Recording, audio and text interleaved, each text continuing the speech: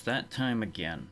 It's time for Regret, as sponsored by Chad.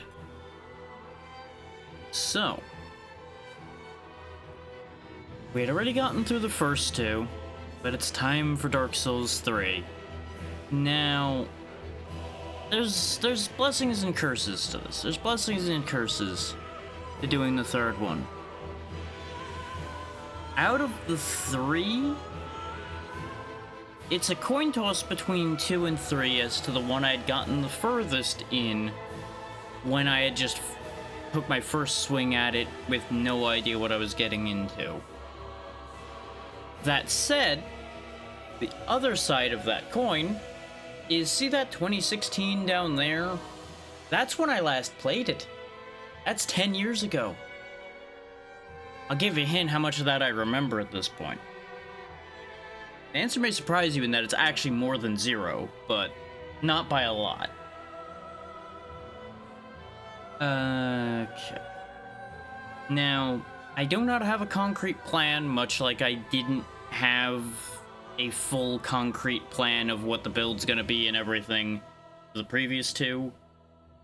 I do know we're not bothering with Faith again. Faith's out the window. Just throw that under the bus, throw it in the bin. Not worth it. We are more than likely going to sideboard Sorcery in again as my fallback option, based on what I was double checking of my options. We are more than likely going to still end up mostly physical focused, with just a little bit of spice to back us up is essentially going to be the idea, I think. And with the brief skim I did through the weapon options, we're more than likely going to still lean Dex. I know I said I wasn't going to be repeating builds, but considering my only other real option would be going all in on Strength at this point, and that is not interesting in the slightest to me, we're just going to set that idea aside at this point. I am going to be using different Dex-based things than I have in the previous iterations, so it'll still kind of work out differently anyway. But the usual disclaimer at the beginning of any of these games in particular, there are going to be times where this is going to get bad. Be advised. You are going to get yourself in a lot of trouble if you push the wrong button at the wrong time. Do be careful and mindful of the current situation when you decide to say something. That's part one of it, and there are going to be times where I'm just going to be aggravated. That's just how it is. We'll just have to move through that. There will be nothing cut from this, as usual, so even if it takes the entire stream to do something, that's just going to be what you're going to get on YouTube the next day too. Don't expect to see a better version of it later. That doesn't happen. It's not how that works. In theory, I've got the audio balanced well. There was a couple spikes in the testing I did that didn't look the best, but they are rare aberrations, so it shouldn't be the biggest deal in that regard. And it seems like it runs smoothly. This was the best optimized of the three from what I recall, so there shouldn't be any issues. Like, we had some frame dropping in 2, but that was under very specific circumstances. So I don't anticipate there being any major issues. But just want to note that and get that out of the way as well before we get anything moving. I will be referring to information occasionally, much as I did with 2. And occasionally did with 1. There will be guides and such I will poke into, especially if I'm intending on backtracking for something, because I only partially remember where something is. As usual, I will not be asking y'all to tell me anything. It is not as harsh a spoiler block as it is with some things, But if you start spouting off on, this is how you do this better, I will probably just punt you right out the door. Unless I've asked for that information. And I think that's all the disclaimers and such we need to get out of the way. If you're thinking, you know, getting these disclaimers out of the way at the beginning doesn't actually make sense, this is more for the VOD after the fact than the current state of affairs. This is so I can't have anybody say I didn't warn them when I nuked their combat from orbit. Let me go ahead and just get rid of our test file here. He doesn't exist. He's not real. You will see the Ashes of Arendelle text up there.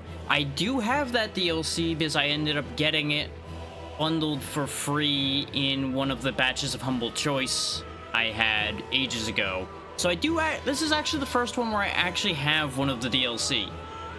That does not mean that's happening.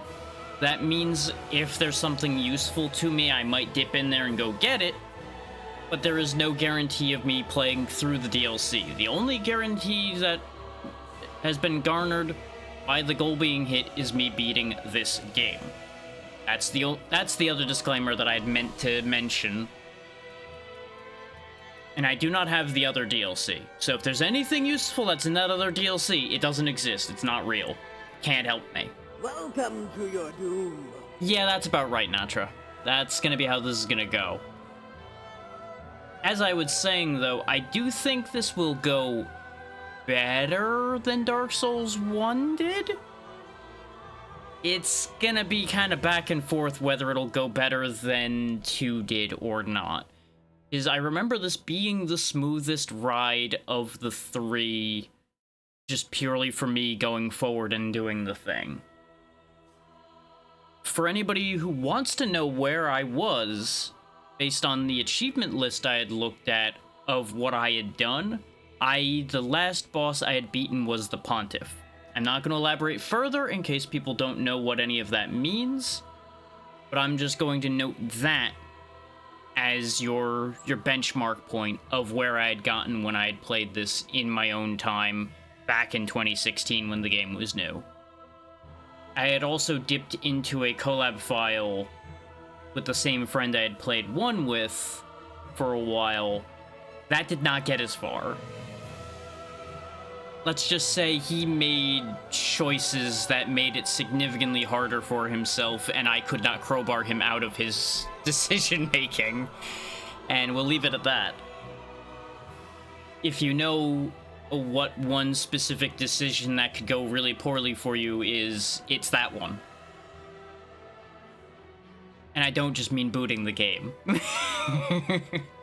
Let's get moving, now that I've gotten all of that information out of the way. Yes, indeed. It is called Lothric,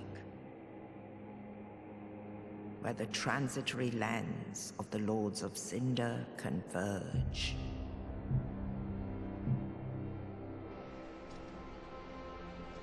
In venturing north, the pilgrims discover the truth of the old words. The fire fades, Correct. and the lords go without thrones. There are some jokes that aren't funny.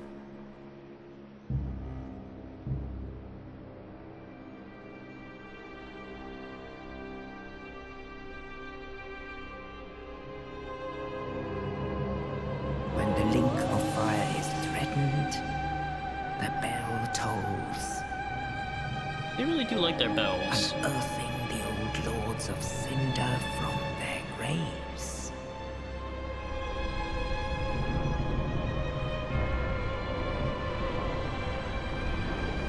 Aldrich, Saint of the Deep.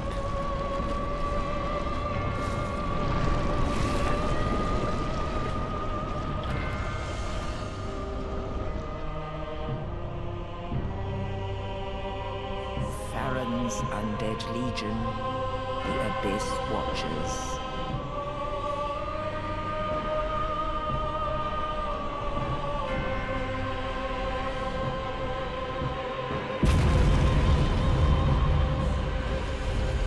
reclusive lord of the profaned capital.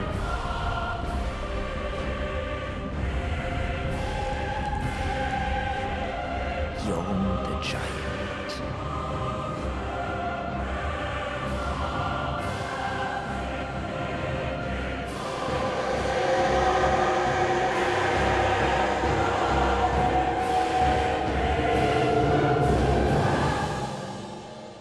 And so we have our list. Only in truth, the lords will abandon their thrones.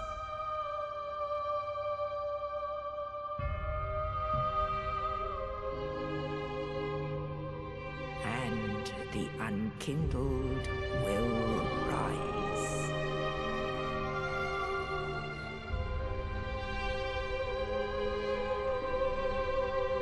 Nameless, accursed undead, unfit even to be cinder. And so it is that ash seeketh embers.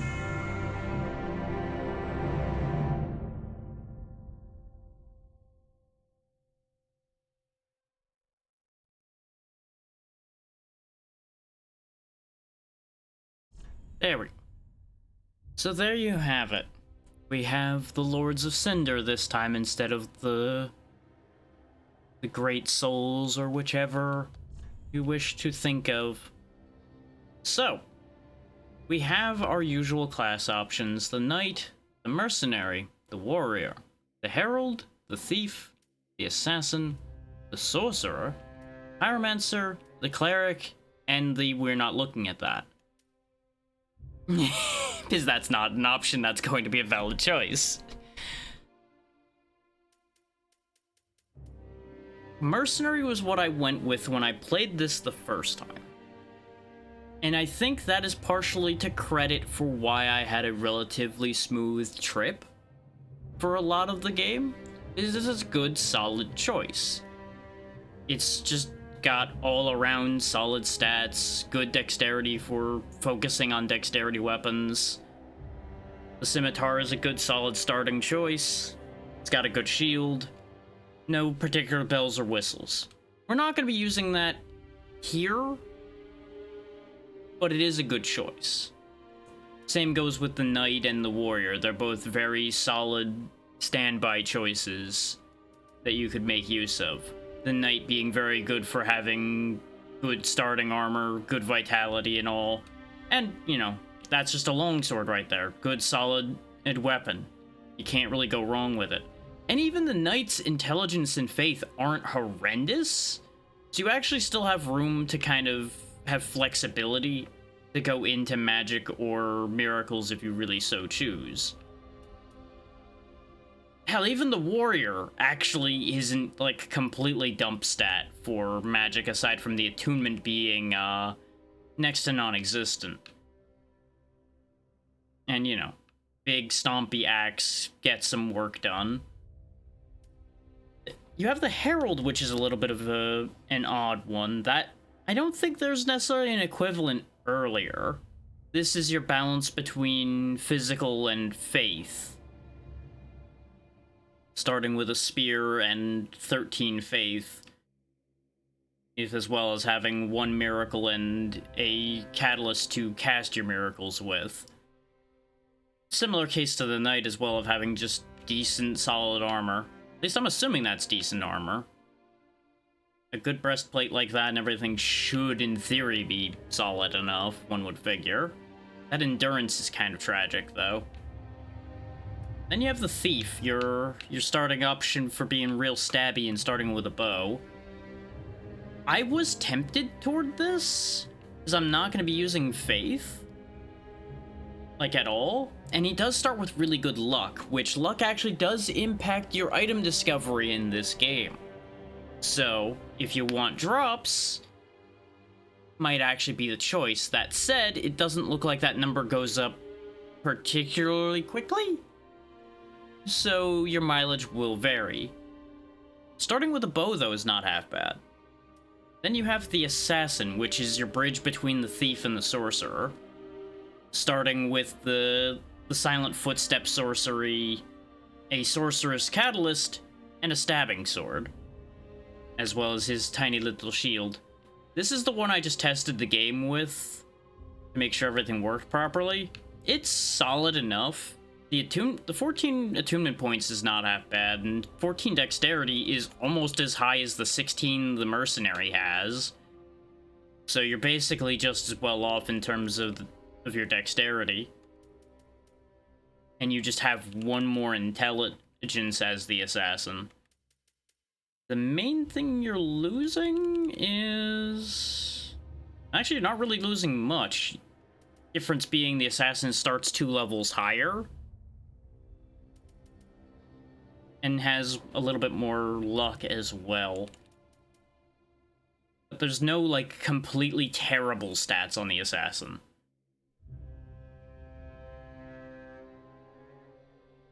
And then, of course, you have the sorcerer himself, which does start with a ring, which is interesting.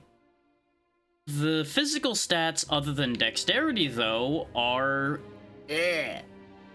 There are a couple upsides to the sorcerer, though, such as starting at level 6, so your points are pretty cheap for a little bit.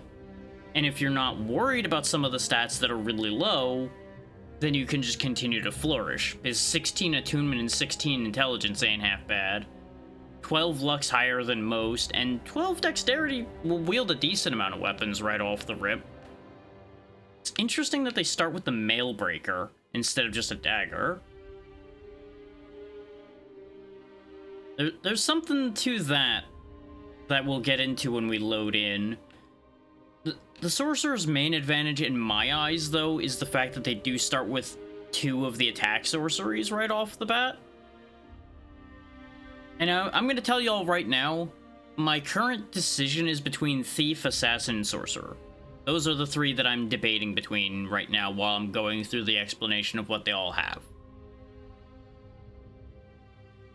And I don't think Thief is really that on the table in this discussion, considering its main thing that I'm interested in is that 14 luck in the bow. And a bow is not that hard to come by. And it's just 2 more luck than the sorcerer has,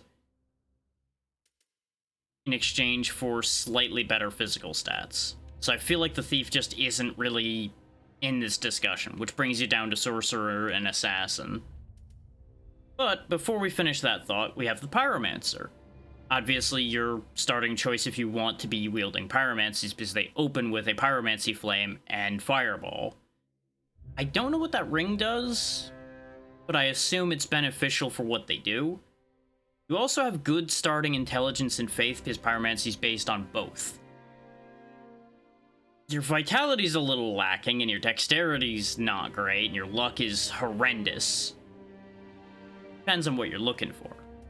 And last, but debatably not least, we have the Cleric. Similar case to the Herald, it starts with a Catalyst for Miracles, starts with 2 Miracles, Mace, and Shield. You know, about what you would expect from a Cleric. High faith, surprisingly high luck, but I guess they're meant to have that be a representation of them being divinely favored, maybe? Good attunement, okay strength, horrendous physical stats otherwise. Not really the one, unless you're aiming to go full in on faith. Which personally, I think you'd still be better off with the Herald. It's 3 less faith, but you have better everything else for the most part. Like, it's a bit more balanced. I don't know. Those who know better would probably tell me I'm wrong. Yeah, it's between the Sorcerer and the Assassin. The biggest issue between the 2 that we're gonna run into is those 3 physical stats that are way lower on the Sorcerer. Specifically the Vitality, the Strength, and really those are the only ones that are major concerns since they're 3 points lower. The other ones only being 1 and 2s, that's irrelevant. Those don't matter.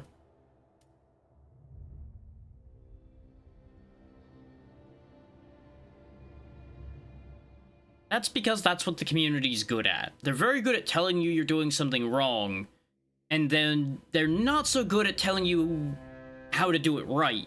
They're too busy telling you you're wrong to have room in the discussion for how to do it better.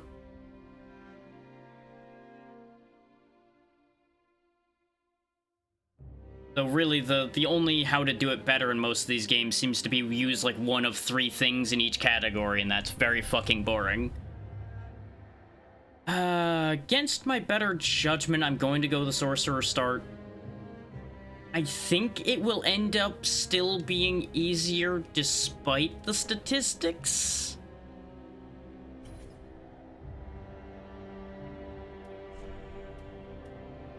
We'll be old. The old man wielding his magics. Now for our burial item, which is your starting gift as usual, we'll start at the bottom. Yeah, the Young White Branch lets you disguise yourself. You can only use it once, so there's no real point in taking this as a starting item, I don't think. Red Eye Orb is the usual invasion item, throw it in the bin, it's useless outside of that. Rusted Gold Coin is your item discovery item as usual. Sovereignless Soul is just extra souls to start with. Fire Gem is an interesting one. This allows you to infuse a weapon with fire, as in the permanent infusion. Interesting to have right off the rip, but you'll understand more about why that's available soon. Usual black fire bombs for just crowbarring your early problems away with explosions. Hidden Blessing fully restores FP. Now, those who've never played Dark Souls 3 before won't know what FP is. Essentially, that's your magic for this. If you've played Elden Ring, it's the same. Basically, all my sorcery is going to be dependent on that FP bar. You've now hit 150, Natra. That number just keeps on going. And of course, you have your typical Divine Blessing, fully heal you, get rid of all the bad things. And then the Life Ring, slightly increasing your max HP. I'm leaning towards the Fire Gem because of the fact that I know I can actually make use of it relatively early. Now, the trick to that is I don't know how good infusing a weapon with fire actually is. My other choice that I personally would be thinking about would be the Rusted Gold Coin for the extra item discovery to hopefully get a better weapon early. With a luck of 12, I don't think I particularly need that coin, which is why I'm leaning the Fire Gem. We have our sorcery, so don't really need the Black Firebomb. The extra souls are pointless because you can just grind for souls. Anything like that is just useless, in my opinion. And I don't see the small amount of max HP gained from the Life Ring mattering. I doubt it would even be enough to be another hit with how fragile the Sorcerer is going to start out being. And any of the other consumable items, I just don't see the value of. So we'll go with the Fire Gem. And of course, me.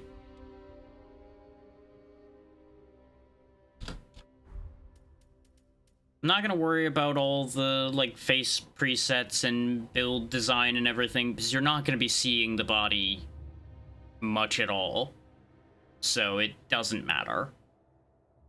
Like, we'll occasionally see the torso and the head as I fling myself off of ledges, so I have extra jump reach, and that'll be about it. So this is what we're working with. The flimsy sorcerer with his little pokey piece of metal and his dinky little shield, hoping for the best.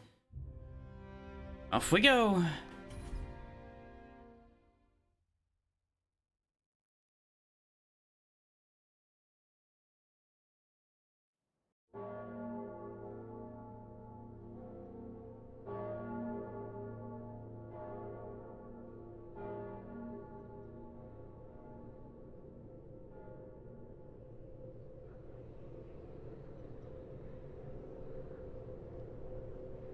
Oh, had another wild night, and here we are climbing out of a grave.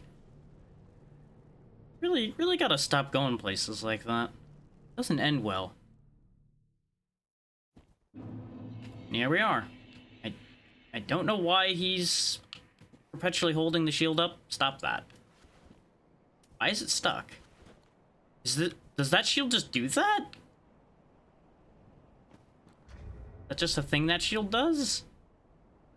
That's very odd. Something's weird there. That's not supposed to be happening.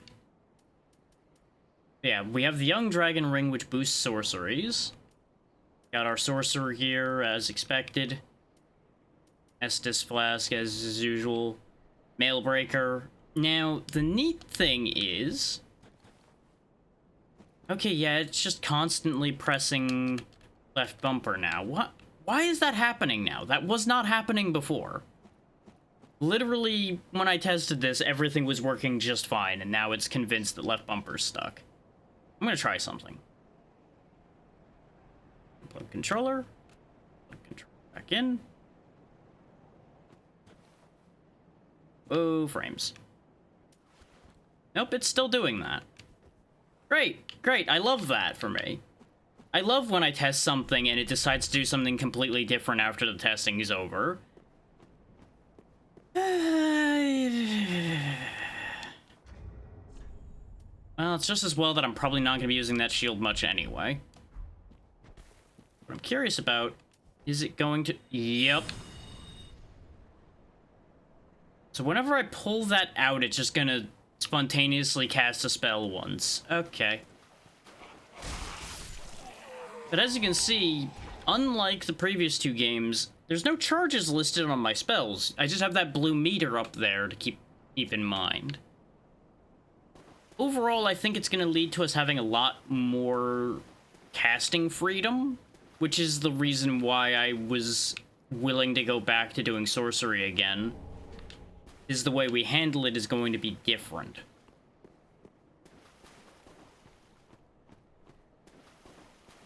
Though that's primarily going to be in the form of just being able to use it more. And there's the other benefit, is we have the Ashen Estus Flask, which you can balance your Estus between the two. You either focus on having more FP or more healing. Those are your choices. You don't really have any other choices. Well, I suppose you have the choice of not using any, and why would you do that? Now, the nifty thing about... if I have an empty hand...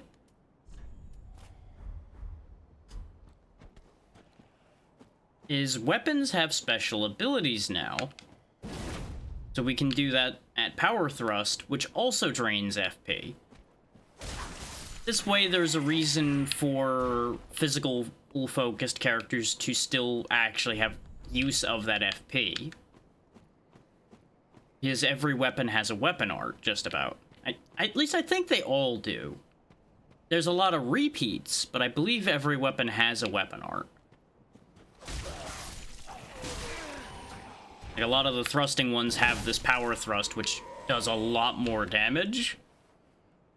The neat thing about it in terms of the Mailbreaker is it lives up to that name of Shield Splitter. It will go through shields.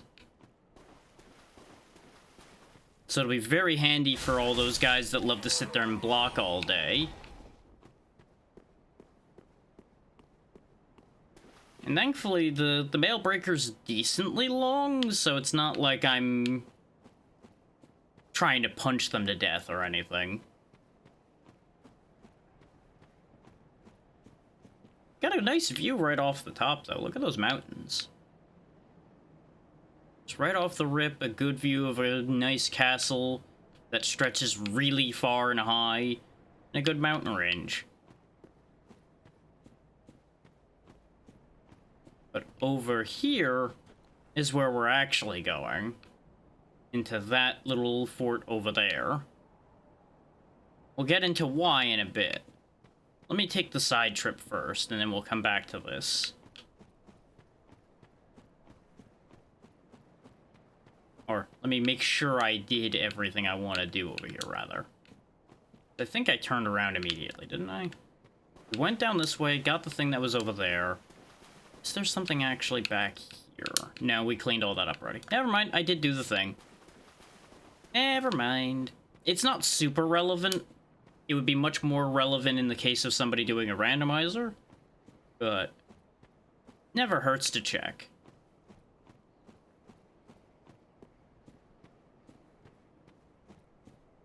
Now, the other concern I have... Let me test my concern on this bonfire right quick. Learn the rest command. Okay, when I leave a menu like that, it doesn't seem like he'll auto left bumper. Because my worry was that I was going to accidentally start attacking NPCs because of the fact that it keeps pressing left bumper for some inexplicable reason. Now, the other possibility for why it's doing that is it might be when I clicked back in after tabbing out. Is it might just be constantly doing the click input whenever a menu opens and closes because of doing that.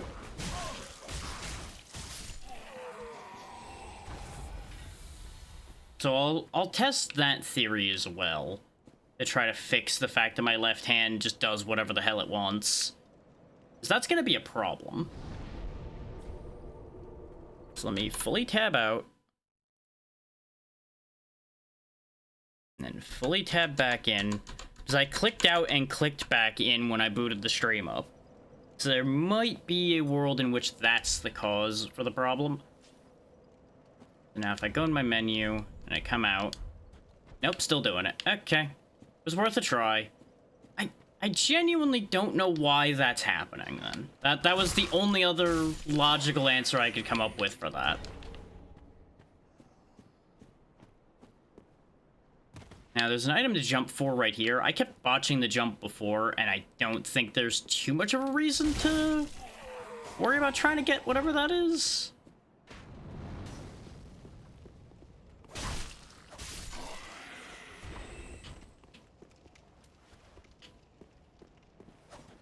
Now, it seems like the forever shield up doesn't seem like it's going to be that big an issue, so I may just let that be the case. If anything, it'll probably lead to me having better shield discipline than I ever normally do. So the glitch might be in our favor here.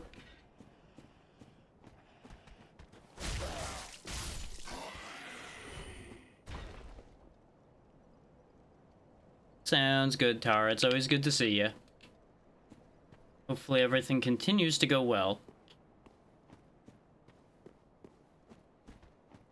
It's definitely, I would say, the most refined of the three.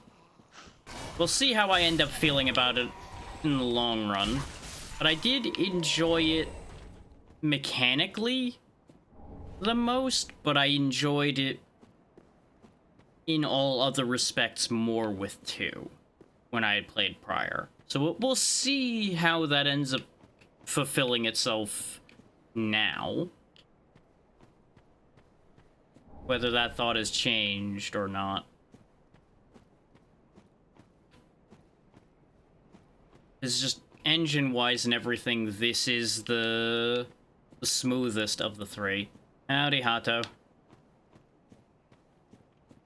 How it goes.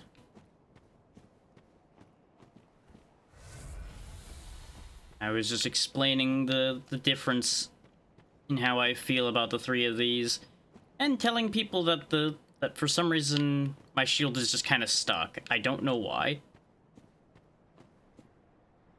Trying to get out of the graveyard now that we've just kind of climbed out of the grave we were in.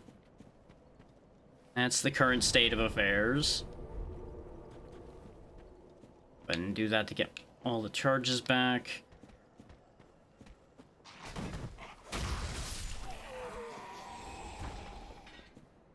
I mean, that is usually a wiser idea. Problem is, I can't actually sprint with it stuck like that, apparently. Wait, but I sprinted before. Oh no, I'm doing it backwards, that's why. Yep, see? Not making that jump. I genuinely don't know what it is about FromSoft, and every PC port they do, no matter how much better they do with it, they end up with at least one weird problem. And it seems to always be a problem like this, where one of your inputs just goes weird. I don't understand it. It's just a thing that keeps happening. Now, because they are trying to kill me. They who try to kill me will be killed first. That's how that works.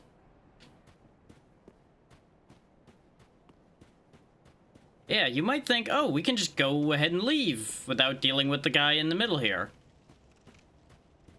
But nope, gotta deal with him. Sounds good, Tara. Take care. Yeah, there's nothing going on around here. This guy right here is the only thing in this room. And, removing this is just as bad an idea as you might think it is, but we have to do it, so... Give me the sword. There you go.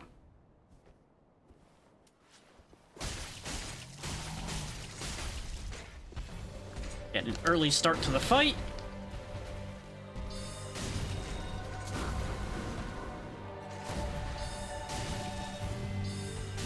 Now, I'm going to do this the easy way, because I can't be bothered to fight him face to face, necessarily.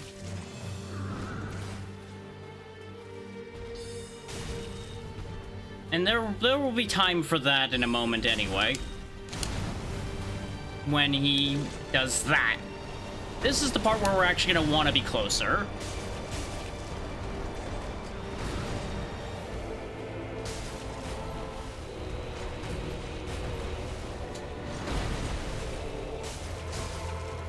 We're just gonna chip him to death with our knife now.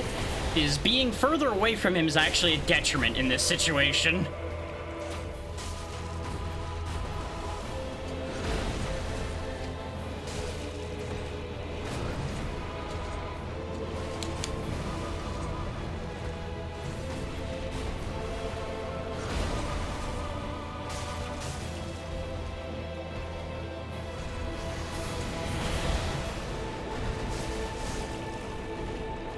Gotta take my time because I'm not getting much stamina back. Right, he does do tail whips with that part. I gotta remember that. Don't want to be too far back behind him.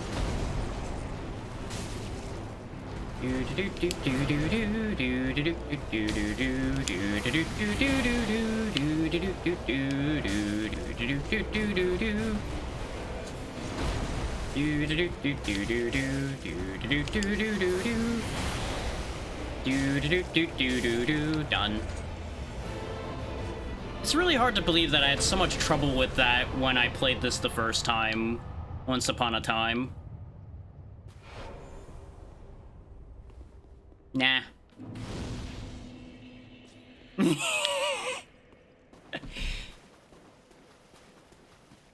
That's the song of breaking his knees. That's how that works.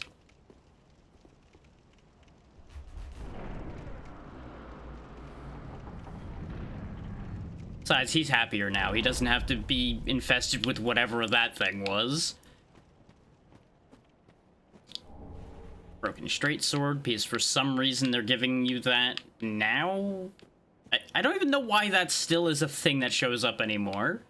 In the first game, it made sense because you didn't have any other weapon when you get it, so you at least have...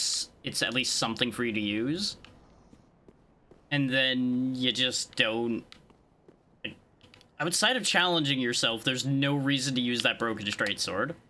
Oop. You're supposed to have fallen off the map, buddy. There he goes.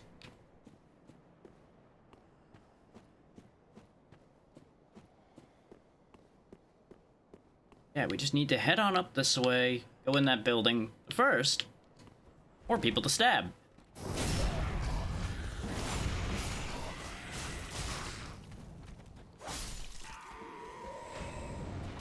That guy's got a shield. Come on. split up a little bit. Nothing bad's gonna happen, probably. Missed it. Yep, that's why I didn't want to step closer, because I knew he was gonna have speed advantage there. Ah well, job's done. Despite using the smaller and you would think faster weapon, our special is slower than their spear. Oh, you know, I think you can just walk back up from down there, actually. It didn't look like you could at first glance, so I was going around that, but it looks like you can just go back and forth. Look, I can make all the excuses I want. I'm the streamer. That's how that works.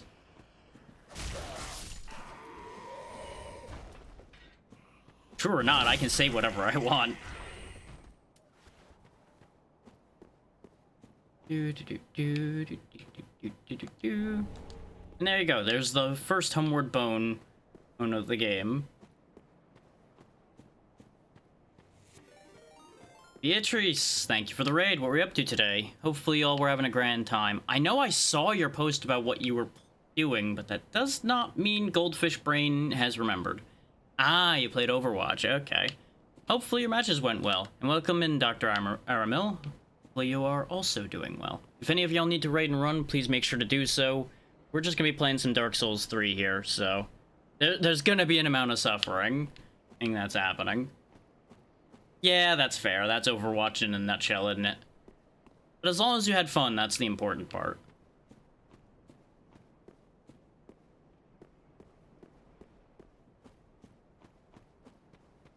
Yeah, we're going from suffering to suffering here, but you know what? As long as it's a good time, that's the end of the line either way. Suddenly dog. Now, for everybody coming in, this is not technically my first time playing this, but it will be my first time finishing this game. So I will have latent memory that will help me for probably half of the game, and then the second half's going to be a nightmare, and that's ideally going to be the fun part for everybody. Other than me. Look, nobody ever said that I couldn't remember things. Ah, another one roused from the sleep of death. Well, you're not alone. We unkindled are worthless. Can't even die right. Gives me conniptions. And they'd have us seek the Lords of Cinder and return them to their molding thrones. But we're talking true legends with the metal to link the fire. We're not fit to lick their boots. That's a choice of words. Don't you think? We get yet another emote. So yeah, real cheerful guy, huh? But these engravings all tell us about the various Lords of Cinder. Yorm the Giant of the Profane Citadel, which we heard about in the intro. The Watchers of the Abyss, same case, we heard about them in the intro as well. The big one in the middle here, who was not mentioned, Holy King Lothric, last hope of his line. We'll learn more about that later. Ludelf the Exiled, which I don't think was mentioned in the intro either. St. Aldrich of the Deep, who was mentioned. That was the big, like, blob thing that you saw. Got another friend in the middle there who we'll talk to in just a moment. But I want to address this.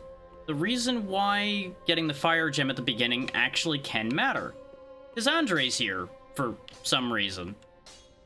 Well, a newcomer, I see. I am Andre. I serve at this shrine as a humble smith, forging weapons. You're in search of the Lords of Cinder, I trust. A toilsome journey, I'd wager. You'll require good arms. Let me smith you weapons. I am a smith, such is my purpose. So yeah, Andre, being the blacksmith that he is, he can reinforce your weapons as usual, infuse them right off the rip, which is why getting the fire infusion stone can actually be worth your time. Repair your stuff if you break it. He's where you adjust whether you want more magic or more healing from your Estus. He's also, surprisingly enough, he's the one who reinforces your Estus flask instead of the Firekeeper. He doesn't make whole new things, he only fixes them up. He makes them better. Yeah, even now, I don't think I'm gonna make the Mailbreaker fire. I don't know what I'm gonna use this gem on quite yet, but I wanted to have the option. And this would make it significantly stronger right off the rip.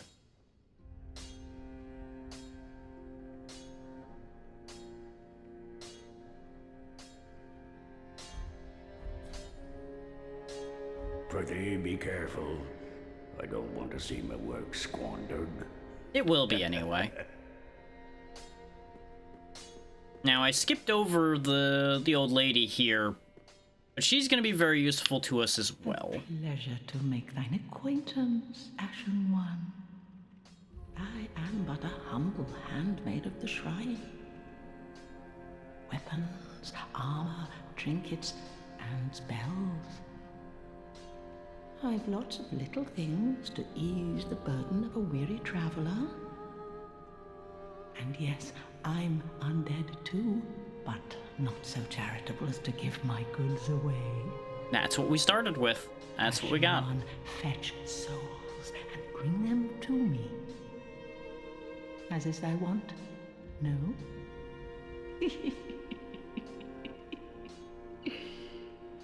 Now, in terms of solving that sword problem, she does sell a bunch of better weapons.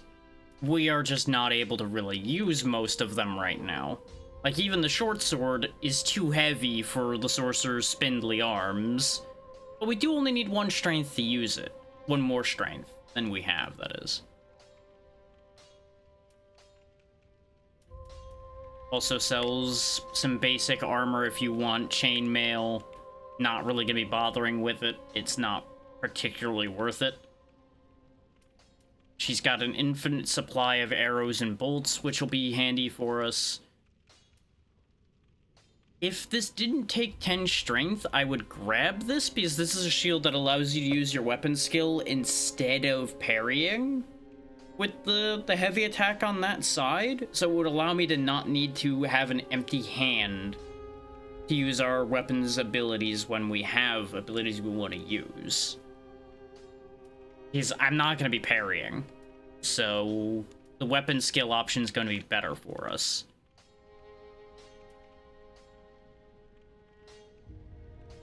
Now, obviously, for the amount of souls we have, I obviously could have just purchased these spells right off. We actually don't have Ferron Dart. We have a different other spell. I forget what the other spell is that we have. We can look when we're out of this menu. Because that's the currency of this world. Everything is souls. People don't use money anymore. They use souls, because souls matter, whereas coins are useless. They're just coins. Who needs those?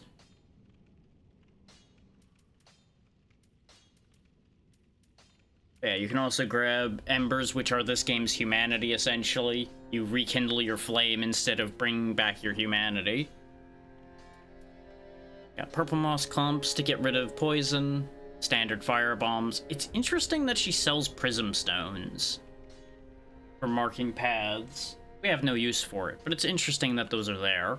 More homeward bones, and obviously your white sign soapstone comes from here, so you can actually get summoned by people if you want to do co-op.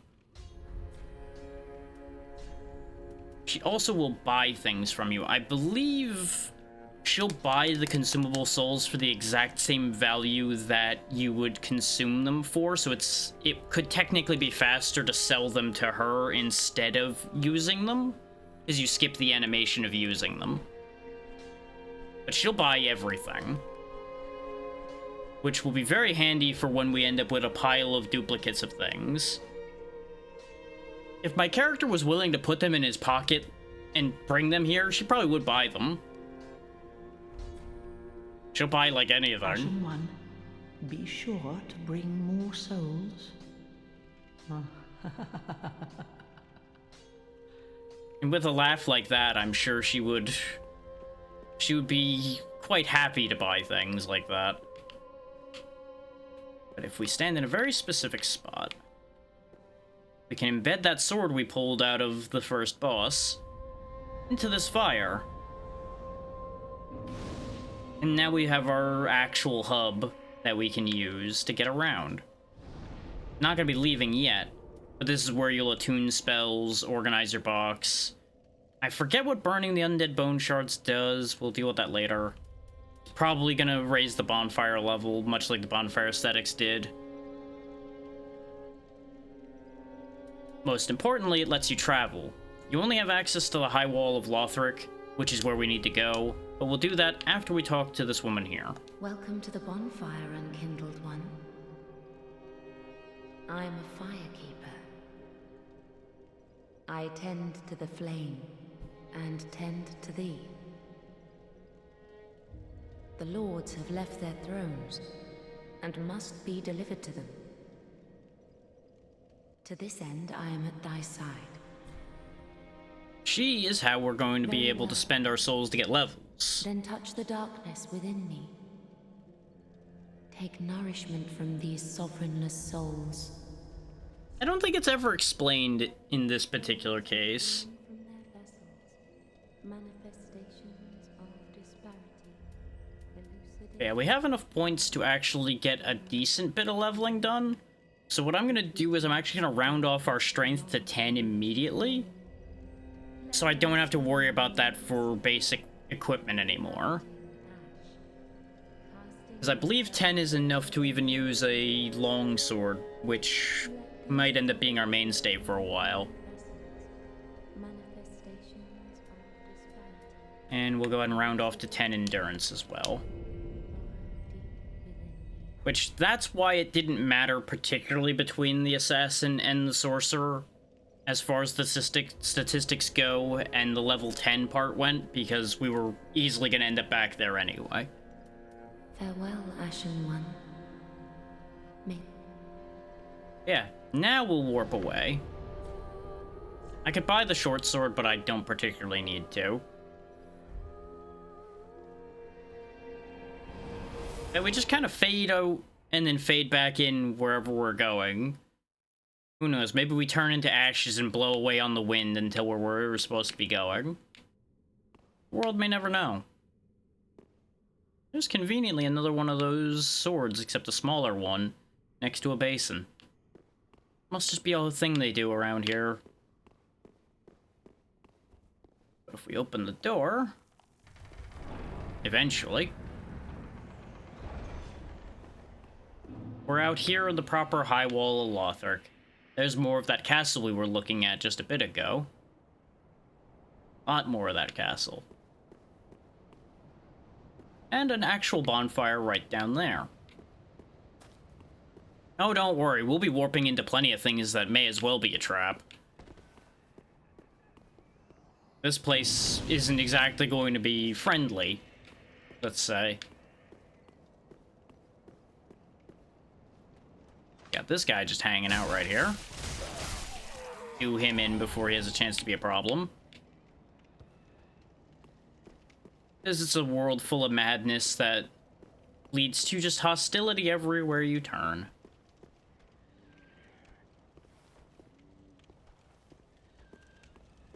Like, these guys that are worshipping, they're fine.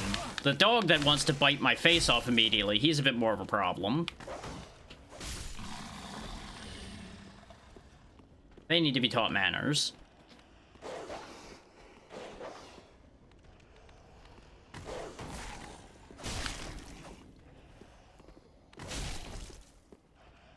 Kind of surprised I'm getting that much knockback on the heavy attack with this dinky little thing.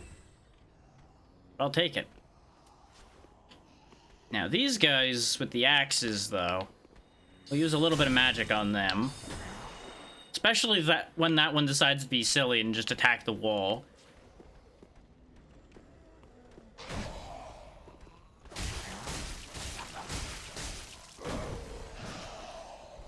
And that's why we use magic to start the fight with these guys, because they hit really hard.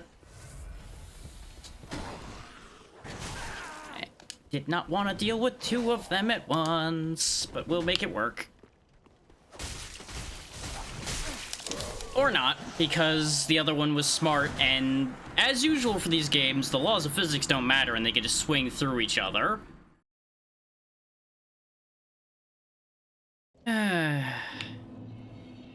I'll never get used to enemies being able to attack through each other like that. That's something my brain will just never manage to come to terms with, so it'll catch me out a lot.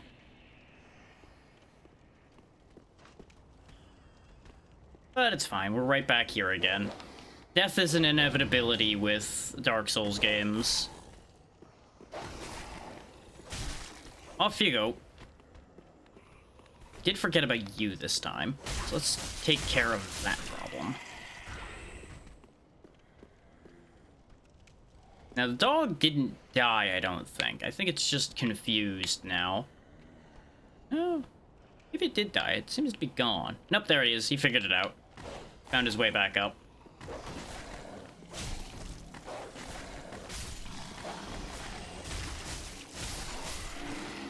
Yep, sliced up one of the worshippers without really meaning to, but that's fine. Okay, let's deal with you first, since you want to be the problem child. Or the other one's gonna just act up immediately anyway. Okay.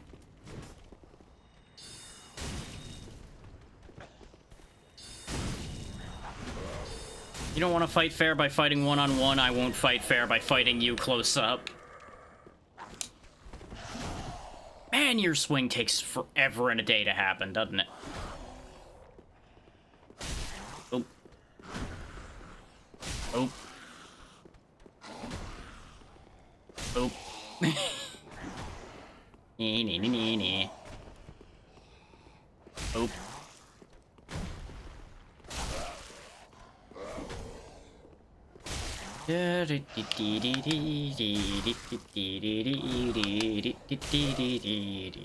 No respect since you killed me. There we go. Anyway, moving right along.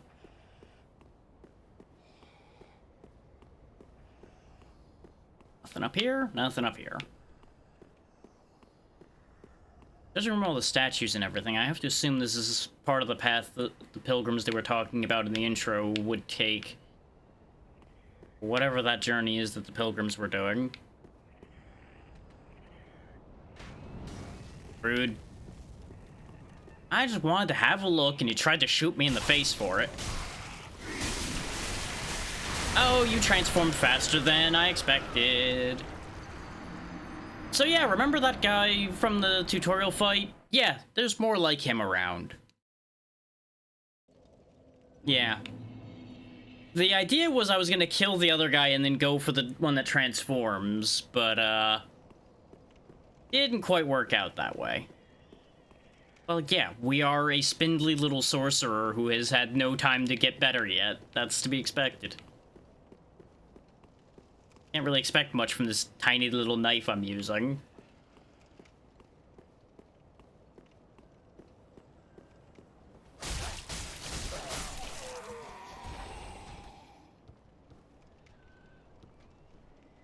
Kind of funny, I really thought the dogs were going to be the problem. And then everything else has proven to be more of an issue.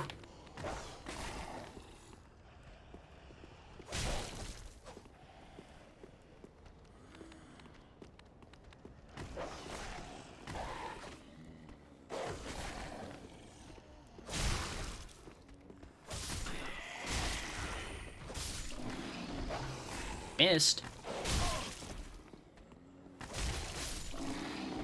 Anyway, let's do this dance again. Oh, I have heavy soul arrow right off the bat. Okay, wasn't expecting to have that. Yep. That's the problem with trying to use heavy soul arrow right now. That was a much longer cast time than I expected.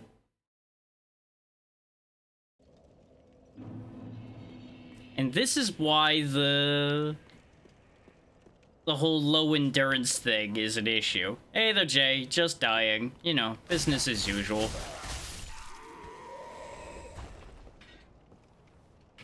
You step in this world and see how that goes for you, Hato.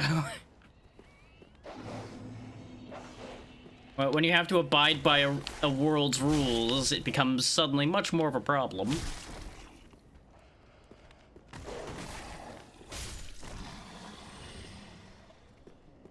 Uh-huh. By all means, go forth and prove it.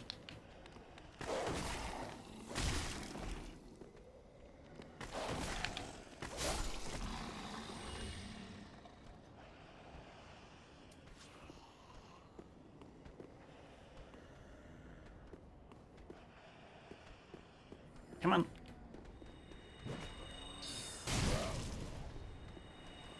That's what happens when Heavy Soul Arrow actually gets a chance to cast. There we go. Come on then. Have at you.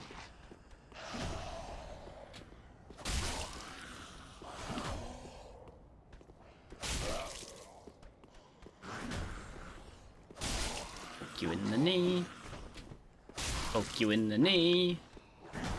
No more adventuring for you, because I'm gonna keep poking you in the knee.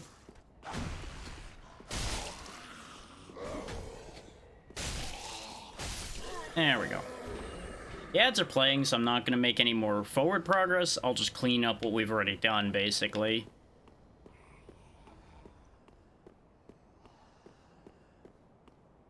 We didn't go down there yet. I don't think there's anything on that ledge to actually get. The one that I knocked the dog down to earlier. No, there's nothing there. That's just for dealing with anything that's down there from a safer position. No real point in going back at the moment either. Otherwise, I would take this as an opportunity to go back.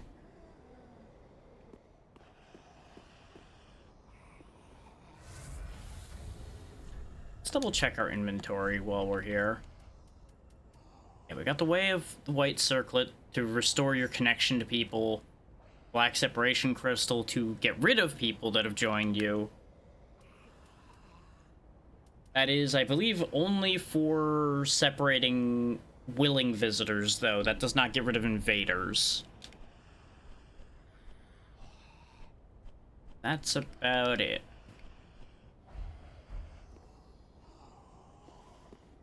Yeah, invaders. People can just come into the game and try to kill you.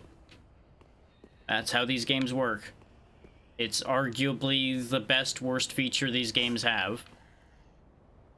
Because people enjoy ruining other people's fun. That's just the real answer.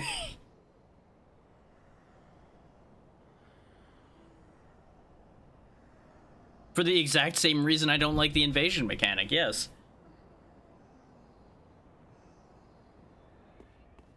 Nope. I have the same opinion of both. Both are bad. I wish I could permanently turn the invasion feature off, but I cannot. The closest I can do is by not kindling my flame at any point unless I absolutely have to. I told you why I'm playing this already. It's because this is what the people paid for. If I ever was foolish enough to make Rust an option for people to pay for, I would play it. But I'm not fool enough to make that an option. You're getting ahead of yourself thinking that I was ever gonna let that be a thing.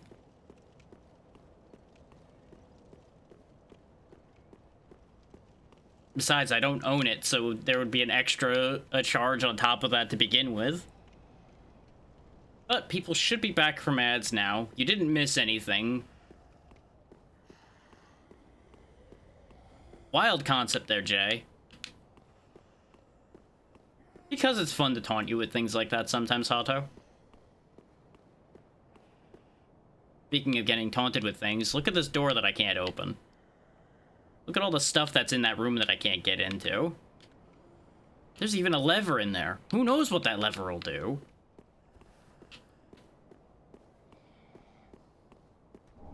well, it wouldn't be much of a prison if it only opens from the side of the area that's theoretically locked. Is it only opens from the inside, not the outside. Despite the fact that, you know, the sliding bar is right there. You know, don't worry about that part.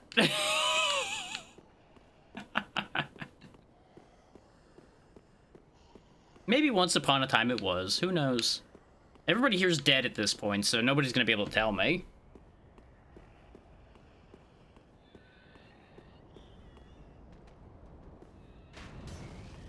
Can I, like, deal with you without activating the transforming guy? I can. No. No transforming for you. This isn't an anime. I'm not gonna sit here and let you have your transformation sequence. It's not how that works. And there we go. Now we have the longbow, which is why being a thief didn't matter, because the longbow is right there. Nothing back here. Look, he got to have his transformation sequence in his big moment of killing me, and now it's his turn to die. That's how that works. That way it's fair. If he didn't want to die, he needed to transform faster. Players will use that red eye orb that you could have picked at the very beginning, and then it'll randomly pick somebody that's in your level range in the area you're in, and it will send you to them. And then you will fight. Or in many other cases, people actually sometimes invade to show people mechanics and actually be helpful. Nah. You can just inconvenience someone and be annoying. That's about all invading really does. There are covenants in the game that get the benefit from the covenant for killing people in invasions. But by and large, there's not really any significant mechanical benefit to that. At least to my knowledge, which... from what I've always been told, that's the case. I've not really bothered invading because that's not a mechanic I have any interest in.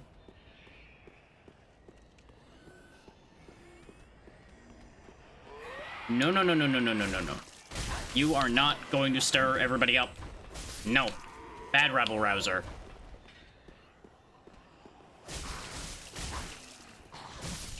Now, I know that I'm bad at PvP.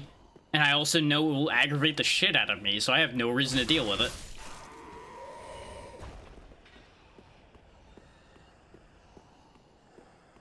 I never claimed to be good at these games to begin with, so why would I go fight the people that are good at this game? That's just asking for trouble. Nah. Also, fair warning, if you say that again, I'm going to time you out just purely because of the fact that I have a standing rule against that stupid nonsense.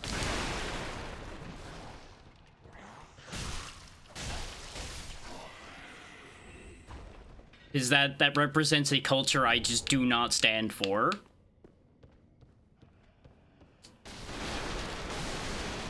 Because that comes from the most toxic aspects of this series, and I just will not stand for it.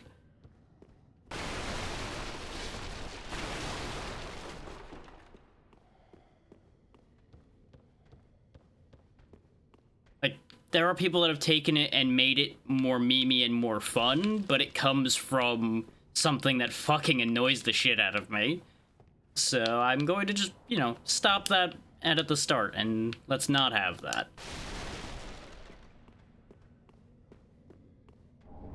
To be clear, you're not in trouble yet.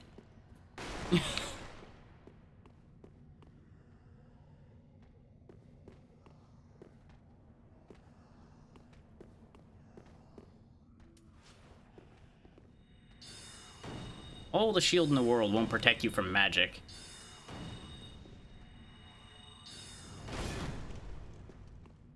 Does, however, have a friend with a crossbow back there. Oh, right, you can heal. I forgot about that. Missed it.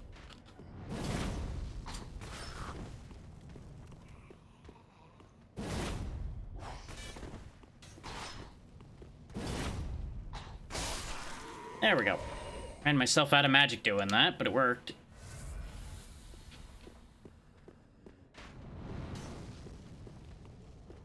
Now, if we pop our head up here, something interesting will happen. Ta-da! Dragon!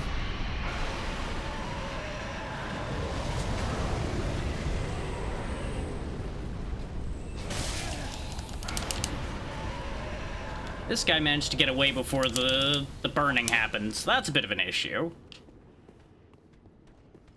He was supposed to die up there with the rest of them. Which, fun fact, you will also die if you're up there. So, you know, don't be up there when that happens. It's a bad idea.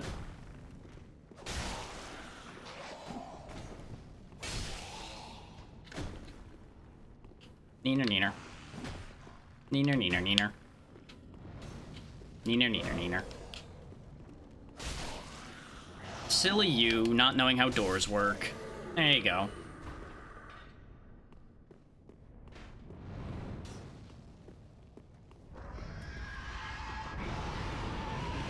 Oh yeah, and if you thought you were safe down there, by the way, no. No, you gotta be fast no matter which way you decide to go. Otherwise, you will get roasted. It's a whole problem. Not me specifically. It's more just a lot of people use that to be absolute pricks to many people that I've seen. So I just don't want to leave it open for those who would be pricks with it to be able to do it. It's the classic shitty people ruin fun for everybody else scenario.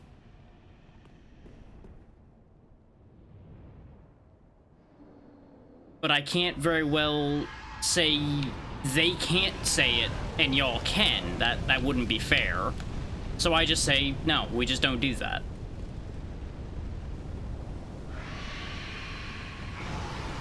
That's the easy version of the answer anyway.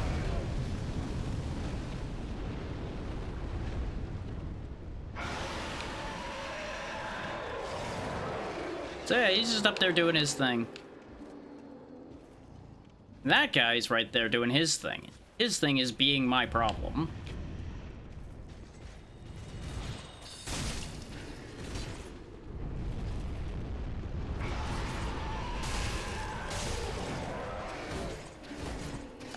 I thought I was out of reach. I was not. Oh, I backed into a corner. Once again, the wizard's non-existent stamina being a problem.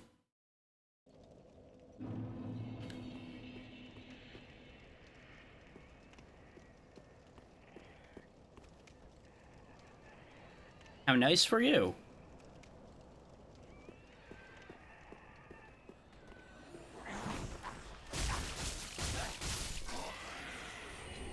Unfortunately, this fool who just rolled out of the grave really ain't there yet.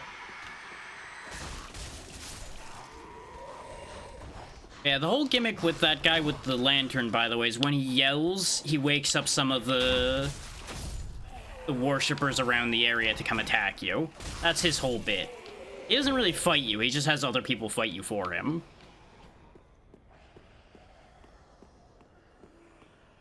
You know the type. We've all seen that type of person plenty.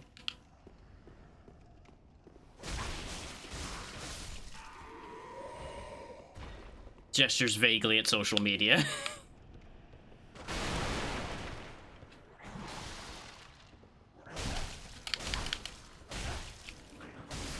There we go. Take your pick, really. I'm not gonna name names because there's too many options. Yeah, that sounds about par for the course there, Natra, and so far everything's fine. Getting about as much progress as I expected so far. Which is to say, slight and slow.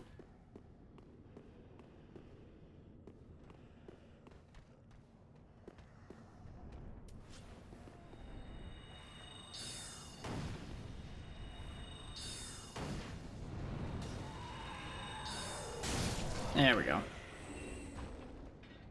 Dragon's back there again. Just incite him to burn my enemies.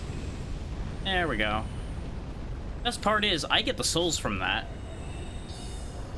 Because I guess the dragon doesn't want them? Question mark? I don't really know how that part works, admittedly, but I'll happily accept the free souls.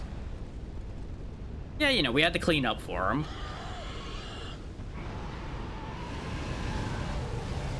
That's what we call teamwork. Do that. No. We'll go back and get the other things in a second when the fire's not there anymore. Oh, a raw gem. And a helmet. The raw gem lets you put the raw infusion on weapons, which, if I remember right, it removes scaling entirely but makes their base stats much higher. So arguably it'd be very good for us because our statistics for weapons currently really sucks.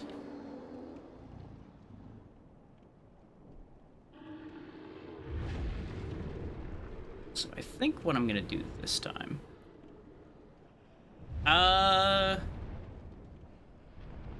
honestly, it's mostly chance. There are some NPC invasions that'll happen. Those are more or less a forced scenario. But if you're just not in a position to be invaded, you can avoid it. But if you want to summon anybody to help you in co-op, you have to open the condition that allows you to be invaded. That's the trade-off.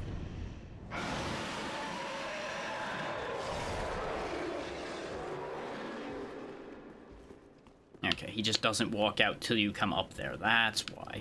Okay.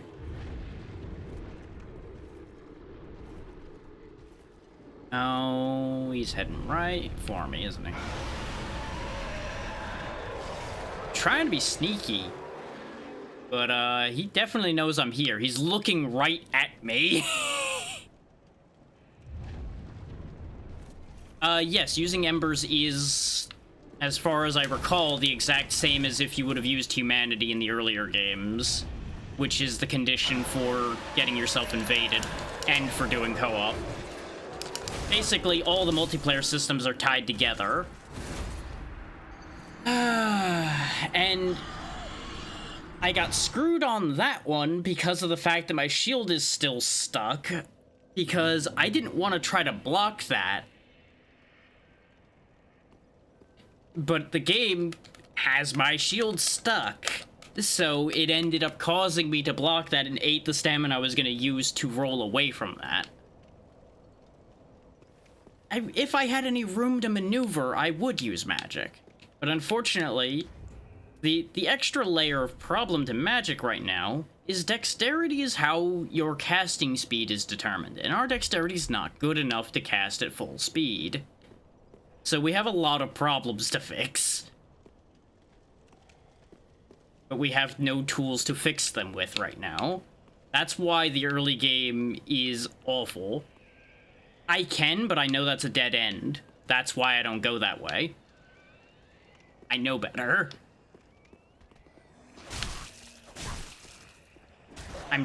I was trying to lure him down toward where the dragon was to just get him cooked. But unfortunately, I ran out of room to keep backing out at the angle I chose to back.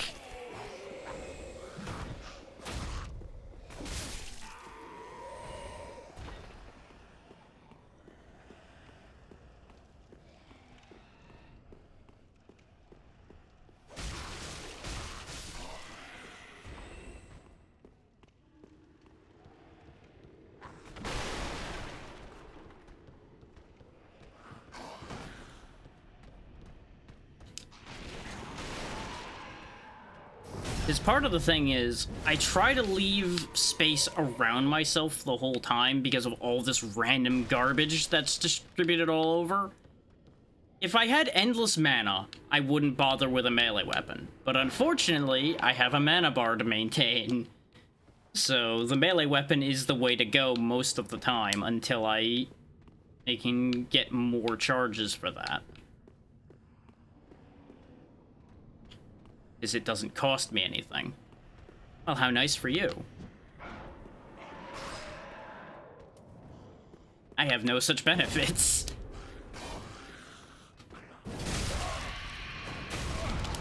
Lucky son of a bitch managed to block that.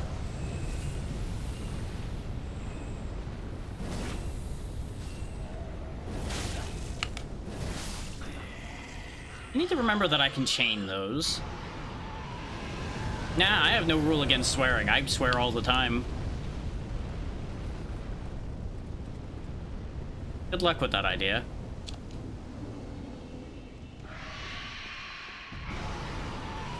You have no power here.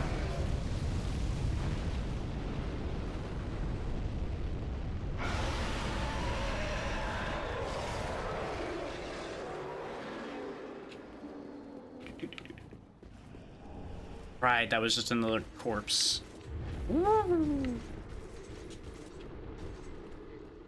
Yep, he's in pursuit. Gotta go right now. Gotta go right now. Let him be a fool. Oh, of course, now you're not gonna do it. What, do you gotta deal with this guy, huh? There you go, now you're doing the thing. But now it's gonna be too late. I see how it is. They're working together against me.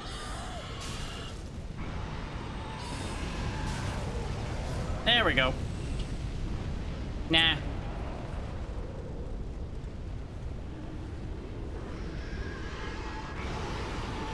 I will fight him my way, which is sneaky, underhanded tactics. Because clearly fighting him fair has not worked out for us so far.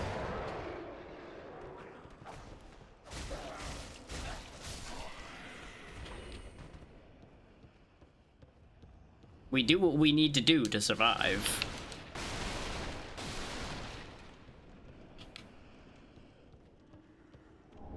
Some more fire bombs. Which, that's another solution to that problem too, is I could just huck some fire bombs at him. Because it would be slightly faster than my spells right now. And there we go, there's the next bonfire. So now we have a checkpoint past that problem. But we also have a lot of souls, so let's go spend those. Before we lose them in a tragic stabbing-related accident.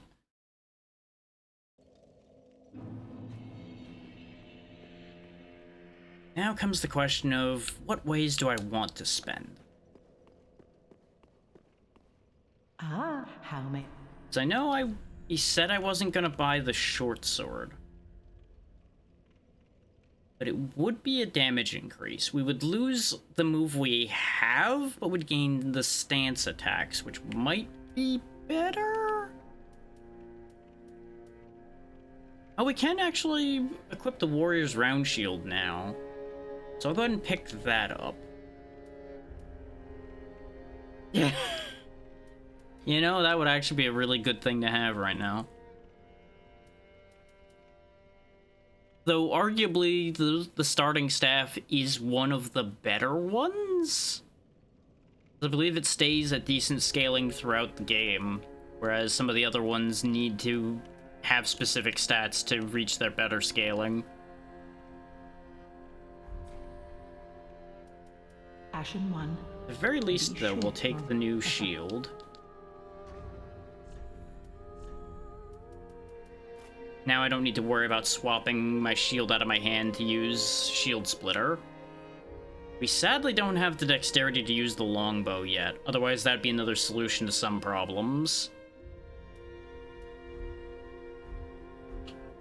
Now I believe you can upgrade catalysts at this point? Ah, 'tis good to see ye in good health. What needs smithing this day? Yes, you can. And that, as you can see, will actually raise their scaling. Notice how it goes from the B to an A down there. So it's actually worth doing that in terms of even making your magic better. We just don't have any Titanite shards yet, so we can't do anything with that idea right now. But that is a thing to think about for the future. As I believe from what I was checking, this catalyst, once it's maxed out ends up being better than most up until you hit, I think it was something ridiculous like 50 intelligence, which we're probably never going to reach.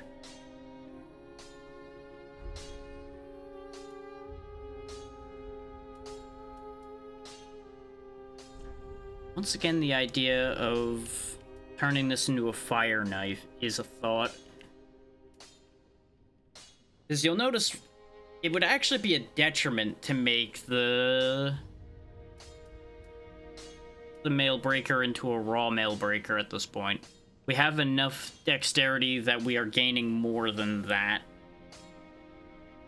Like, your stats have to be pretty low based on the requirement of the weapon for raw to get too far ahead until you've put some upgrades on it. But right out the gate, we do gain 65 fire, which we'd only be losing 20 raw physical damage and the scaling. So that is a lot more damage, just I only have the one fire gem. And I don't know when I'm gonna end up getting more of them. So I don't think I want to put that on this weapon. Pretty be careful.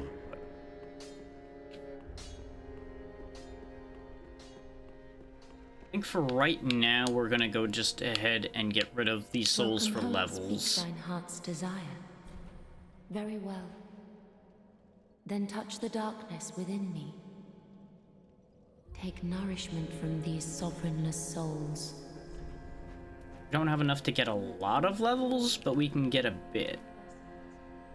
I'm thinking we put the points in dexterity for the moment, because it'll make us cast faster. Farewell, Ashen One. And of course, it also makes our knife a little bit better. Only a little bit, but every bit helps. We do still have money left that I would lose if I die, though, so let me just get rid of that over here. No. Unfortunately, that's not how that works. Ashen One, be sure. Their stuff turns to dust when they die unless you get really lucky.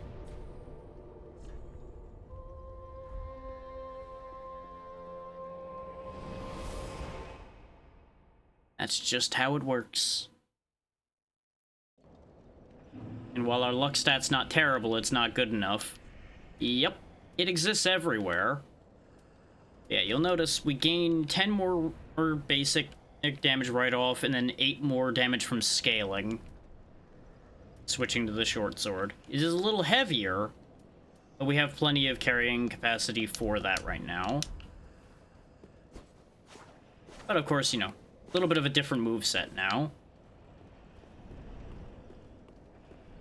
The swings are a little slower. So arguably it's back to the same. No idea, because it's gonna be a real long time before that comes up again, probably.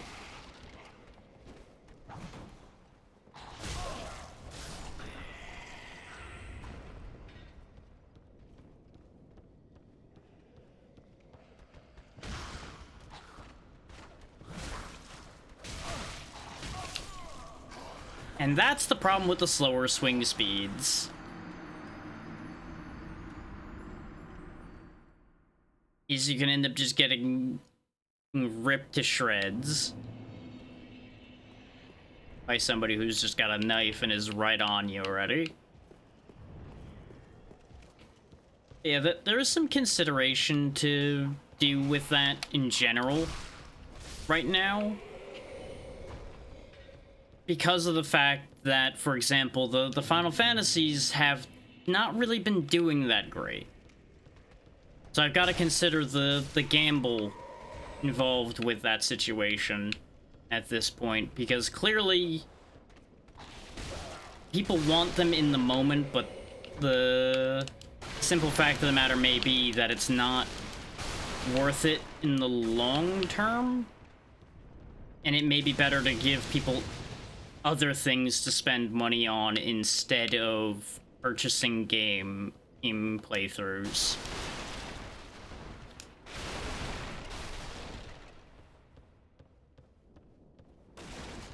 Viewership was okay for them, but they frequently led to frustrating points, and that's where the question mark comes in.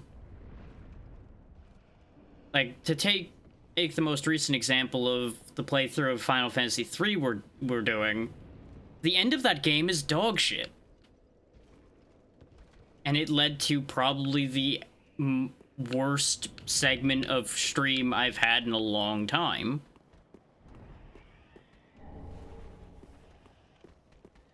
So I have to consider whether the balance point there works out. No, it's just badly designed. Like, if I hadn't put a save down using the emulator, a death I had in that end segment would have wasted a good 4 hours of everyone's time, because I would have had to redo basically an entire dungeon because they put no place to save through an entire additional dungeon. And that was leading up to a boss gauntlet of, I think it was 4 bosses than the actual final boss. Not counting the bosses on the way through said dungeon you'd have to redo.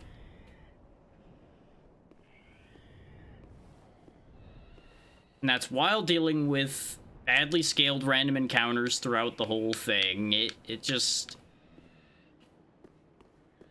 That's not good design. That's just bad design. And there's no two ways about it at that point.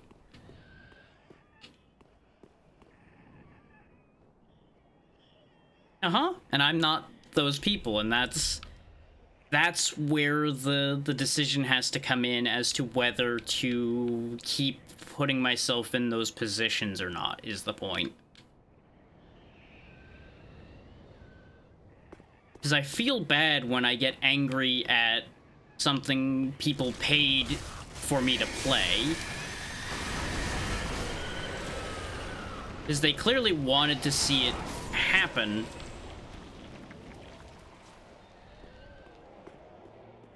That one's unavoidable for transforming, I do believe, by the way. Up the ladder quickly.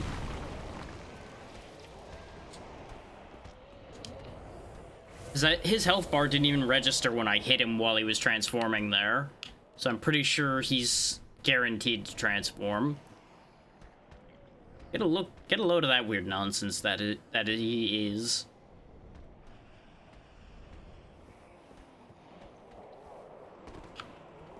And, like, of course, there's the people that pay to just see the streamer suffer, of course. There's always that aspect as well.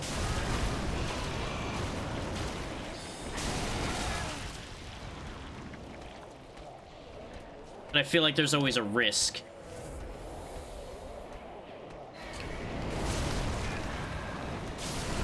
Ah, he got outsped on that one. I really thought I was going to manage to get that swing off, and it's just like, nah. He's going to somehow swing all the way around before I can bring this sword around. Sure thing, game. Sure thing. There are a lot of people that do, and I get it. I have my times with that, too.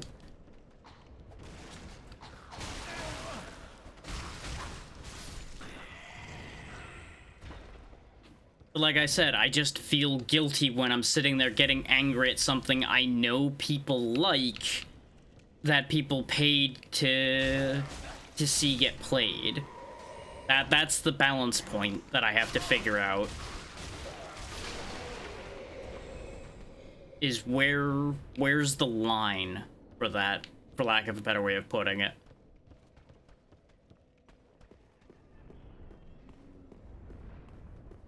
It's like, when I arranged that whole thing,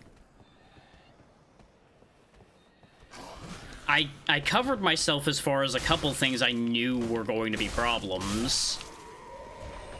Like, I disallowed Kingdom Hearts, and I disallowed, like, the Undertale Deltarune pair, because I knew those were going to be issues.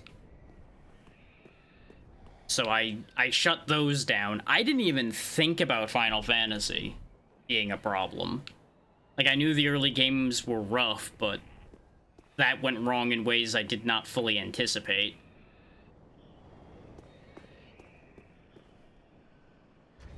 It is, but if you don't enjoy it as much as the community does, they get kind of bad about that at times. And that's where the issue with that was going to be. And I know I'm not the type of person to enjoy that the way they would want people to enjoy it. So it would have led to a lot of chat moderation related problems.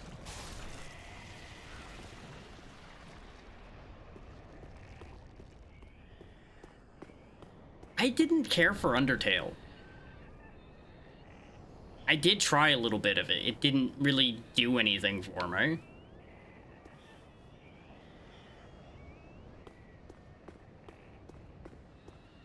It's not as special as people think it is. And that's an opinion that would consistently get me in trouble if I was streaming it. It's not that they're mean, they are just overzealous about the thing they like. And there are those that are like that in every community. I've just noticed that that community has ones that are much louder than some. And of course, since it's a newer thing, they're also a lot more prevalent right now. That's one of the advantages to playing things that are older, is I don't have to deal with as many of the rabid fans, because most of them have either mellowed or aren't on Twitch, so I don't have to deal with them.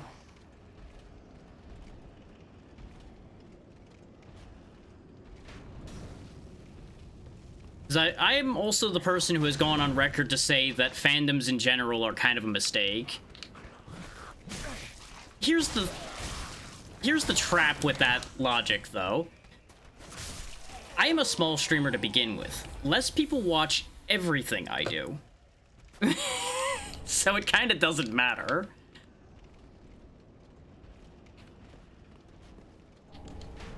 I have far better results playing the unusual things and banking on people finding me than I am trying to swim in the giant ocean of people playing the popular thing. Because if you want to see somebody play Undertale or Deltarune, for example, you could search for literally not even a minute and you'd probably find 5 of them.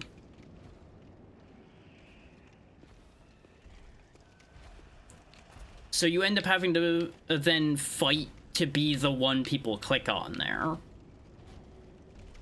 And that's not a battle I'm winning. I don't have the presentation, nor do I have the interest to put in to have the presentation to outdo those people.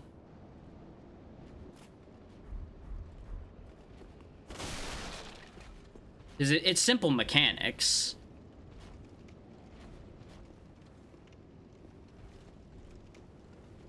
Oh, absolutely.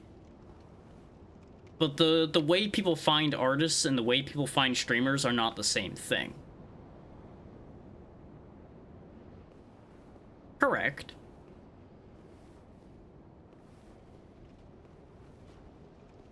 I'm not saying that they would never watch it. I'm saying if I'm streaming at the same time as someone else doing it at the same time, in the moment, people are much more likely to click on the other one. Depending on the other one, of course. There are situations where I will be the one that gets clicked on, of course. That's exactly the thing that I don't have a great answer for how to make that happen, outside of things I do not want to do. Because there are obviously ways to do that. But there are plenty of ways to do that that are also kind of distasteful, is the thing. that I can think of offhand. And they don't all work, and they don't always work. Like, you're kind of playing an odds game no matter how you look at it, even if you do things that will make it more likely. I'd rather just do things the way I'm doing them and not worry about playing that game.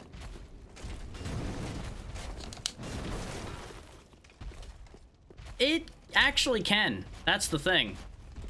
I have already hurt myself by trying things like that before and having it not work. That's the fucked up thing, is when you try and it doesn't amount to anything, the psychology then kicks in.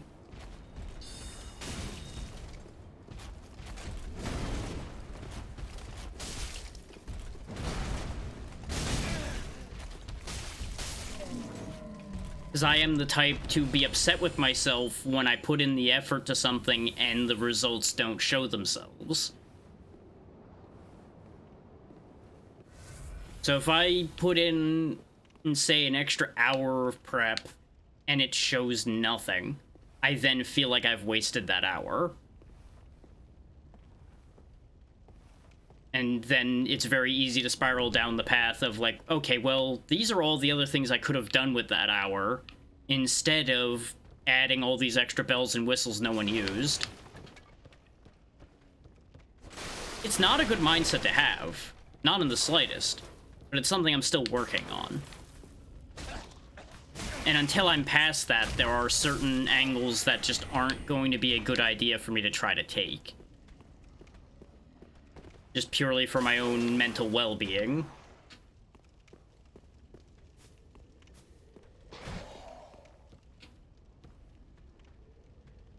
I heard a guy attacking. Oh, of course. Everyone wants that. Outside of a couple very specific examples of streamers that actually do want to stay really tiny, because they're doing it purely for fun and to hang around with their specific batch of people. Which, if I didn't have to rely on this, I probably would want the same thing. So I don't really care about the idea of being famous or anything. That's more of a headache than it's worth. But I need to be able to make ends meet. So a certain amount of fame is required, you know?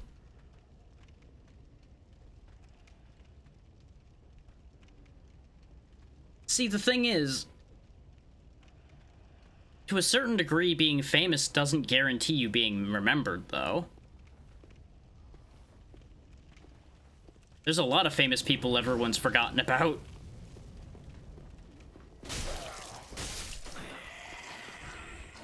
Like, are you more likely to be remembered? Sure. But it depends on what you're famous for. Or as well.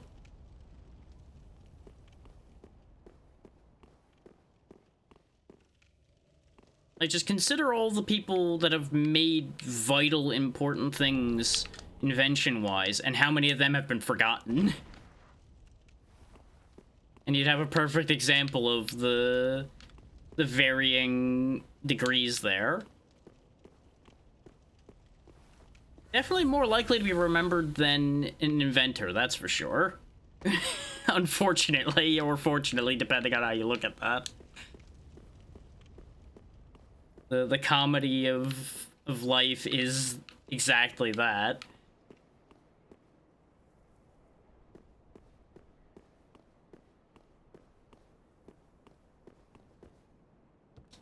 Okay, I just cannot make that jump for the life of me right now, I guess. What I probably need to do is gear down a little bit so I can get the longer jump, and I just don't care enough right now. Because your carry weight impacts how much you can jump. And it's just more juggling than I need to do right now. So I don't think that's going to be that important an item. Now, I will say, we did pick up this rapier, which would be a solid weapon for us to use, since we are primarily using dexterity, and it does scale well with dexterity.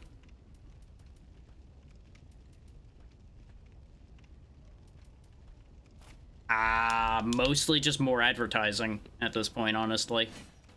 I just make sure people know that it's happening and hope for the best from there, because, as I said, I don't have the flashy bells and whistles to get people to look at it when they see the thumbnail or anything. Like, I don't have anything clickbaity or anything like that, like some people do. Being clickbaity is one of those things that I was talking about that I find distasteful, but it is effective.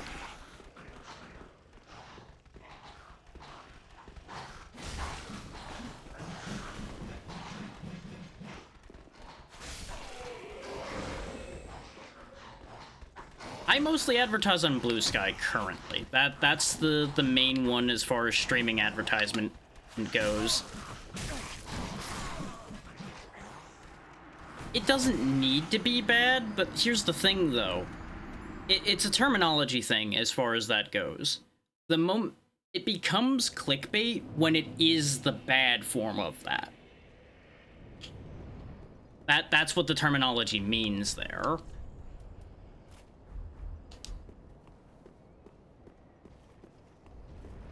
Is like you're purposely way overselling something that's happening just purely to bait people into clicking it.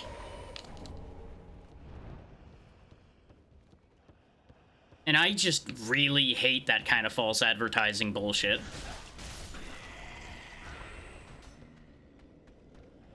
I'm already on YouTube Shorts, just half the shorts don't do well, so it's the same kind of diminishing returns situation. Yeah, Twitch be that way there, Zeri. Well, I'm sure you found somebody good to choose, so I'm sure it worked out in the end.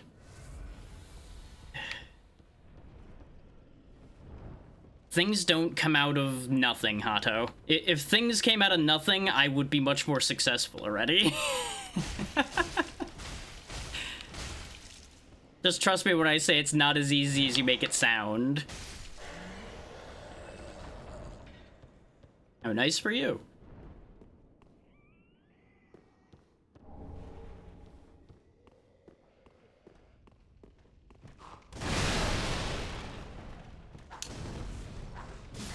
Yep, I knew I was dead there. I didn't have any chance to move. Should just be a thing when you hover over or a message. You'll have like a arrow that's turning backwards, and you click that and it'll open the little reply window before that message.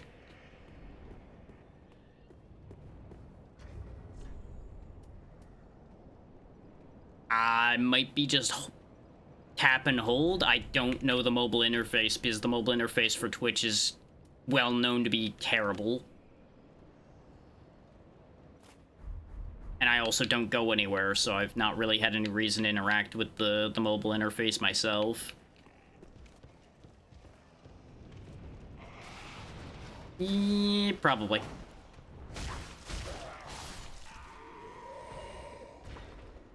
You can also just @ the person, like, type @ and then their name, and it'll highlight it for them.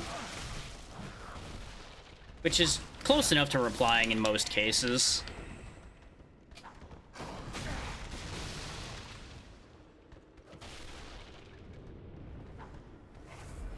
I also just don't want to deal with TikTok.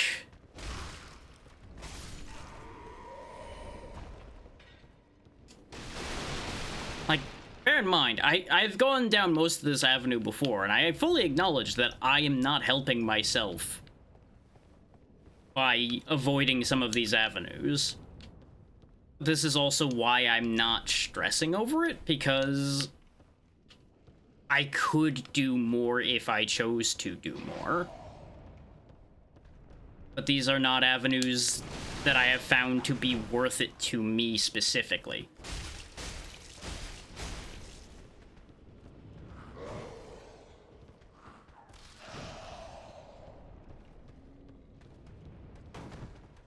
Because, you know, I'm only one person. I can only do so much at one time. So I have to pick and choose where I spend my energy. And since I'm doing all my own art at the same time, the time I would probably spend on clip farming and things like that gets spent on the art instead. Because that is the thing I would rather spend my time on. I have a friend who's been editing some of the clips for me, and that's where the YouTube shorts are coming from. Well, that's exactly what people are doing when they say out-of-pocket shit and do things like that just to generate clips to then put on YouTube and TikTok and such. That's exactly what the terminology for that is.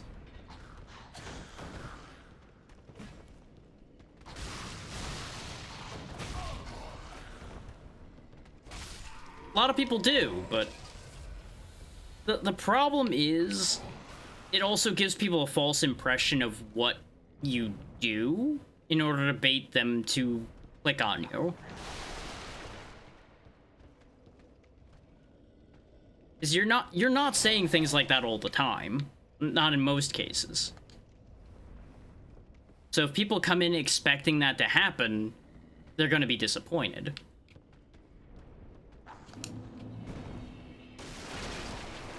Nope, that doesn't ring any bells offhand.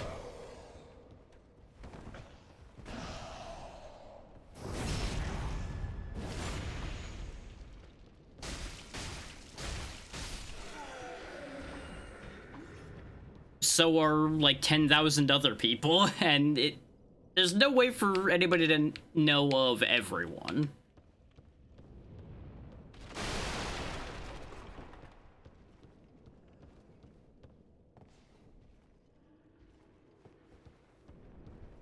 I will take your word for it.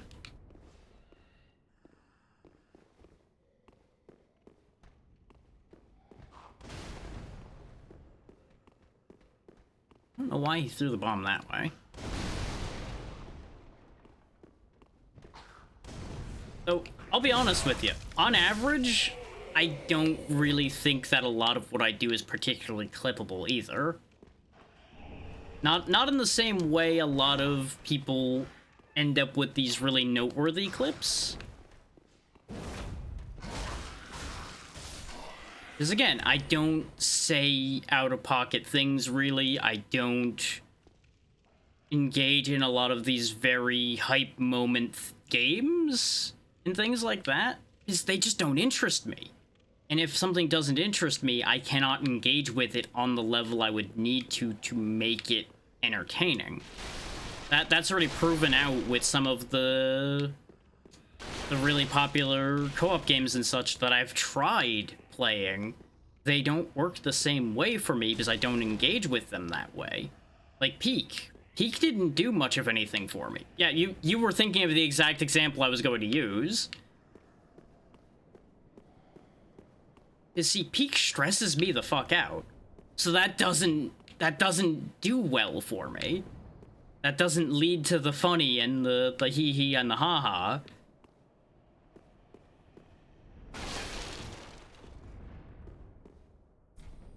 I don't have the key for this door yet. Like, has it managed to have a few good moments with some of the people I've played with? Yes. But it also leads to me getting stressed and aggravated because I do not do well with heights, and that game is basically all heights.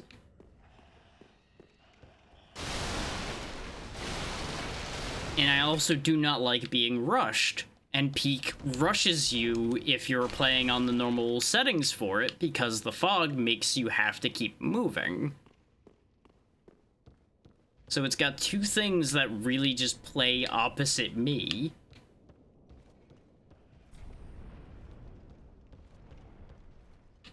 Now, admittedly, these days you can turn off the pursuing fog and everything. And it's not to say that I don't still have fun with it, but I'm not as loose with it as those who play it the way we're talking about, where you can generate really good clips from it.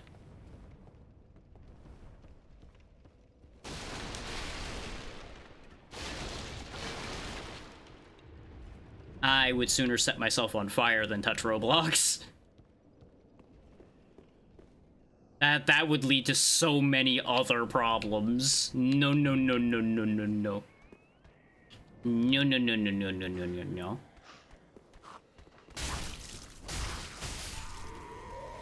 No, no, no. No, no, no, no, no, no. Things we're not going to discuss here right now. We'll go with that. Because let's say, at a minimum, there are connotations to interacting with Roblox that also are things I don't want to have associated with the brand. Or associated with me at all.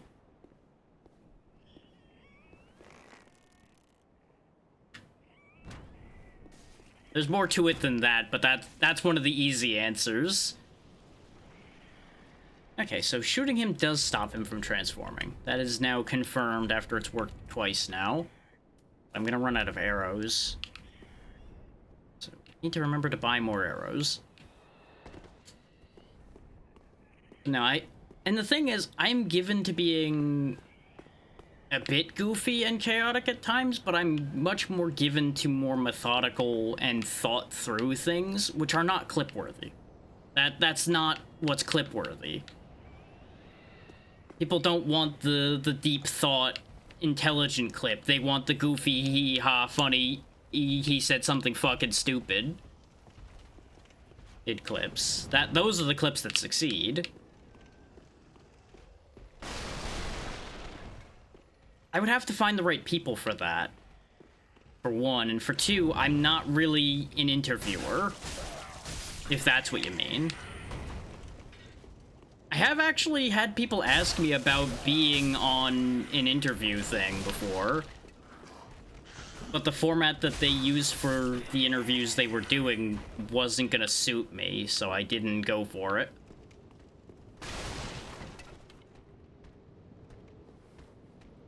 Is that they were going to do a lot of VTubing specific interviewing, and that's just not something I really have that much to talk about.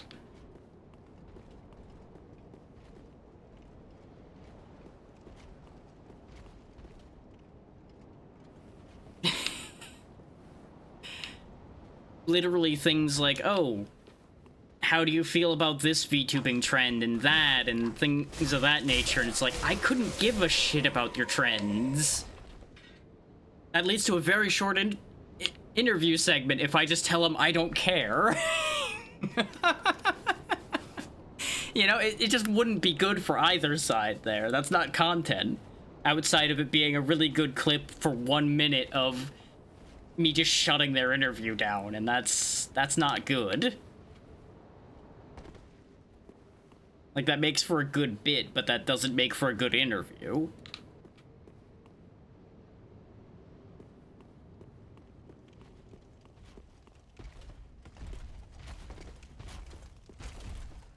I don't know, honestly.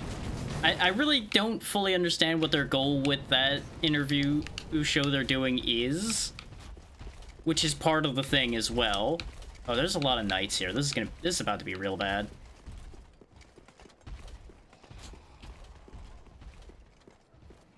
Because I'll be honest, I only watched like 1 or 2 of their interviews to get an idea of the kind of questions they ask.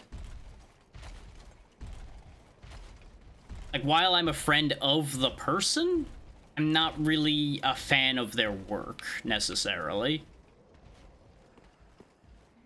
Because it's not work that interests me specifically, but I respect the hell out of the fact that they're doing that work, because interviews are difficult to do. But that's just not for me. That's another thing, yeah, is interviewing can have its own slew of issues.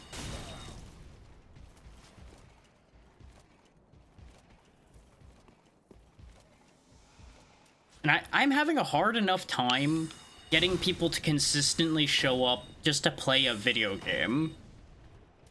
If I'm gonna be blunt and honest. So, getting people to show up for an interview would have many of the same problems, if not more. Is that something that would arguably be more effort than just showing up to play a video game? there's plenty of positives to it too. I'm just pointing out the reasons why things haven't happened and haven't been done. So you understand where I'm coming from with where the decisions have come from.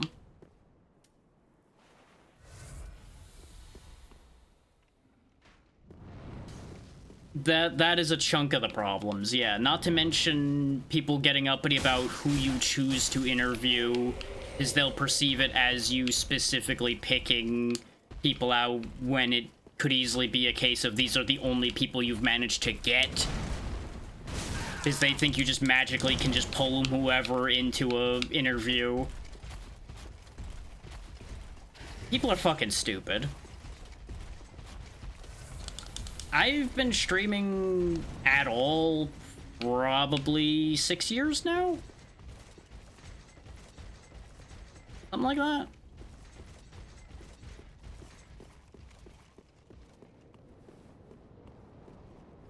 Like, more like 4 years in terms of doing it seriously, but 6 years overall, not counting 1 or 2 streams many years back. I'm ignoring that, like, outlier in the data, basically.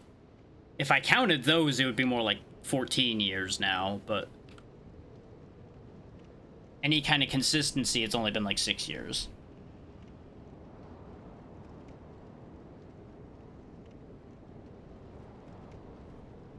And I backed off because the ads are coming up, so I don't want to do any significant gameplay while the ads are running, so because people will miss things. And of course, you know, everything is stored on YouTube, so technically I'm doing both. But since they're only VODs, there's only so much only so much legs that content can have, really.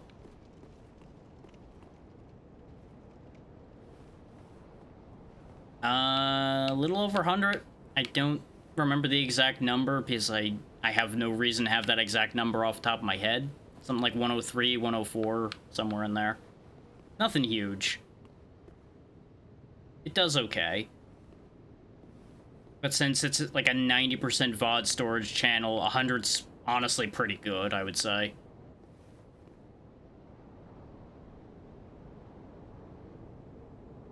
Occasionally the shorts will hit a really high number and then nobody will end up actually clicking the subscribe button from it. So that's the other reason why I'm like, I don't really know if shorts have that much of a purpose for me. Is that I've crunched the numbers on the results for me specifically from shorts. Now, obviously, other people have very different results because they do the canned speech of make sure to subscribe and hit that like button and all that shit. Is apparently people need to be reminded of basic functionality all the time, which continues to befuddle and drive me insane.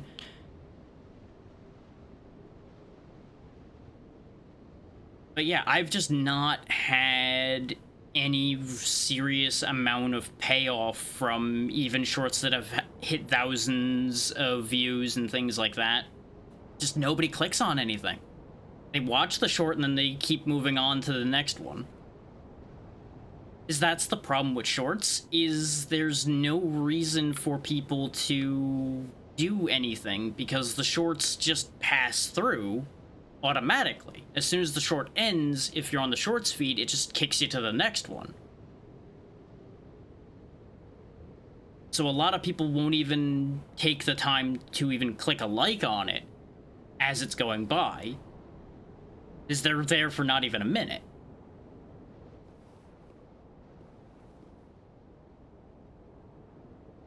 Yeah, exactly. This is why I have a hard time convincing myself that that's a reliable tool to use, because it's so easy for people to just slide right past it. People have to spend extra effort to actually follow up. And people are really bad at following up.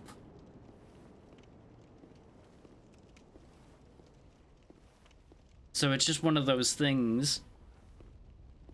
correct, but you also have to remember a lot of those people by this point skew the numbers by virtue of having hundreds of thousands of people that'll click on their things regardless of what it is. They could make a video of them throwing a turd at a wall and people will click like on it. Those aren't valid numbers for the rest of humanity to use.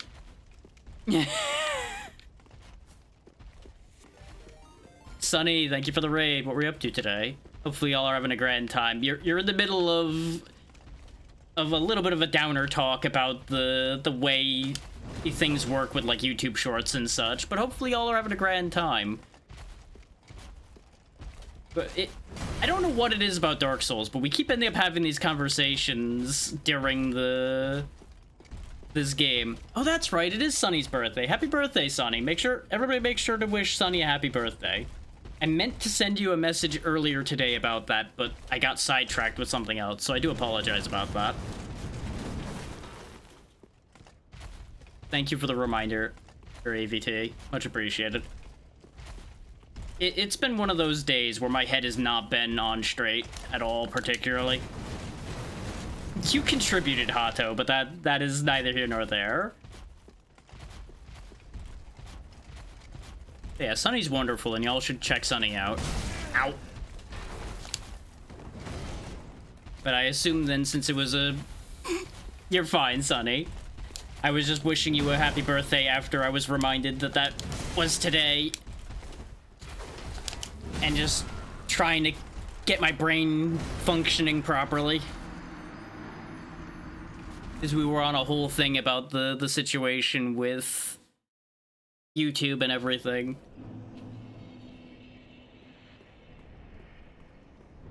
Ah, right, I did see that. Yeah, pretty much, Metal Old 5e. Pretty much. It does function. But, boy, could it function a lot better.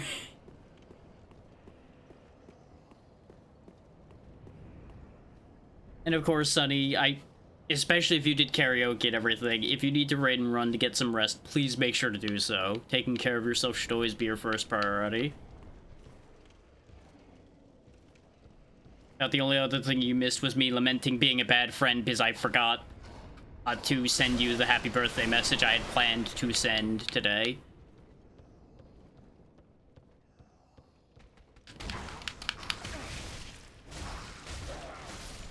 It's all good, Hato. You take care.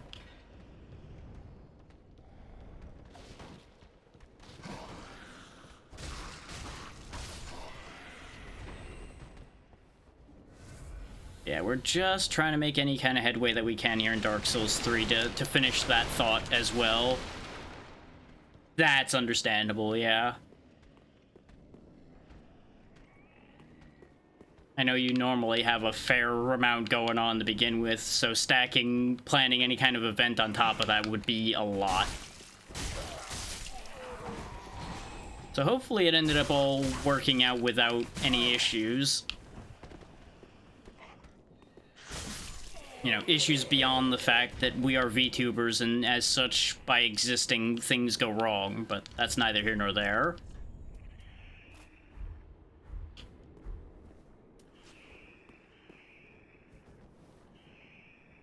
Exactly.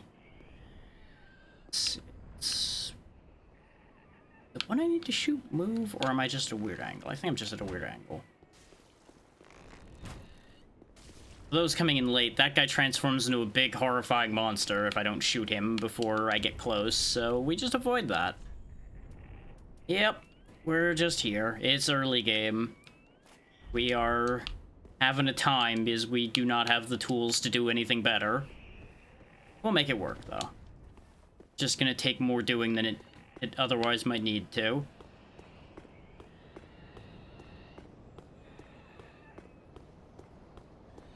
A little bit of knowledge goes a long way to making some of this easier. But when we get down to where all those knights are is when we're gonna start having issues.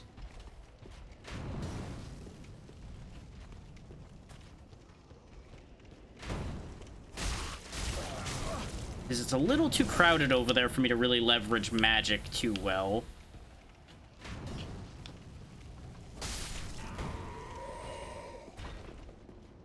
Oh, on the note of Scuff, you may notice that I keep my shield up all the time. I'm not even touching a button. My shield is stuck.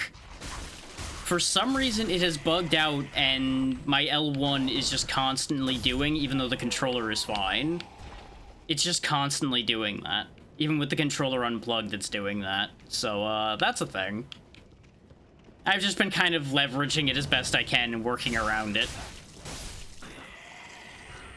Sometimes it's helped. It turns out if my shield is always up, I can't forget to put my shield up.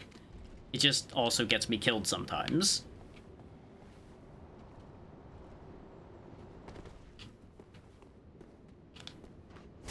You know, trade-offs.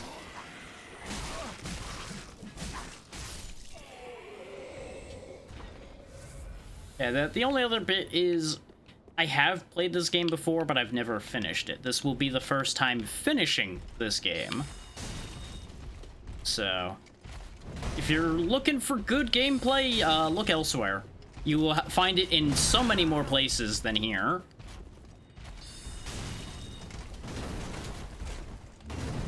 If you're looking for somebody who's gonna hum a few bars and fake it till he hopefully makes it, then you're in a good place here.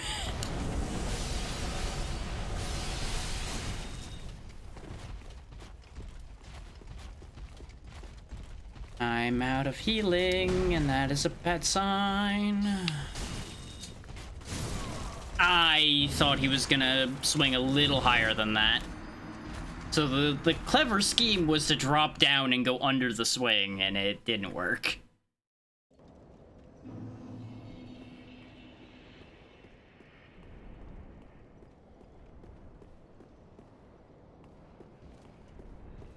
The main reason that guy's an issue at all is just because of the layout of the area you fight him in.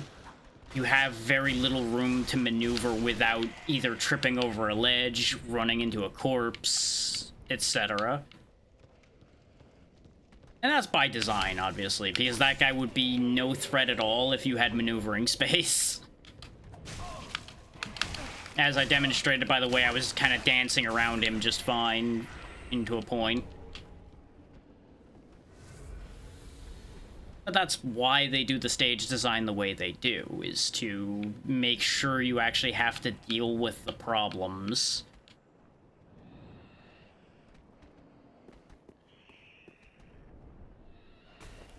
There he is.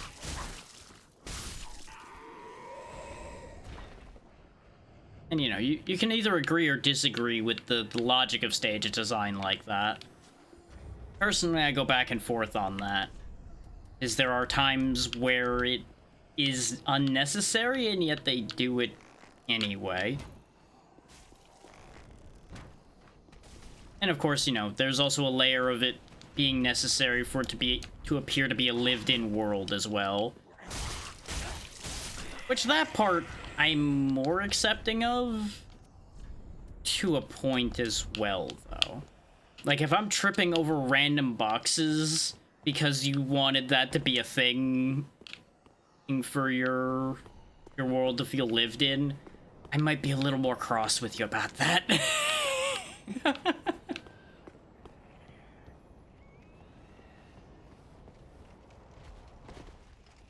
It's one of those, as an artist, I understand, but also fuck you at the same time.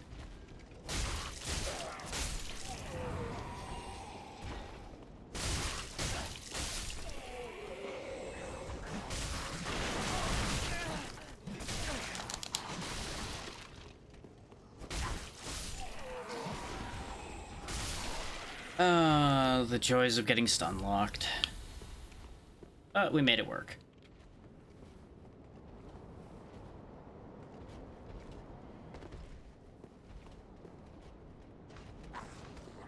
I keep forgetting about these two.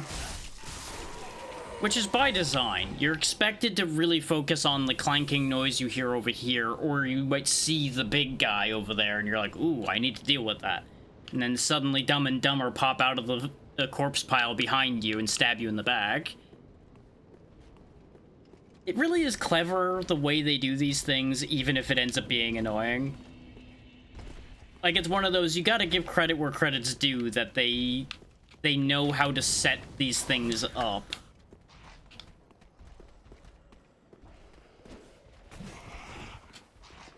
But of course, they've been doing this for a long time. For those wondering, that was not an intentional shield block. That was a case of exactly what I was talking about, where it can bite me in the ass that my shield is stuck up like this. Because I ordinarily would have been just out of reach, but the shield pushes your hitbox forward a little bit, I do believe.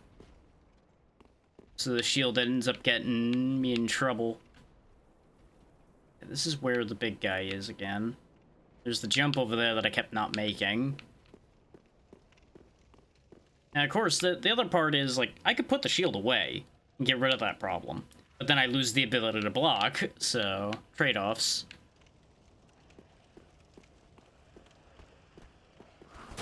Now, of course, there are times where I do exactly that. I will put the shield away so I have better control over the situation that I'm in.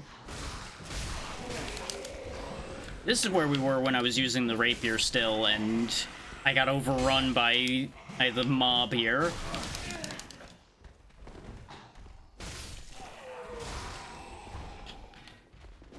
There we go. Which is why we switched back to the short sword, so I could actually deal with the parade a little better. Like, obviously, in a little hallway like that, you could use a thrusting weapon and still clear that. You have to be a lot more careful about how you do it. With a short sword, I can just lay out my general vicinity and clean them out. There's an elevator. Let's see where this elevator takes me. Point of clarity on the fact that I have played this before, by the way. The last time I played this was when it was new 10 years ago, so take that information as you will. I should have added that point of clarity earlier, but, you know, things were happening.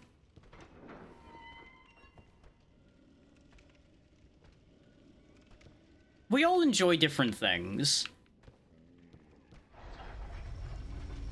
Like, I could absolutely see the benefits of playing shieldless, and if I were better and more confident, I would also do that. I just don't have the confidence to play without a shield. Ordinarily, the shield would just be hanging limp on my side, though, not up like this all the time. Like, I would pull the shield up for very specific blocks, generally. Because I'm not usually a two-hander player. Or either, so that's where my balance point usually lives. It's like, well, I could either have an empty hand or I could have the shield there in case of emergency. I guess I'll keep the shield there in case of emergency.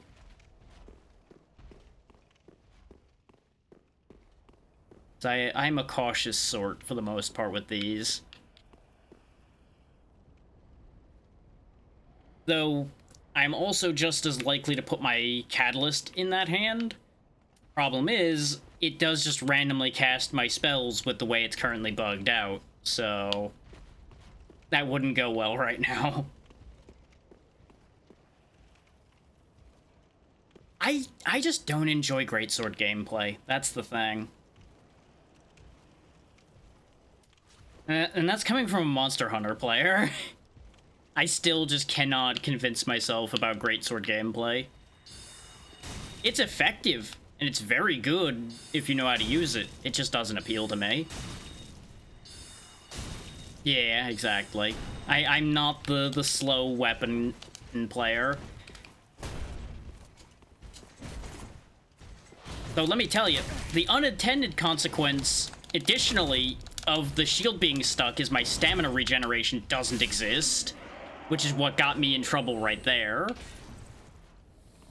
I couldn't get the stamina back that I wanted, and then he kept clipping the shield every time I wanted to roll.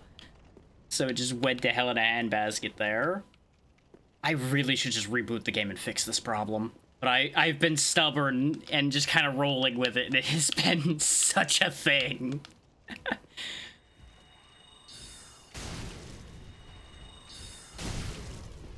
Oh, you lived through both of those, huh? Please die. Thank you. Thank you for the Estus charge. Okay. I get so nervous when they're getting that close and I'm trying to cast these spells. The cast time is so risky.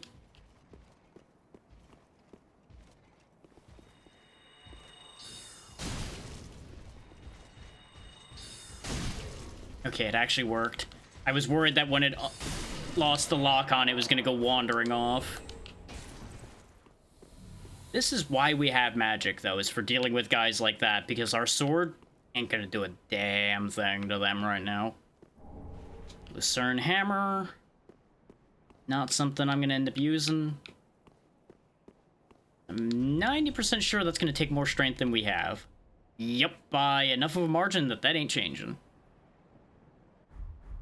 That's fair. It is two wildly different ways to be between the big heavy attacks and the ranged options.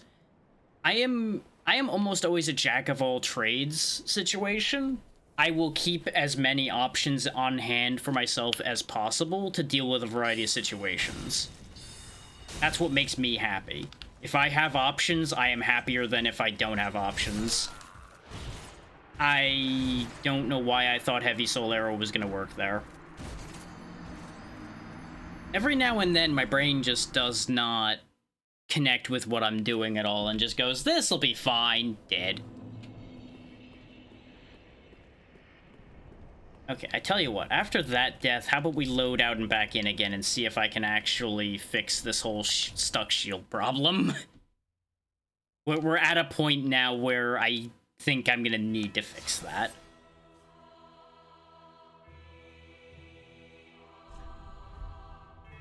It has ceased being a funny thing now that it's actually gonna be a problem. Nope, it's still stuck.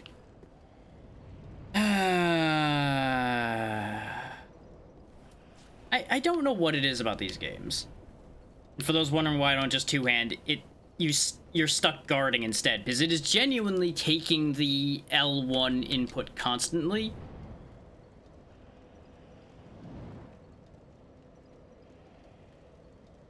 But you'll note, I just unplugged the controller. The controller is not currently plugged in. This is how I know it's not the controller doing it. There's something that's gone very wrong, and I don't know what it is. I had just assumed it was a stuck input, so rebooting the save should have fixed it. But I might need to just reboot the entire game to fix it. So let's quickly try that.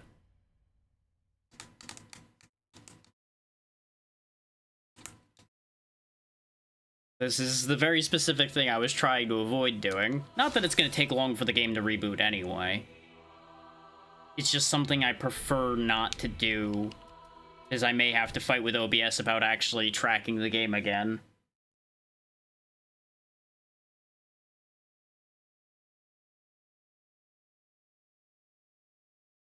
Or it's just going to decide not to close.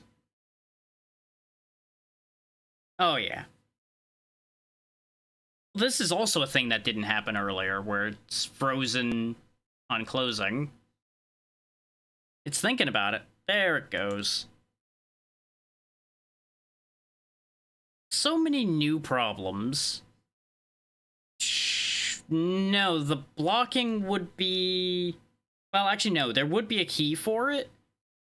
But I know it's not a key on the keyboard that's stuck because I believe it would be shift, and my shift key's fine.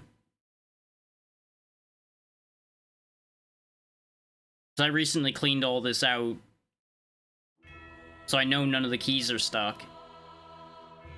And again, it would have been happening when I tested the game, literally an hour before starting, if it was something like the keyboard being stuck.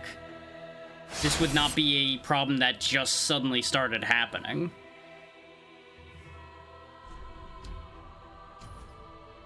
And I had mentioned what I thought the likely candidate for the problem was earlier. I'm betting it's when I tabbed out and tabbed back in again. Yeah, because notice it's not happening anymore. Now that I've rebooted the game, now it's not stuck anymore. So yeah, it was tabbing out and tabbing back in that did it. is this whole series has a ton of weird issues with tabbing in and out of the window.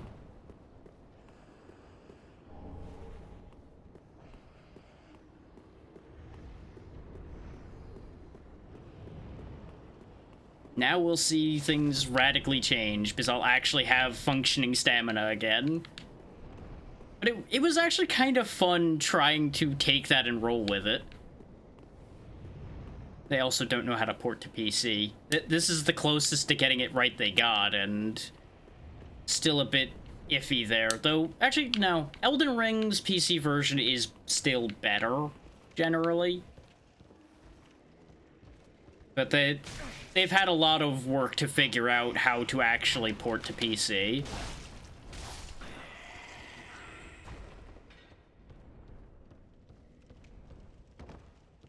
Though, to a certain degree, I wonder if that's actually Bandai Namco's influence being a problem there, more so than FromSoft themselves necessarily being the issue for the porting.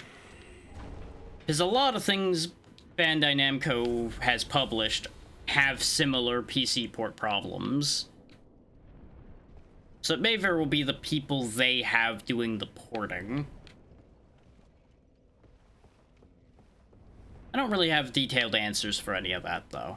That's just me thinking things through based on what I've seen.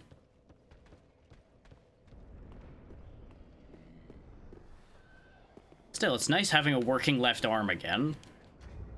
So we can actually go ahead and put our catalyst over there instead.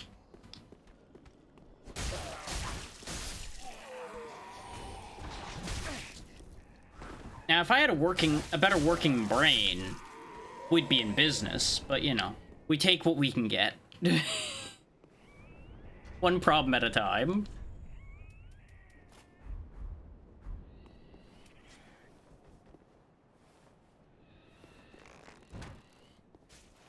Oh, right, I'm out of arrows. Well, that's gonna be an issue. Yeah, even though it was actually in some ways the least demanding of the three. Because back when I played it, I had played all three, and this was the one that ran the best on the machine I had at the time. It is still demanding enough that a lot of machines would struggle at, especially at the time it came out. Because it's one of those, this is better optimized, but it also has more going on, so it kind of balances out a bit.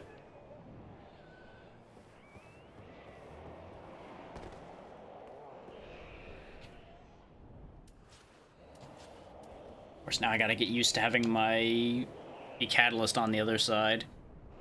Yeah, that's always the thing as well, is new thing now. I've definitely gone down that hole many a time.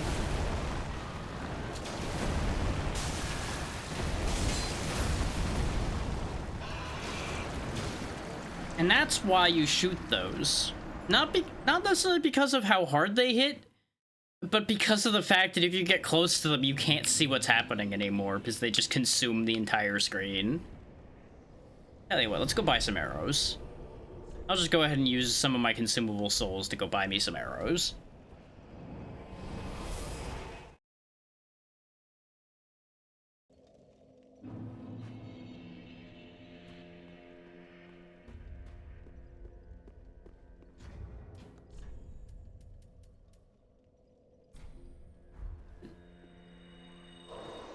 Yeah, those are worth 200 each.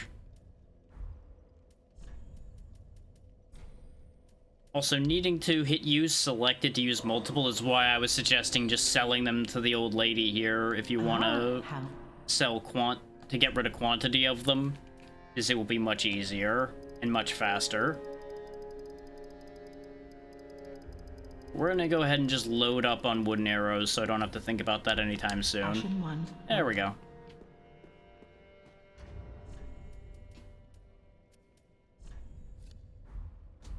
Because 80 wooden arrows should be good for a fair amount of attempts at that. Should be enough that I don't have to go buy more to do exactly this again. Because by then we should get past this point, haha.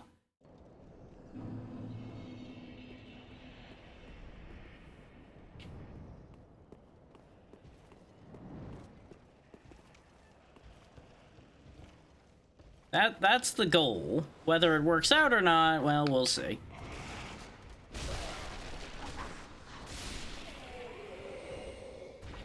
And for those wondering why I don't just throw magic at everything to reduce the risk of just getting randomly stun-locked and stabbed by, like, these bandits and such, I'm still so used to the very limited amount of casting you had in the prior 2 games that my brain is still wired for that, rather than the amount of shots you get from this bar and the extra bottle you have. So it's a habit that I'm still working on breaking, where I just save my magic for things that are scary, instead of using it all the time.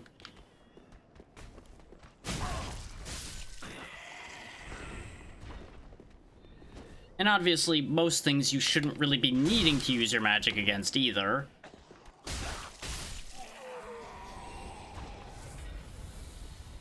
Yeah, you had to put a lot in to be able to get enough slots to do much with, and 2 was pretty rough about that too, aside from the attunement ring you could get, and if you really dedicated to magic, the amount of slots you could get from points wasn't terrible, but it depends on how you commit your points. And if you're committing that much to having spell slots, you're probably falling short in other ways instead.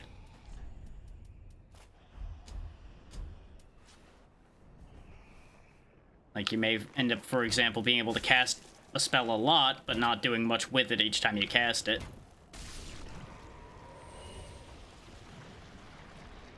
It's not for everybody. I enjoyed 2 more than 1, but that's because I felt like I had more options in 2, and the world was a little more interesting. Because it was just kind of weird. And I'm also a fan of the old Kingsfields and such, and the energy of 2 reminds me of that. So, you know, there is a additional variable there. There are definitely parts of 2 that are not great. I'll say that with my full chest. But there's parts of every single one of these that are not good. And I'll also say that with my full chest.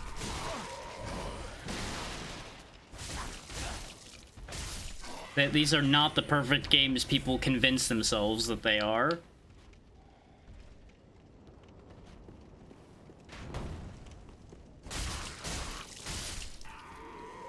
Is that they will feel better and better the more you end up playing them. Because you just kind of get used to the way that they are, rather than them necessarily getting better. Yeah, that's fair. If you went in with no expectations and you still didn't care for it, that's entirely understandable.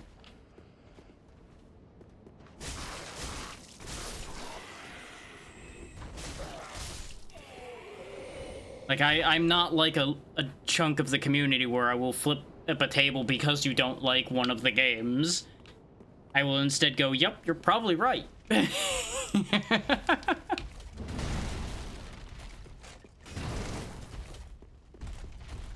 Though I feel like less people would be upset with you about not liking 2 than if you said you don't like 1, for example. I missed the point I wanted to land on. My goal was to land on that ledge up there and see if it was gonna work. That sure is a sentence.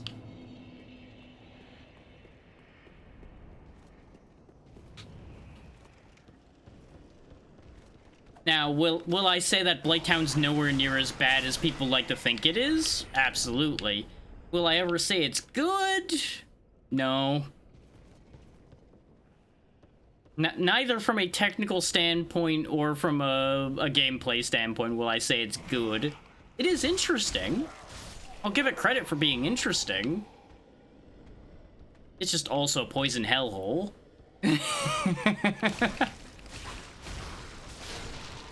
Which we all know is this company's favorite thing.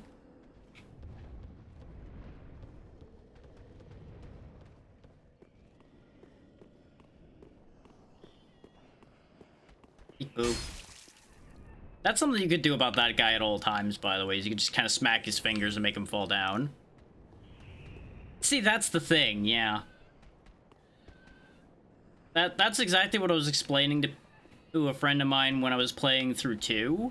And they were talking about all the intricate things everywhere and all the interesting designs. The problem is, if you're suffering and just kind of like struggling to get by, you're not going to notice 90% of what's going on here. Like the people sitting here pawing at the dead dragon head and things like that. You're not going to notice that when you're busy fighting for your life to get through here. And that's where all of the set pieces and such they make in this conflict with the very design of the game.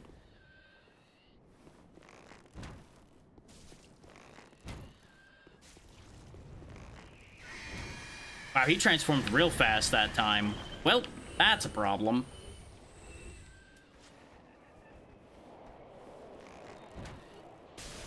Because people will get mad because people ignore the lore and such. It's like, it's kind of hard to notice the lore when I'm fighting for my life. Also, he can reach up here, as it turns out. Which is, again, why you make sure to actually get the kill before he transforms. Dealing with him once he's transformed is just an unnecessary pain.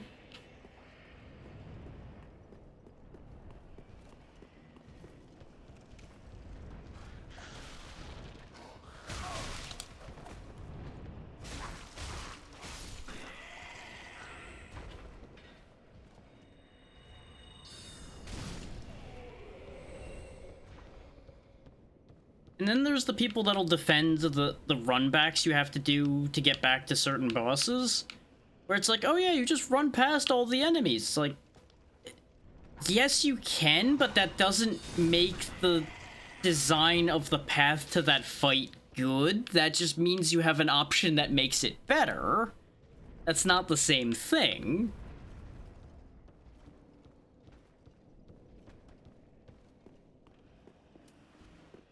Like, I feel like there's a lot of situations where people choose to use terminology a certain way, whereas it doesn't actually line up. And again, I'm not saying anybody that says good things about this game are wrong or anything of that nature. I'm just pointing out the fact that sometimes people say things and what they're saying and what they mean might not be the same thing.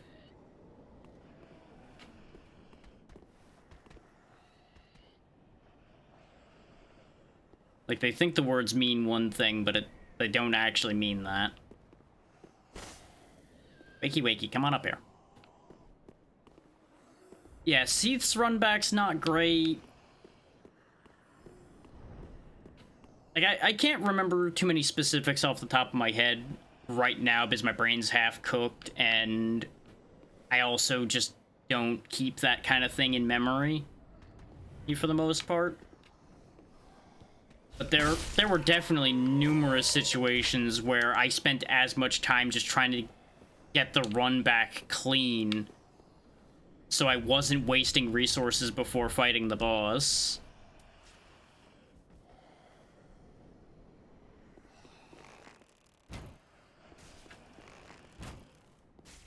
Like, I really don't understand why they're so allergic to just putting a bonfire next to where the boss is. It's not like you're taking away from the game by letting people just go right back to the fight again. Now, that said, there is a positive that I would need to point out, just for fairness sake, to having to do those runbacks, and that is you're passively generating souls, in theory, on the way back every time, if you're killing your way back every time. That said, the catch to that is you're losing them almost every time, because you're either generating them and then losing them to the boss, or you're generating them and then leaving them in the boss arena where you can't use them. So the only positive I can point out to that doesn't actually work.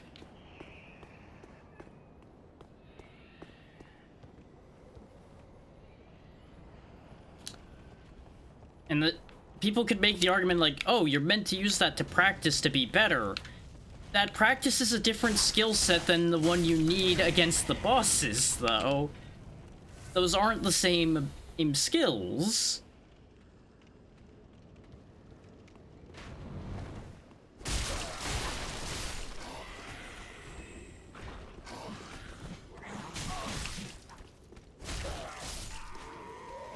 Oh yeah, if we're talking just Dark Souls 1 in particular, I can agree with that list, I think. Bed of Chaos wasn't terrible, aside from it itself being kind of horrendous, but I seem to recall having that run back down to a science after the, like, 8th time I just randomly get knocked in a hole. But that, too, is a case of it just getting to so much practice doing it that it doesn't feel bad anymore. That doesn't make it good, it just means there was less variables on that path, I think is the more accurate way for me to point that one.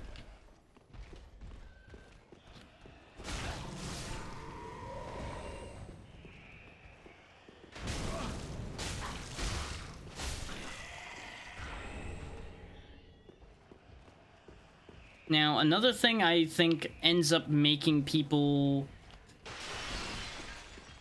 think better about these games than might otherwise be honest is these games benefit very heavily from you knowing where you're going and where you need to go.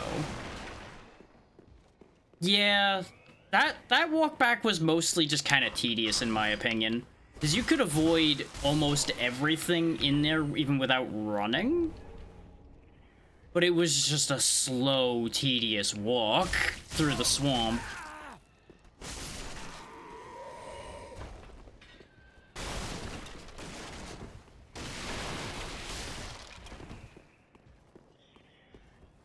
But yeah, the way I always kind of point it out in a balanced way as far as these games go is they are typically miserable from a first-time perspective.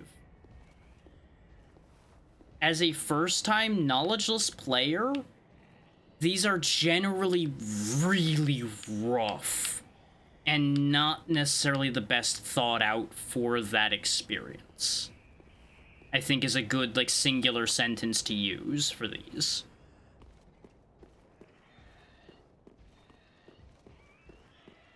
But that's also not who they designed these games for. They designed these games for repetition of action.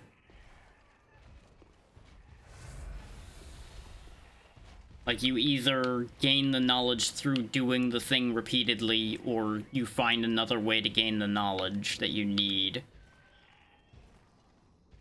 Because that's kind of been their MO even in the Kingsfield days.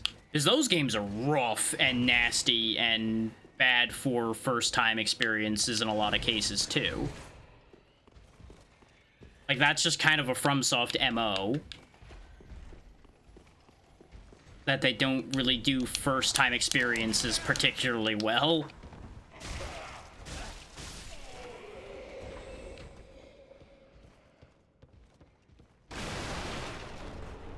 Because even the Armored Cores, I would say, you will end up having a significantly better time on a return trip than you generally will the first time. I can't speak to 6 because I've never played 6. But I can speak to the majority of the previous ones in that regard. They're also very good if you are someone who prefers to learn by doing. Because they're very good at making you learn by doing. Even if sometimes said lessons to learn by doing can be unclear. That's kind of the counterbalance, is the information they convey is not always conveyed well. I think that's a fair statement. Yeah, exactly. Which, you could argue that that's you learning in a similar way to how a lot of people will learn most life skills as well. You learn by doing, and you learn by getting it kind of pounded into you.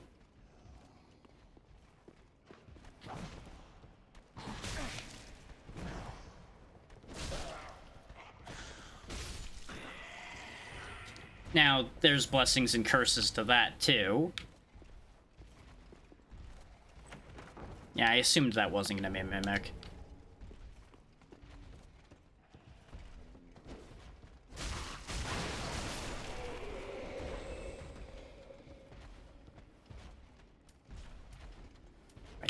staff's on this side. Considering the nature of the ledge I'm standing on, I am obviously going to take full advantage of this position.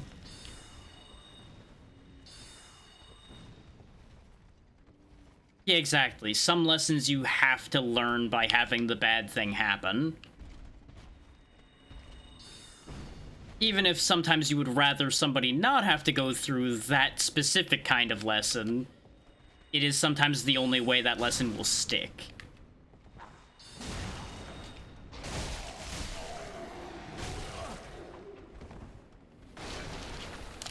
Oh, there's another one. Oh, that was almost real bad.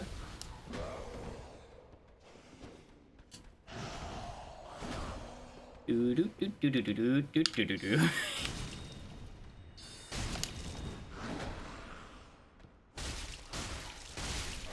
There we go. That's what I wanted, was the Halberdier dead.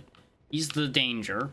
The Axeman will really ruin my whole day if he manages to hit me, but he's less likely to manage to hit me than the Halberdier is, considering the degree of coverage.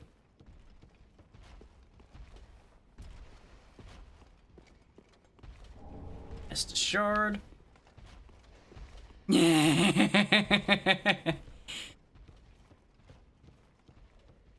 like, well, now we know. What do we do about that?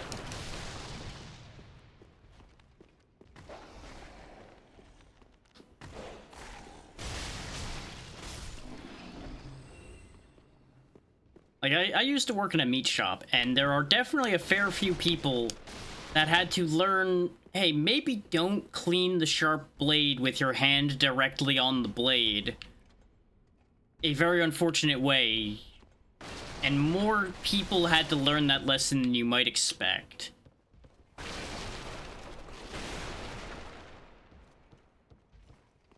Because that kind of all falls under, hey, maybe have basic respect for the fact that this thing's really sharp.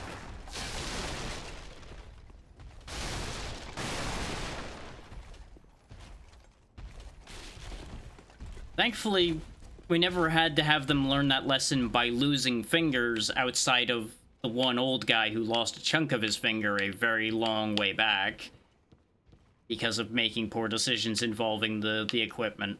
But thankfully, somewhat thankfully, since he was still around all that time, he made a very good point example of why you don't do that.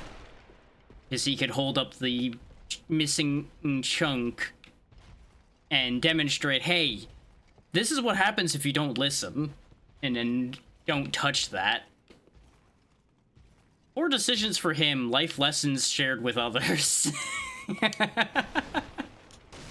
Kind of both, you know?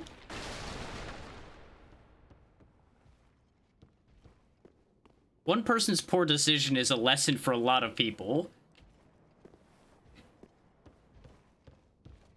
Whether they choose to take that lesson and go with it, well, that's up to them.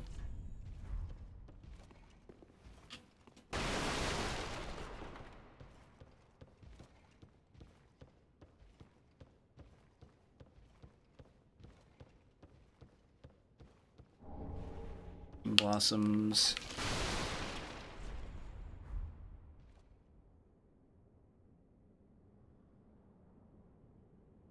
Not a very hidden path, considering the rubble down there indicating that I've been there already. But I understand that they're telling you that you could drop down there to get to that area down below, to get to the rest of this area sooner. Apparently I did miss an item over there. Oh, right, because I didn't go down the stairs because I was looking around. Oh, I may as well go fetch that then.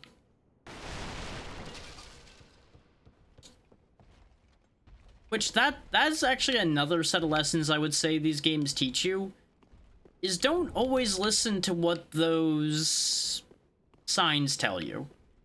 It gives people a life lesson in, not everyone is there to help you. The amount of times people end up leaping off of cliffs because someone says there's a hidden item down there teaches you the life lesson of, hey, that guy wasn't telling you the truth.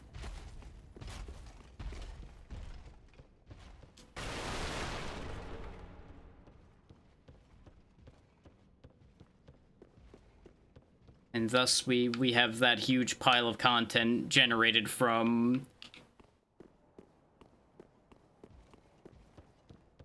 the gullibility of others. And yeah, that I feel like they did that on purpose to poke fun at those situations specifically to a degree as well.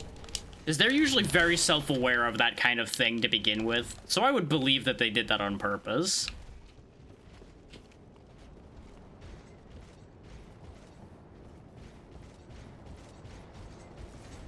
Is he gonna climb down after me? Nope. Too heavy, can't use ladder. Oh yeah. Amazing chest ahead, either pointing at tits or at a mimic. Take your pick. Whoopsie.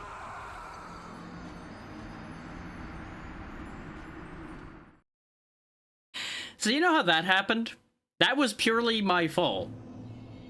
I reached over to take a drink, and as my hand passed in front of the controller, my hand brushed the B button and dropped me off the ladder. Entirely my own doing. Can't even be mad at that one. On the bright side, that dropped my souls in a relatively convenient spot, so I can't be that upset.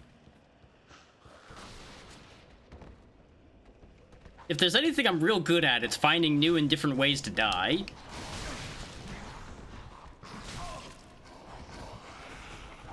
I dropped down too far. Sir, that's not a new way to die. Please go away. Okay, that one I can blame the game for. You're telling me that his halberd sweep at the bottom of the ladder killed me up there. Game design.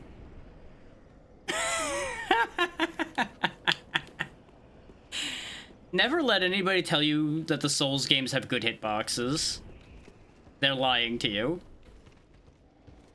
Now, the part that was my fault was that I tried to rush down there. Don't get me wrong. That part's my fault. The fact that I got screwed there by the guy hitting a mile above him, not my fault. Like, I will fully take responsibility for the fact that I got in that situation by rushing. But the way it played out was not my fault. Yeah, exactly. There are so many people who have taken the time to document the wacky attack boxes where, like, an enemy will have, like, a full circle around them when they attack in front of themselves and things like that. Even in Elden Ring. Like, a lot of the ones I've seen documented have been in Elden Ring. And in Night Rain. So people cannot say that these have always got good hitboxes or anything, because it's just not true. Now, there's another side to that coin, though. There's a positive side to this. In that... I'm saying the wrong term when I'm saying hitbox there. It's actually the hurtbox that's the issue in a lot of cases. Is the space around your model, which is your actual hitbox, is usually pretty good. It's the area of damage around enemy attacks that are usually very, very bad. Though, you also have a lot of geometry problems, like shooting the walls when you're shooting in clear open air, trying to use a bow. Like, that's a well-known problem across the entire series.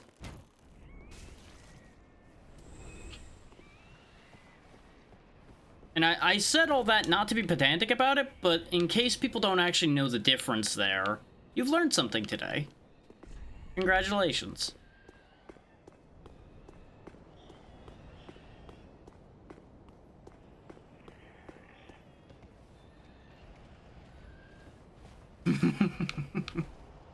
I try to educate people. I do really try to use what bit I know to help people learn more about how games are made and how systems of games work.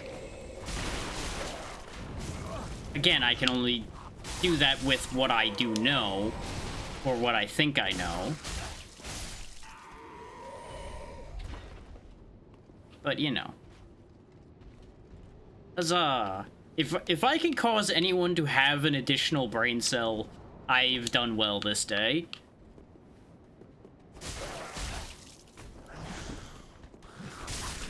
Even if it sometimes comes at the cost of my own brain cell. Well, on days like today.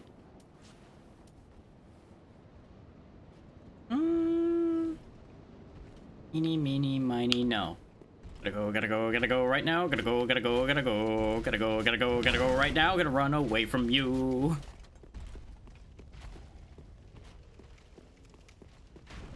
Now, hook a left this time, so I land on this ledge.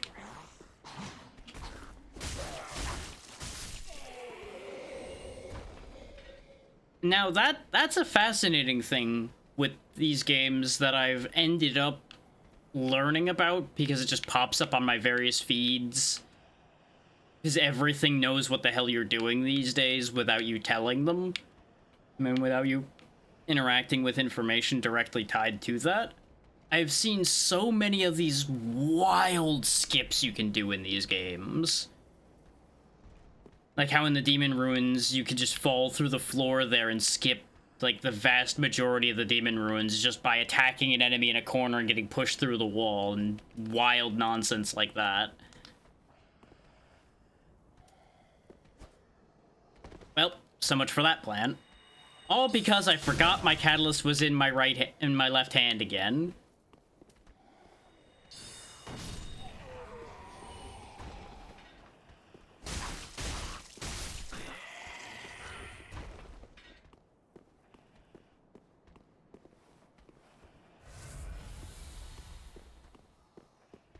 It's always fascinating to see skips like that. They're not things I would use. Not even so much for fairness sake or anything, but I just don't have the patience to learn the exact, like, frame data and positioning and everything to do those. But they're really neat to see. Pretty sure they're lying to me again. This does not look like an area where an illusory wall would be. But we'll check just for shits and giggles. Yep, see? Nothing here. Now there's the illusion of choice ahead, where you think you might be able to go this way. There, you can't. Be wary of night. Frost ahead. Now there is a boss fight in that room, from what I remember. For those wondering why I don't just go running into that room.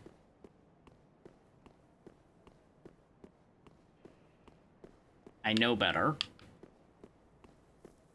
Now, that knowledge has blessings and curses. Yeah, exactly. It's fascinating to see, and it's very impressive to see the people that can do it, but that ain't me. It's the same reason that I remain, like, in the halfway position, essentially, with randomizers and such. I will never learn, like, the speed tech to do the weird glitch-itch things with those. But I'll learn how to handle the randomized world just fine without that. Oh yeah, some of those are absurd.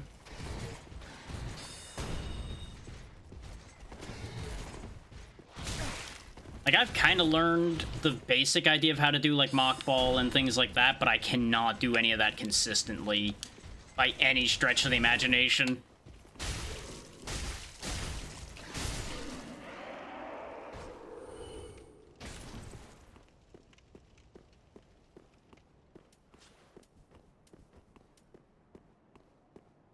And then you run into the problem where it, like, varies from which game you're playing to which game. So if you can do it in Super, you might not be able to do it in Fusion, and vice versa, because the timing is completely different.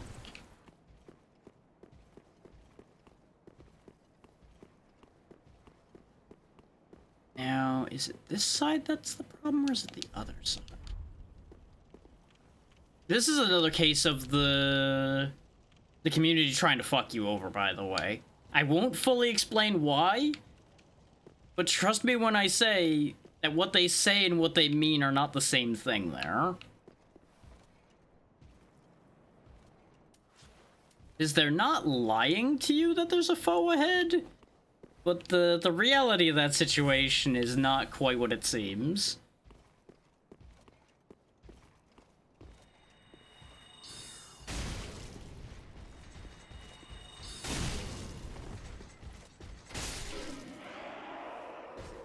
Great ads coming up here in a moment, though, so I'm not going to go through either door right now.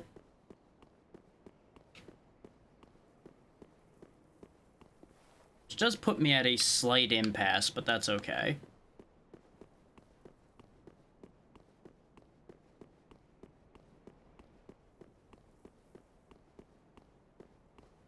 Oh, and don't have the takeaway be all doom and gloom from what I was talking about before with content creation and everything. The point behind most of that statement before is more, you can still make things work doing things your own way. It will be harder at times if you don't do things the most efficient way you can, but there are numerous paths to success.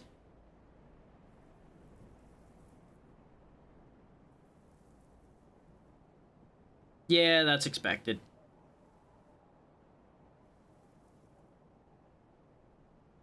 The ad timing be the ad timing. Why is there 2 pings here?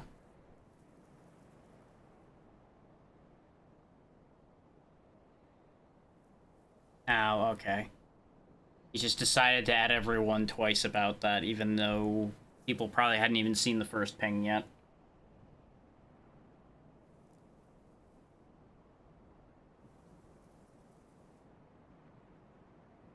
And I may as well reiterate that statement about just do things your own way, because I also saw posts about people saying they don't feel like they fit in as a VTuber and things like that as well. People basically have made up this whole, there's a whole overarching VTuber community thing to begin with. That's not a thing. That's not how that works. We're all just using the same medium. There is no overarching community. That's not really a thing. We are people that use models. That's all that is.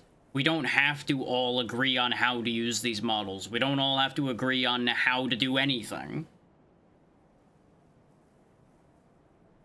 You want to have a literal puppet you dance around on screen? Fucking have at it.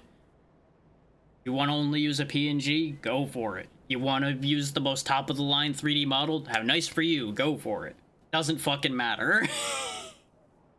Just do your own thing and be happy with what you're doing. That'll get you a lot further than trying to use these cookie-cutter answers that people will spit out for you.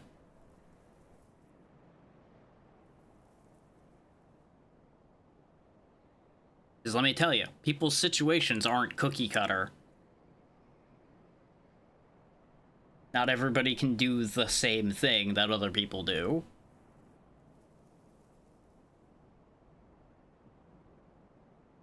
And again, I don't know why Dark Souls is the game that we keep ending up having these conversations during, but it keeps happening. It's just a thing.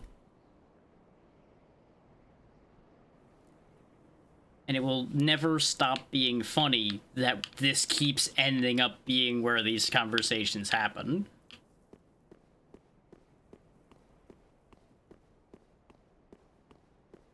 And once again, Twitch tells me 2 wildly different answers for when people will be back from the ads.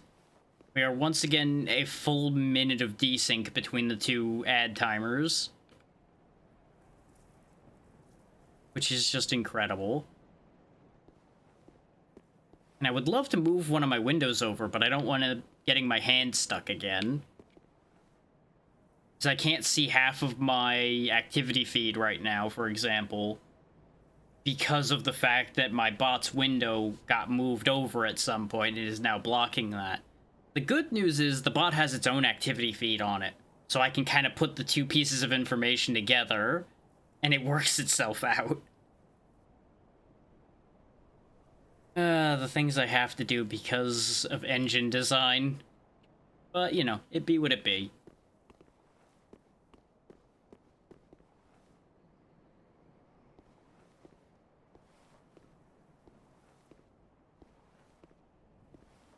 Now, I will probably get up during the next ad as well. By then, I'll be out of water. I will say that. But everybody should be coming back from ads theoretically now, because both of the ad break symbols have told me that the ad break is over. So that should catch everybody that was caught in either pile. Still weird that that's even a thing, but you didn't miss anything. I didn't fight any more enemies or anything. I just kind of hovered around and rambled. The short version of the ramble was just do your own thing. Don't worry about fitting into insert community that people have made up just to have a way of claiming that people either do or don't fit into something. Or so people can convince themselves to feel bad about something. Now, let's poke our head into here. Or... oh, there we go. So there's something about this, and I'm gonna talk about it and not do it right now. But suffice it to say, this person right here is actually more important than they seem. Ah, the wait has been long, unkindled one. I am Emma, High Priestess of Lothric Castle. Allow me to speak frankly. You will not find the Lords of Cinder here. They have left, gone, to their churning homes, converging at the base of this castle. Head to the bottom of the high wall, forge on through the great gate, and raise this banner to proceed. Now, this is important information, because we do actually need to do this to proceed on one path. There's something else we can do to proceed in a different direction. This farewell gift is for you. It is the insignia of an old covenant. If you fear trespassers, dark spirits drawn by the embers, then etch this upon your heart, and the old Concord will beckon noble blue sentinels to hunt these foul spirits. Covenant of the Way of the Blue, which was available in the second game. I don't think the Way of the Blue existed in the first game, not in the same form. Unkindled one, head to the high wall's base. Go through the great gate and raise this banner to proceed. But beware, the dog keeps a close eye on things. The vile watchdog of the Boreal Valley. Unkindled one. Okay, you're just saying the same thing. So that's all important information, and before anybody's like, go up the stairs. Can't. Blocked off. But take note of the ladder behind her. That's all I'm gonna say there. Just, bear that in mind, and bear what I said about her being more important than she seems in mind. And we'll leave it at that for the moment.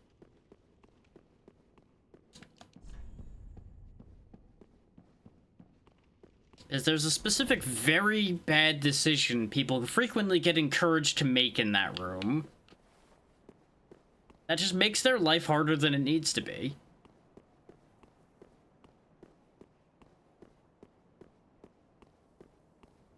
Oh, it is a decision we'll have to make at some point anyway. See that big, important gate there? That's the gate we were being told to go through. Ooh, I do believe. Or at least, this leads to that, I want to say. But we are going to have a problem to deal with before we do that. And I have a bunch of souls on hand. So we're not dealing with that right this second. We're going to spend those souls first. And then we will worry about what's going on in that room.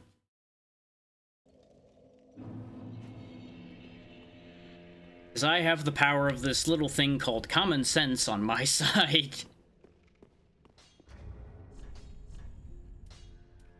Which usually forbids me making questionable decisions like going charging into an obvious boss room with a lot of money in my pocket.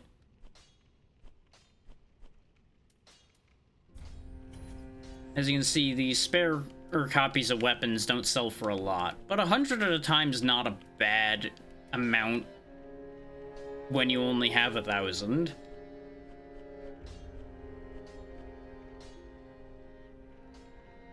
Considering the fact that I'm not planning on unkindling myself that often, it is actually kind of worth it to me potentially to sell embers for levels. I won't sell all of them or a lot of them, but I'll sell them now and then. We'll go ahead and pawn all of these so we can pool the money we currently have. Ha ha ha. Welcome home, speak thine heart's desire. Very well, then touch take none. Now even then, we're not going to get too much out of this, like we're only getting 3 levels and we'll have some left over. Which I was hoping to hit 20 intelligence here, to make my life a little easier. Farewell, Ashen One. May the flames guide thee. Is this going to make our spells hit a lot harder? But 3 points is still good. That still makes our spells hit a bit harder. Good. What needs smithing this day? Now, there's a little bit more of an argument to the idea of either turning the short sword or the long sword into our fire weapon.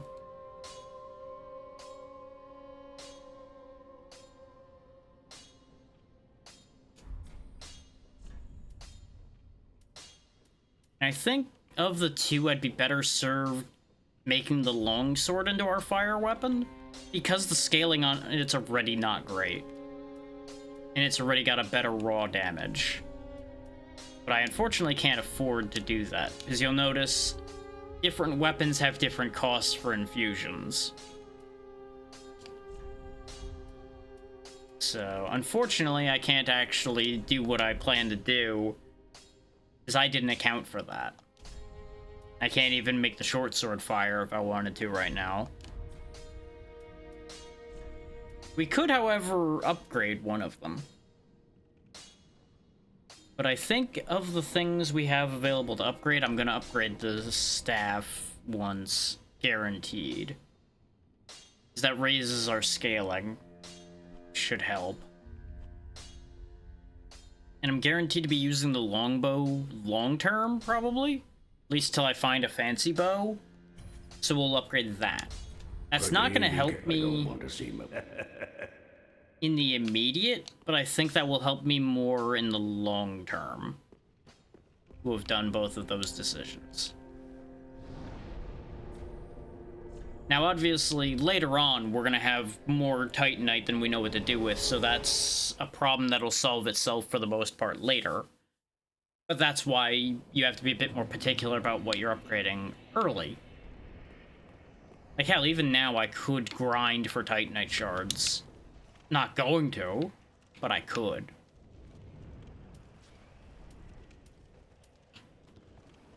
Let's use this guy as an example, though.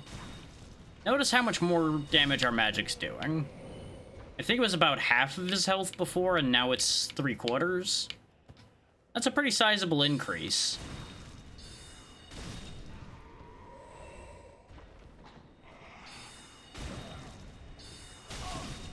Now, obviously, I really shouldn't be burning my magic to this degree if we're heading for a boss fight. But that was necessary for demonstration purposes. Off you get.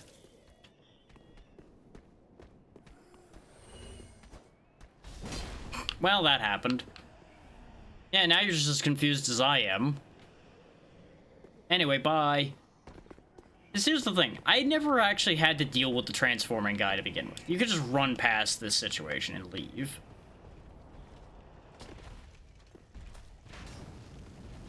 I just preferred to deal with it so as to not leave something like that behind me while I'm relearning the lay of the land around me.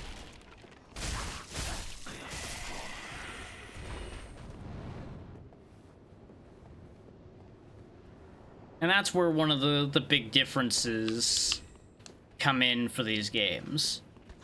This is what I was talking about when I said sure, you can just run past everything, but you have to know where you're going to kind of make that work. Otherwise, you just run into all kinds of new problems instead. Oh, I didn't want to go off the edge too, but I guess here I am now.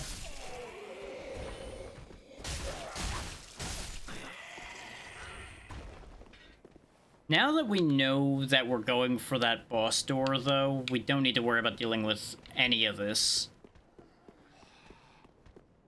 Coming through.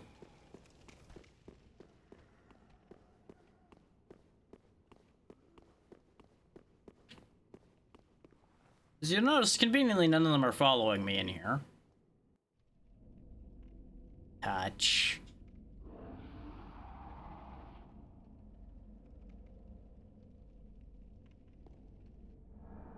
The watchdog, I presume.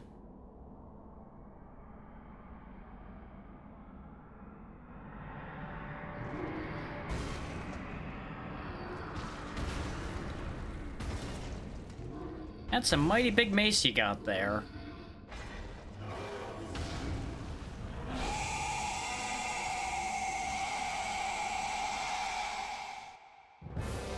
Vort of the Boreal Valley.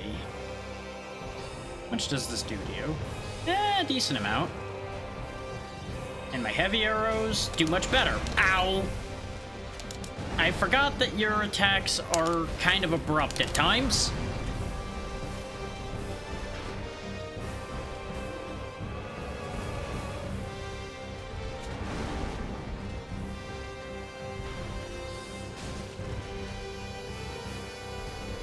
I don't recall this being too terrible to deal with overall, even for a melee fighter.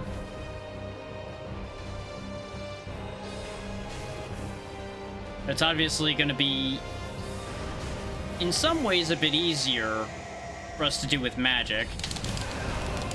I say somewhat because it depends on being able to see what you're doing just as much.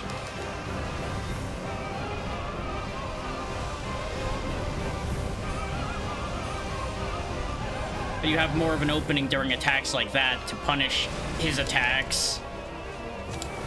You just gotta be careful not to do what I did there and get punished.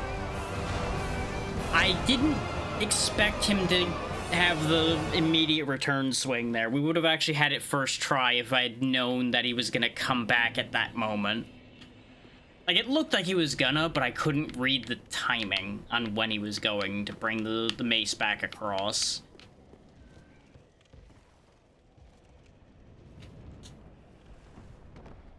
There were a handful of just critical errors that happened in that entire sequence of events because I didn't know, like, I didn't remember how the fight went anymore.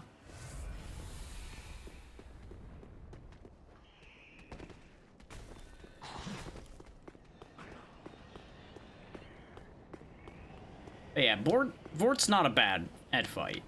That's the byline there. Arguably, what I should have done was actually start the fight with physical attacks.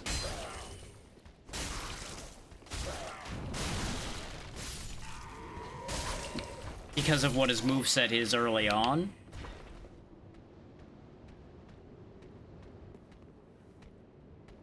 And then just hit him with magic in the latter parts. Because then I wouldn't have had to worry about trying to refill my magic, which is what got us in trouble toward the end there, is I had to try to use my blue flask. Though, there is another thing that I really should be doing that will make this way easier as well. And we'll get to that in a second, when I have a moment to think. There we go.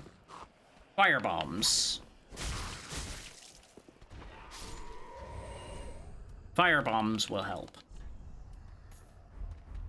Because I'm reasonably assuming he is weak to fire.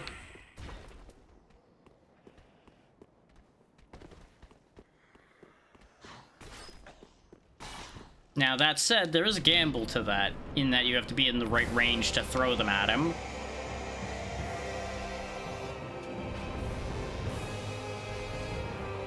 But as you can see, no, they actually don't do shit to him. Never mind. That was a waste of our opening move then.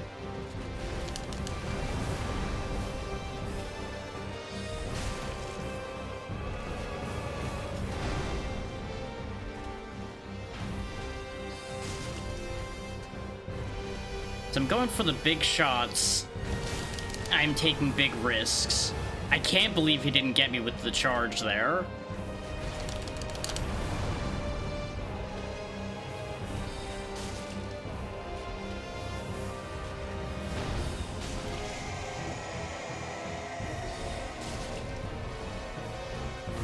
I keep thinking that he's not going to immediately come right back at me when he does that turnaround. Now he's in aggro mode, so he's a whole issue.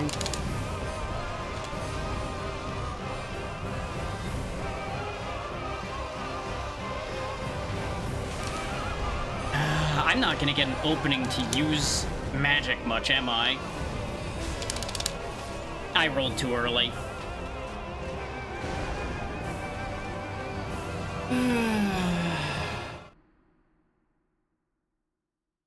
Yeah, that's generally considered to be the thing with fights in this one, is that the bosses are a lot faster and more aggressive, from what I remember people saying. And that's kind of the thing that had me on the fence about whether I should actually go the full magic route or not. Because it's very easy to just get rushed down if you're trying to use magic. Case in point, what just happened there, where he charged me while I was trying to cast Heavy Soul Arrow. What I really should do, probably, is cast the smaller arrows in the second phase. Since apparently I do actually have enough magic to just cast my way through that whole fight. Based on how the magic went that time. Stuck on the random fucking box.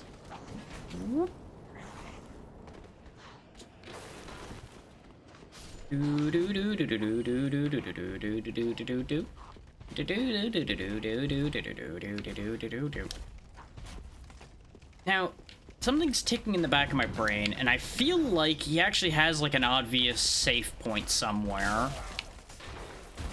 Oh, you followed me down this time. Gotta go.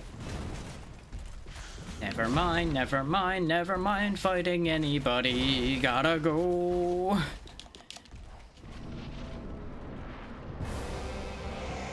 What's up, big man? We're doing this dance again.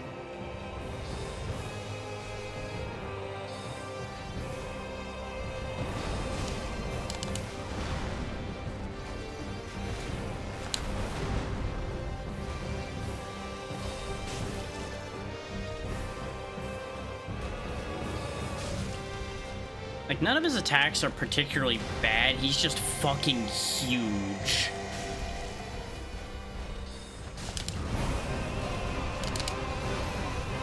And as you can see, that charge is designed to catch you if you dodge it, because he just comes back around. But I think we've got an opening. Yep, we win. That's how simple that could be if you just managed to catch him at the right timings. We didn't even get hit.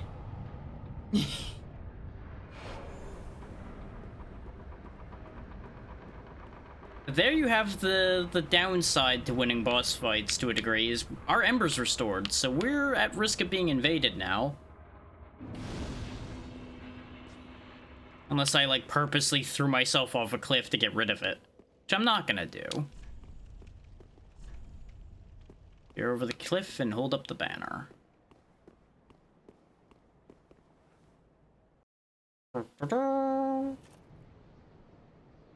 Call upon the ancient covenant.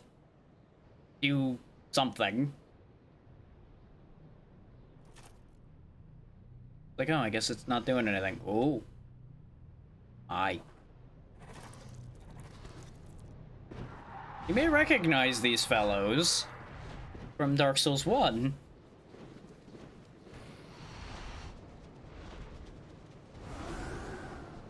Is there how we got to a couple places? I believe we also... Actually, no, it was birds that carried us around in 2, wasn't it? That carried us off to...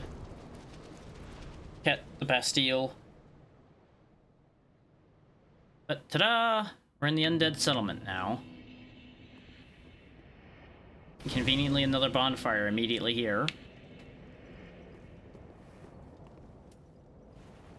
So yeah.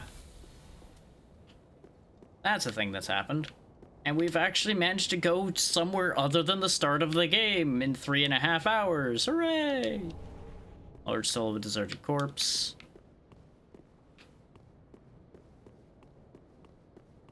Like, there's usually a couple particular pain points to any of the games in this series. And it's usually the very first area, the very last area, and then one particular area in between depending on your build.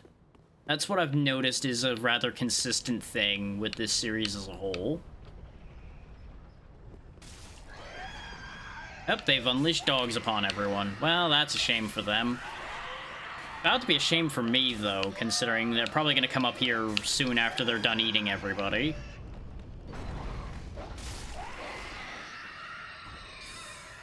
How about we help even that score a little bit?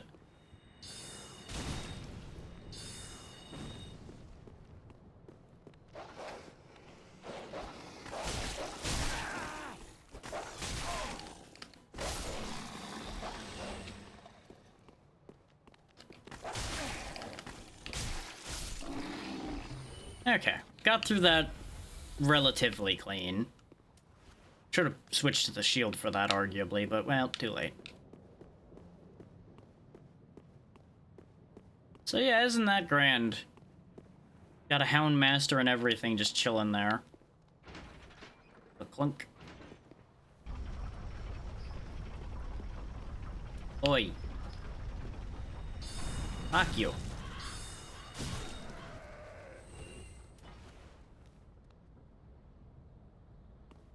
Yeah, there's another bonfire yet again, just right here. Like, there's a ridiculous amount of bonfires in a real short distance here. It's kind of silly. I wish we would have this bonfire density in other parts of this game.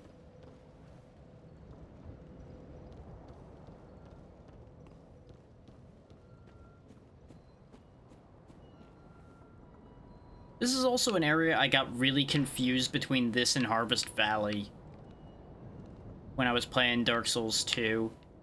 So I was remembering these guys being in Harvest Valley, but they're not. They're here. The, like, gangly, weird villagers. They look intimidating, but as you can see, they're not that strong. They'll hit like a truck, though, if you let them.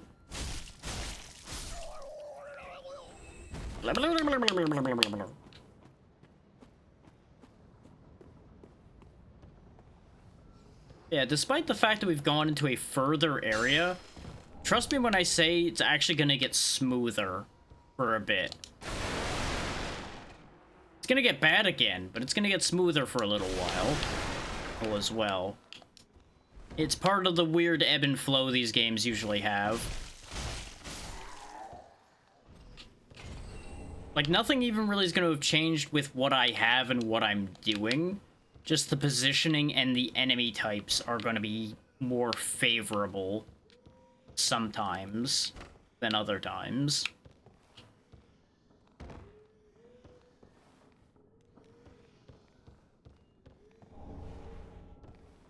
Areas like this also are why it's important to set your brightness properly.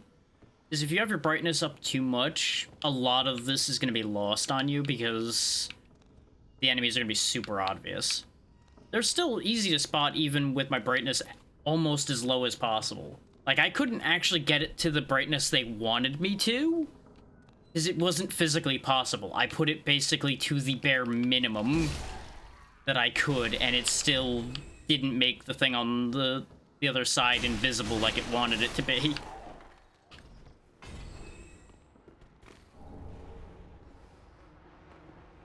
But a chunk of how places like this work is these little creeps are meant to be hidden from sight.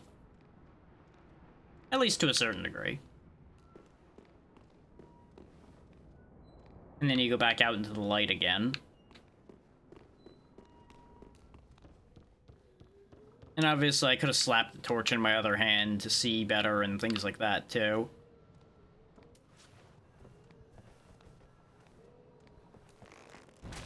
I don't want to risk falling off by trying to stab that.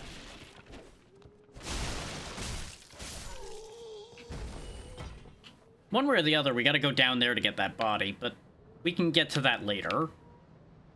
You see, this big bonfire scene here in the middle is what popped a brain when I got to Harvest Valley. I was expecting to have to deal with this there. Is a village scene like this? You would think a name like Harvest Valley would fit for a village scene like this.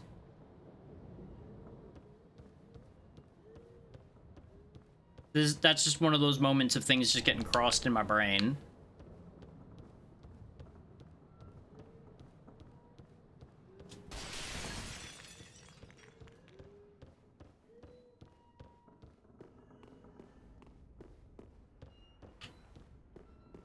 Yeah, let's go meet the people.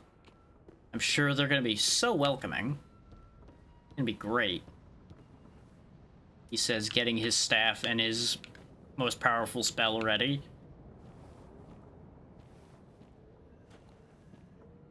Howdy, folks. How y'all doing? Is it a feast day? You seem to be burning that tree down. Is that tree a problem? Should I know something about that? Should I just go? Is this just a thing I shouldn't be seeing? I could leave. I could just go that way right now. I'm gonna just go. Is that okay? Hey, you got a book and everything. Maybe you're burning heretics. I understand that. You just keep doing what you're doing. I'm gonna just... You're not gonna let me just go, huh?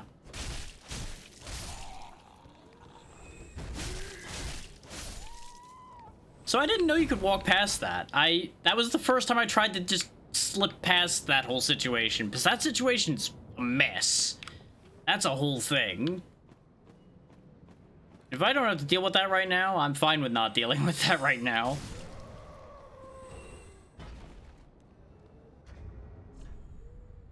We did just pick up that Loretta's bone.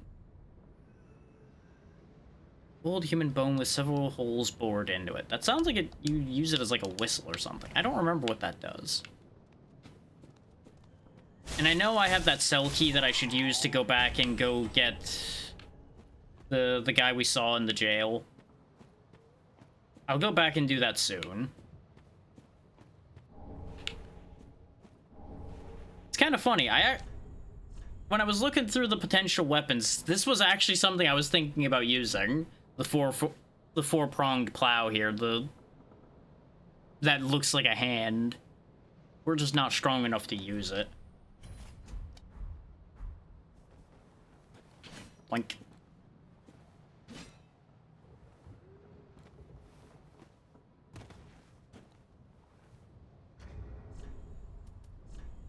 You know what? Yeehaw! I tell you what, I'm gonna go stab somebody.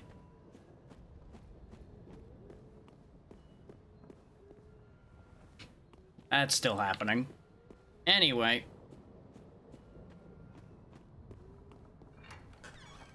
I do think at some point I do have to deal with that, because I think that the one in the middle with the book does drop something we want. But one problem at a time.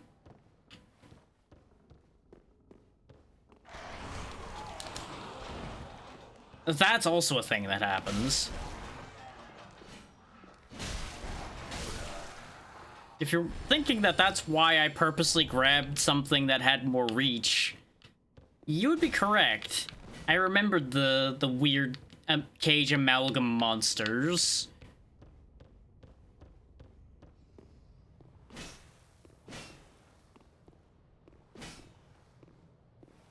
You can tell which ones are real. Both because of lock-on, and you'll notice that one's lit up differently. So they stand out if you're paying attention. They're thankfully not that strong. Ooh, look at that guy with his glowing eyes. Ooh, spooky. Ooh, so creepy. Oh no. Oh, that was gonna be so good, and then I missed.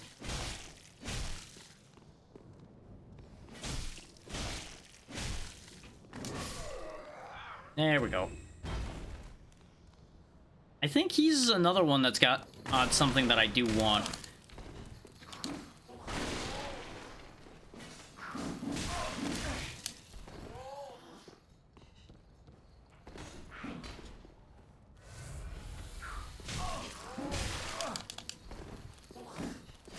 I thought I was done with you. Well, there goes that 4,000. I knew I was being reckless not spending that before continuing forward, but I'm like, nah, it'll be okay. I'm doing great.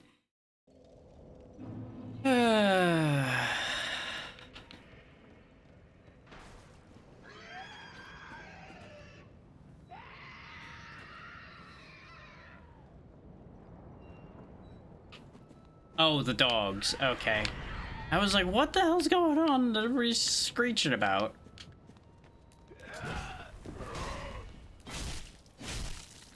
Yeah, as always, the trade-offs happen. Where we have the reach to deal with a bunch of other enemies a lot easier, but the fast enemies suddenly become a problem. As they get in past your spear and just start beating the piss out of you.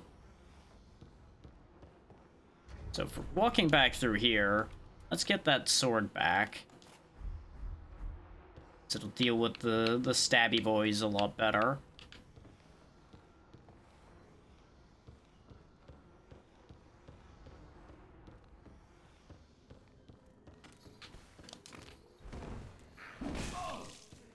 They do have a giveaway, and I don't know if y'all noticed it, but they jingle. So you can tell when one of them shows up as you hear a telltale clink as they land, or as they do their little hops. Both give them away.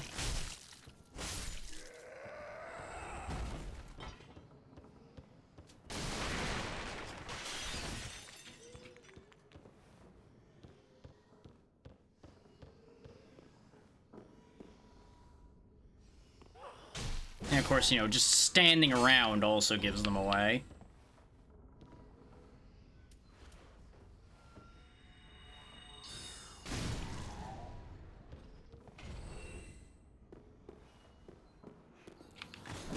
There he was. I was like, I know there's another one, but I forgot where he was. And I'm dead. There went 4,000 souls, all because he happened to get his swing in before mine. That's why you don't take risks. Oh well, so be it. I made the error, I live with the error.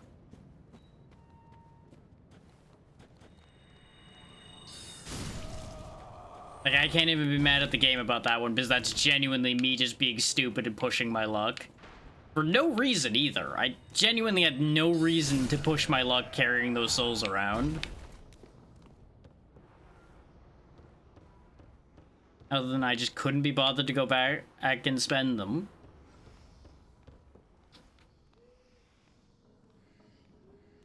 Where's the one that's here come from?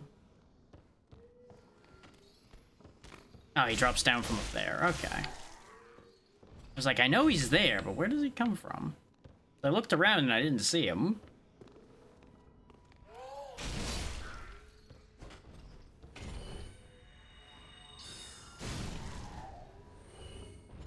Where? There's the problem child, up there.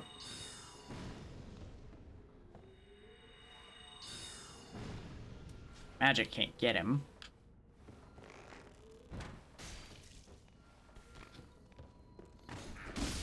No.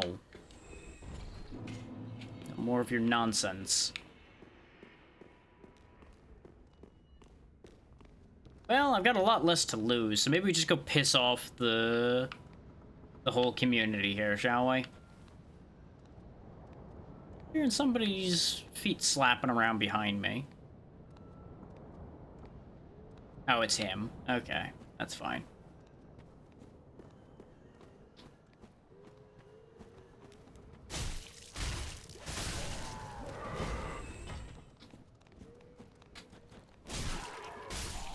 Let's go ahead and just interrupt bingo night.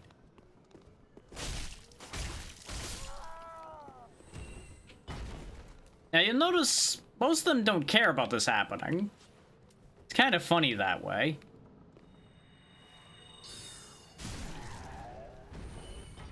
They're all busy with their own lives. They don't care what's happening to their neighbors right next to them. It's a hell of a thing.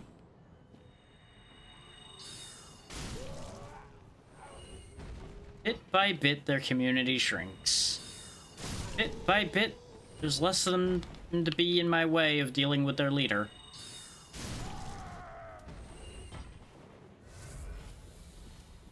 Kinda fucked up.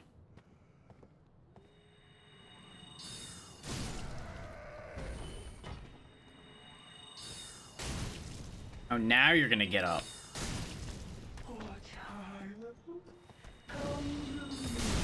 You don't want that. That hug? Bad times.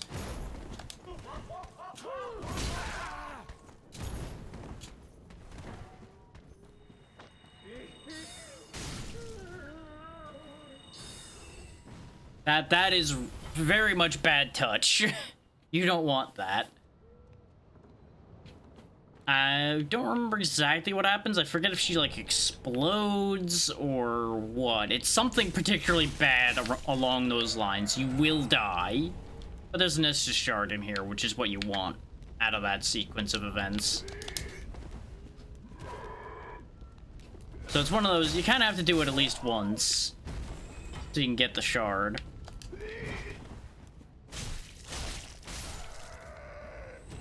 And I think you can get the... You might be able to get that big hammer off of this thing. I'm not sure.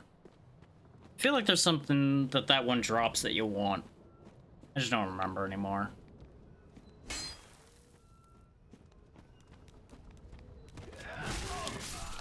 Thanks, game. I stepped off there and fell an inch and just wasn't allowed to move. Did all of that so nice and so smooth, and then I just get screw-jobbed by the terrain. That's no shock, is it?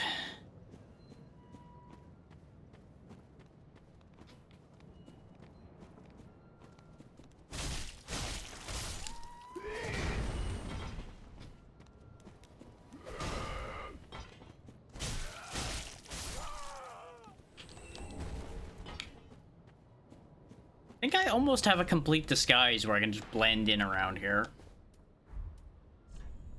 Yeah, I'm just missing gloves. Ta-da! I am one of you. Yes. Nothing to be suspicious of here. Don't mind my sword and staff. That's how I harvest my crops. Yes. Yes. Nothing to be suspicious of here. Hello, brethren. How are you today? How is the harvest?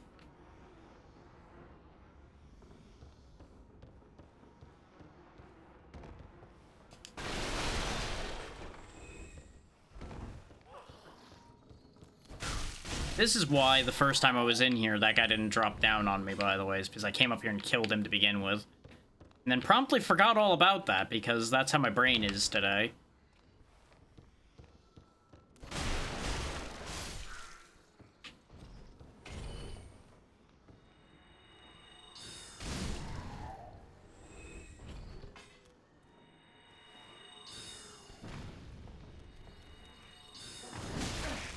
Just completely whiffed that one, huh?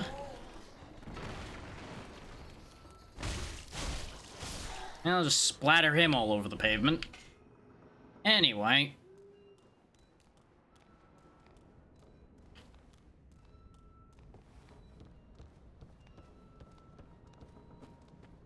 Well, at least my stuff ended up there. That's not too bad. Because I technically fell before I died, so it actually treated it as if I died by falling.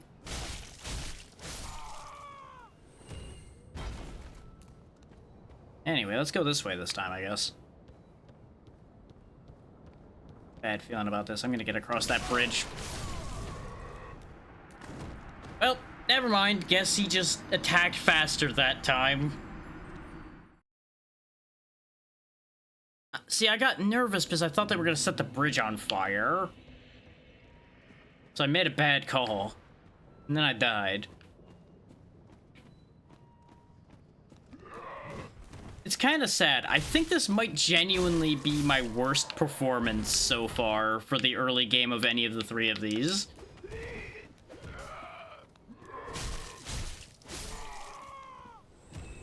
And all off the back of having done the boss fights, ironically, not too badly. I don't know how to feel about any of this.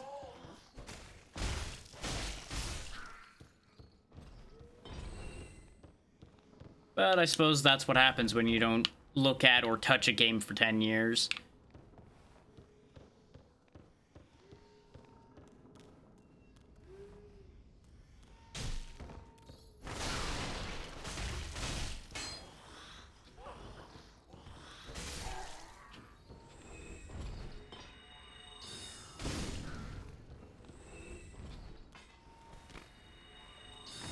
Gotcha that time, you little light on the landscape. I had a moment of indecision about which name I wanted to call him. There was a lot of options. It's for a tiny little nuisance.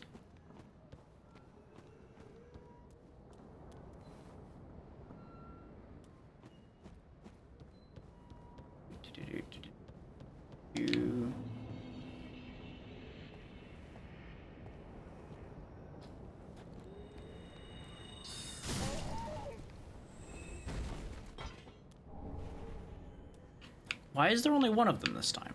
Where'd the other one go? Her? Oh.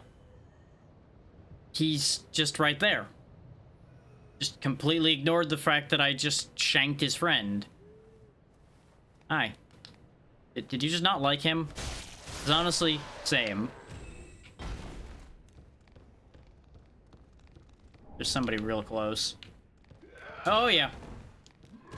Oh, yeah, you know what? In hindsight, that makes sense. You guys are the ones who clean the stalls, aren't you? I did not mean to do that twice. Well, no Estus for me, then. That's just gonna be how that goes.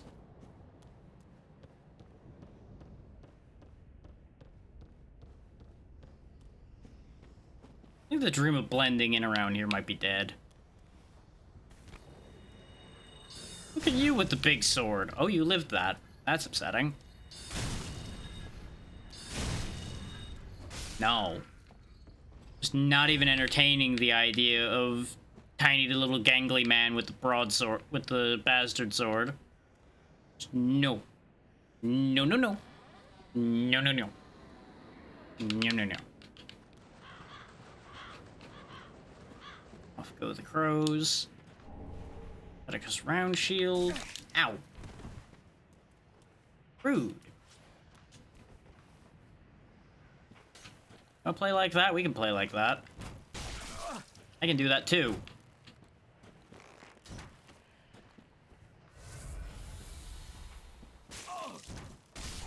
Problem is, he was faster at shooting because he was using a blowgun. But he's dead now. So that's another nuisance dealt with. Yeah, that's where I just came from. I was looking in there like I was gonna get jumped. Yeah. Yeah, that's what I thought was gonna happen. I looked at that, I thought about it, I'm like, those look like they're gonna blow up. I didn't say it because I'm like, the second I say it, that's gonna be when I blow up. No sooner did I think that I blew up anyway. I really should have just moved. But I've just been having a lot of those moments today where my brain just is not firing like it needs to keep me alive. Like, it is just not on target today.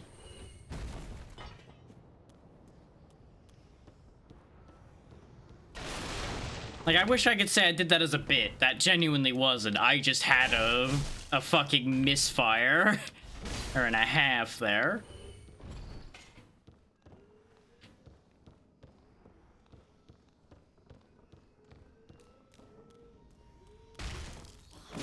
Thanks, game.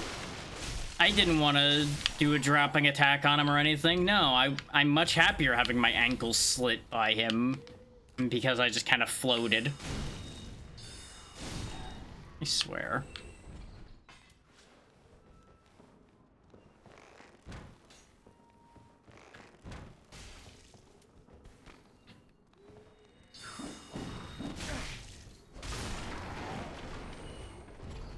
Anyway, moving right along with our lives. I'll be real, I don't know if it's better to go that way first or this way first, but we've already kind of committed this way pretty hard at this point, now that I lost those souls in the other direction already. So I may as well just keep going this way until this works out or doesn't.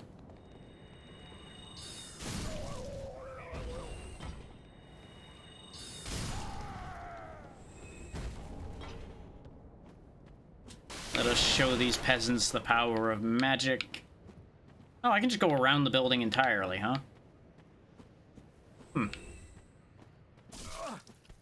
Oh, that's what the shooter's actually for. Is for pissing you off if you try to go around the building, because there's a bunch of them perched on top of the buildings. I see. I see.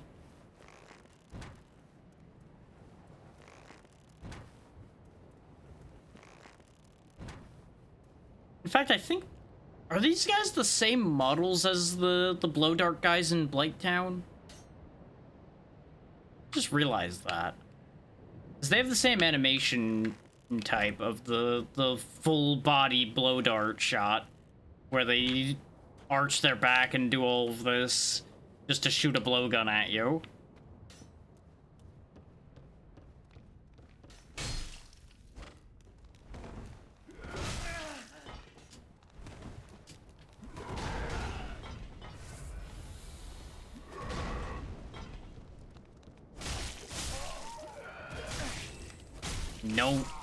No.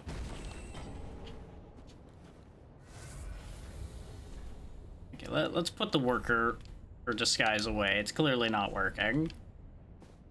Not that our defense is much better in either situation, but it's slightly better with our sorcerer garb. Now, you know how I was just saying that I would turn around if I lost the 2,000 souls that were over there? Yeah, at this point, it's highly likely to happen. But it hasn't quite happened, I don't think, right? I didn't lose them yet? Oh boy, you're just here. Okay. I think because I was shooting him, he got all kinds of agitated.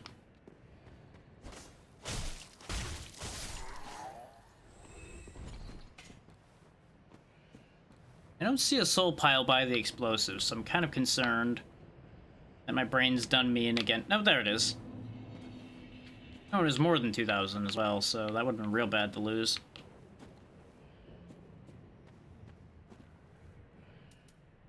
Anyway, how about we beat them to the punch on the whole blowing everything up bit? Yeah, you can't blow me up when I blew it up already. You can't throw far enough either, can ya?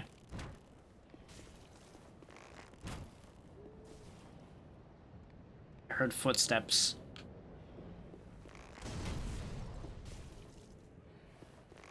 Now, I could have just shot him and not blown those barrels up. But also, you know, I wanted to get my turn to blow things up. Why wouldn't I want my turn to blow things up, right? I like blowing things up. Maybe it's my own feet that I'm hearing. Yeah, it is. My feet are shuffling a bit when I'm aiming and shooting. That's why. I shot those guys because there's more barrels, by the way. This place is still not done being rigged to blow. There's also that. I forgot about that. That's the classic situation of like, I know I'm forgetting something. It must not be important if I'm forgetting it. Oh god, no.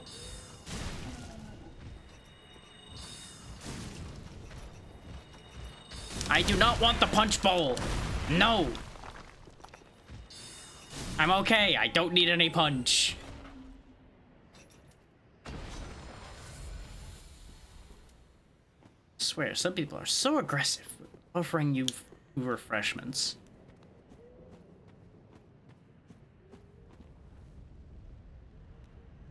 Now, we're at a mild quandary here. Because there's a fundamental problem that I've just had pop to mind.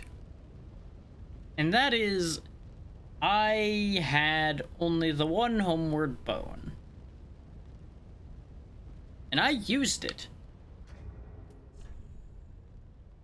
So, the realization I've just now had is, I'm almost dead, and I have no way to leave. I also should have used these two Estus shards at some point. That would have been smart. Now, you could say, like, oh, you should just run back then. I've left enough of a mess in my wake that going back is not exactly a guarantee. Either.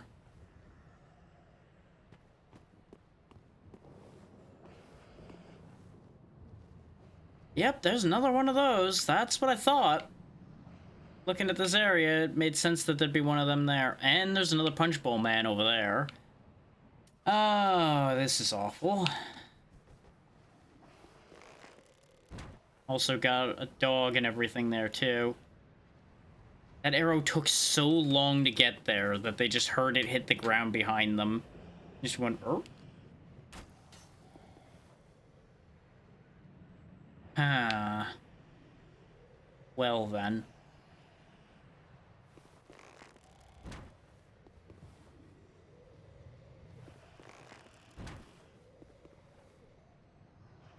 Doink.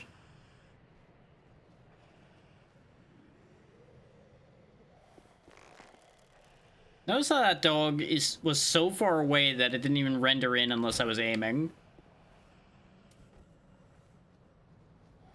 Where'd it go?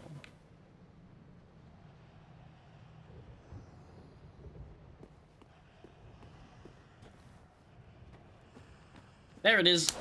It was waiting. I had a feeling it was waiting to ambush me.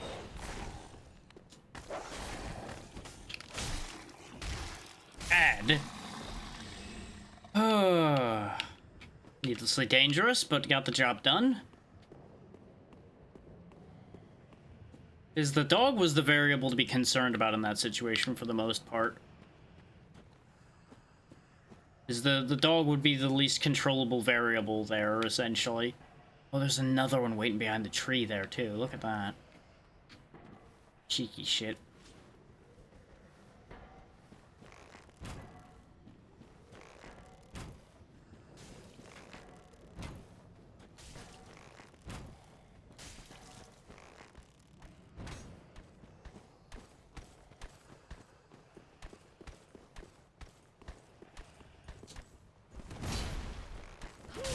I shouldn't have went to shoot there. That was a bad call.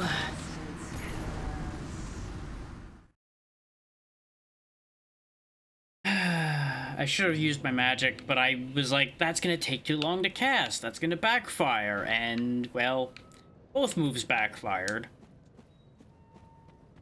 Yeah, I've got no rings of sacrifice, no homeward bones, so situations like that, we're just kind of stuck with it.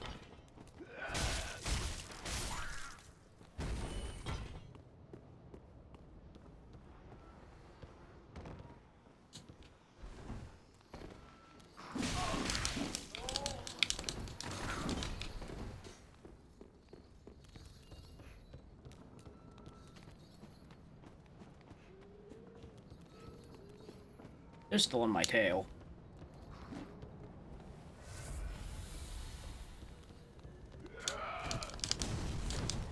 Went through. Notice how I could actually knock them back with my rolling, too. I did actually not know that until right that moment that worked. Now is where we run into a bit of a spot of bother, though.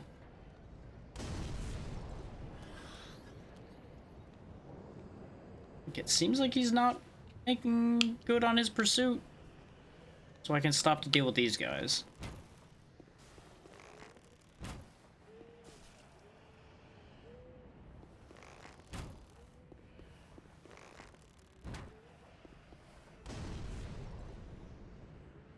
Is the smart play here would be to aggro Punch Bowl Man and then blow him up.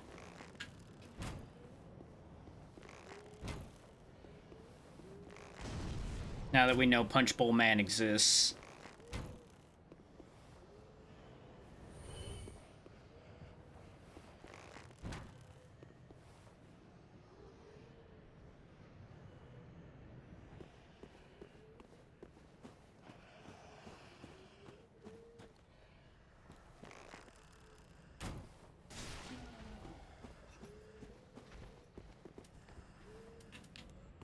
This is either going to be really good or really bad.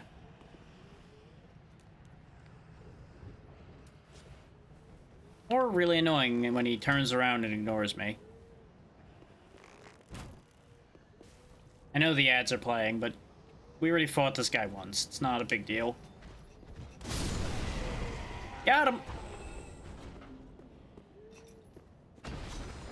By rights, that shouldn't have worked.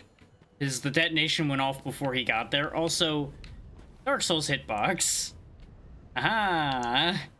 Oh no, the arrow is going to get me. Ah. Anyway, now we're back here with all of our Estus intact. I'm gonna grab my souls and then we'll hang loose and wait till the ads end. I know I said I was gonna get up, but I also didn't drink as much of the water as I should have because I've been very focused on what I'm doing. Of course, now I have even less way to go back to because I've not cleared the path anymore.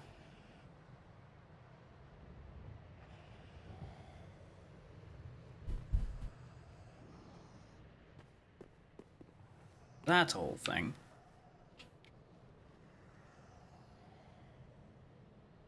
I think getting down to the road, yeah, down to the road would mean I can get both ways.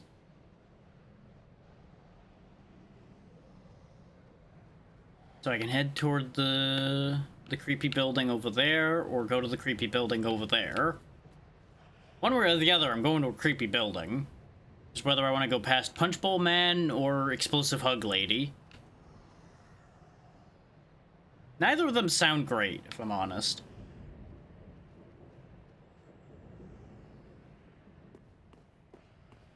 It's safe enough to walk down here. What's over behind us? Oh, there's a mine of some kind, it looks like. That might actually be the best option, ironically enough. In part because I don't see a big, scary enemy right in front of it. Which means there's probably a big, scary enemy immediately inside it. Which is how this is going to end up backfiring. But, you know, I gotta try. Gotta see what happens if you try new things, right? Right. Totally not gonna backfire. Everything's gonna be fine. It's gonna be great. It's gonna be awesome. Since the ads are almost done, how about I start the process?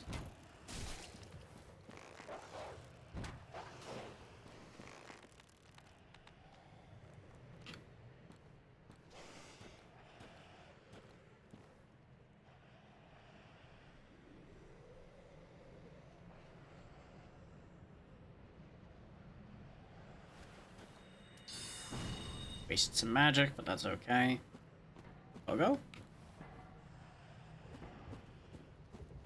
Dog turn around and go back? No. He's lying in wait somewhere between A and B there. Welcome back from the ads, those who have come back by now. Shot one of the zombie dogs, and it disappeared. I'm trying to figure out where it went. There he is. He's hiding under the ledge. He's smart. Yes, he is. He's dead. Yes, he is.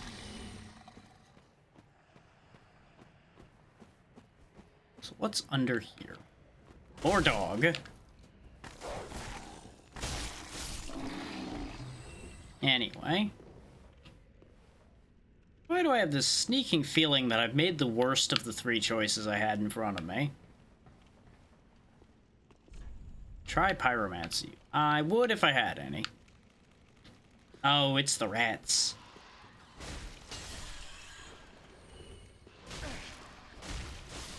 This is another Soul staple. There's always gotta be an area with lots of rats somewhere.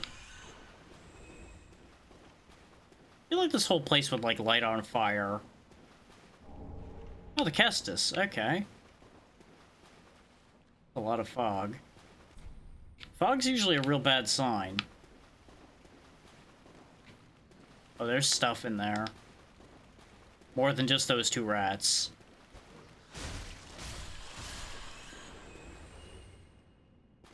I see you in there.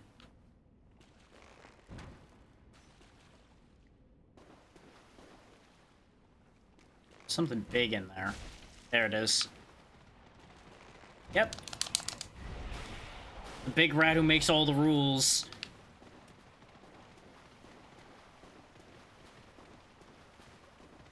And drifts like a king, apparently. Okay. What are you doing? Stop that. Bloodbite ring. Neat. I also don't know if he was meant to have that other rat in his mouth. But it looked much more intimidating, just kind of waggling that rat at me like a chew toy. No, I guess I made the right choice, because this was a dead end. Oh, no. Ladder. Might not be the dead end path. Ah.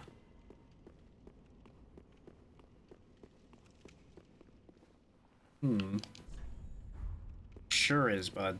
Sure is. Hey, Night Lizard. First one we've seen. Place your bets on whether I'm gonna get it. Oh!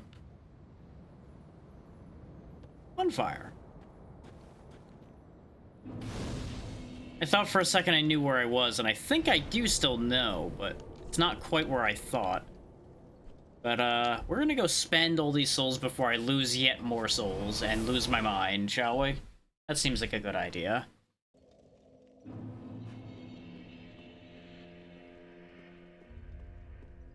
Welcome, her speak. Very well, then take. So let's see. Let these souls withdrawn from their vessels. Something like that. And then we spend the rest on other things. Farewell, Ashen One. May the flame. Our soul costs are getting real high real fast. Ah, 'tis good, wasn't he? Because we can afford to do our infusion now. Now, there was a funny thing I was thinking about doing.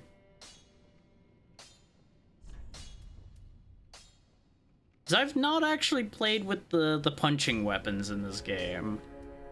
Or really any of them. And I kept thinking about it.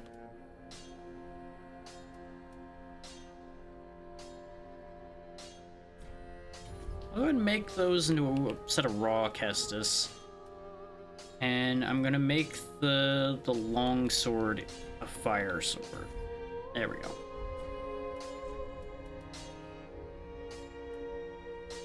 You'll notice that they are both pretty good now.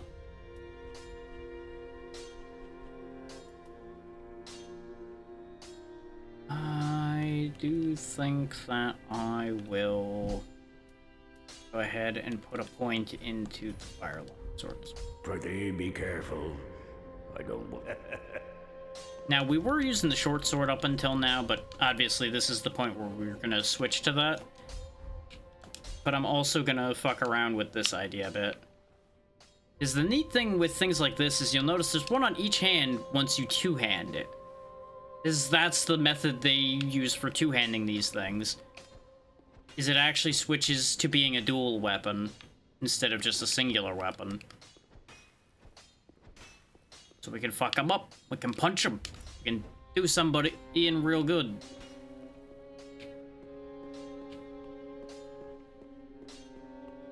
wizard with fisticuffs.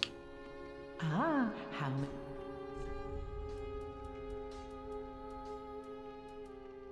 Now what am I gonna spend the rest of my money on? Answer Homeward Bone, so we don't have that problem again.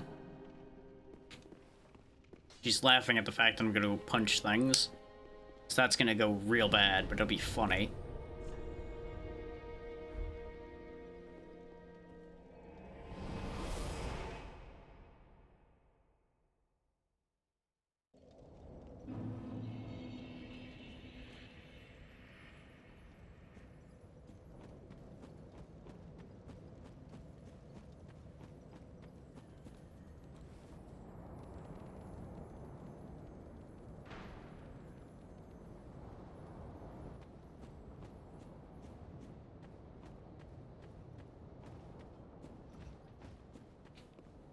Oh, I think the Titanite lizard ran off already.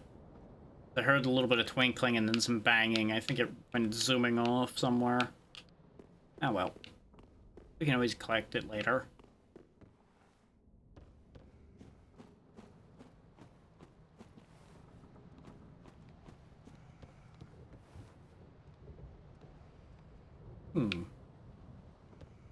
I feel like this connects up somewhere. Oh, hammer time, huh? Oh boy! That's bigger hammer time. Oh yeah, that's the other thing they do. They have, like, bees they throw at you.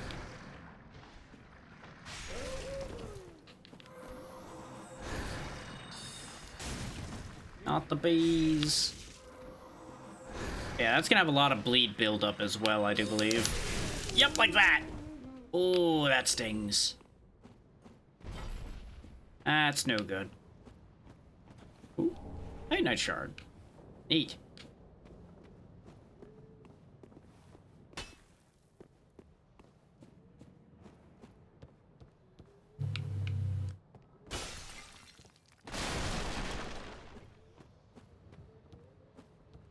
Really don't know why I think the punching is a good idea, but it's funny. That's good enough for me.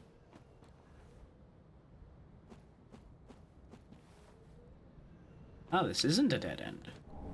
Another Titanite shard.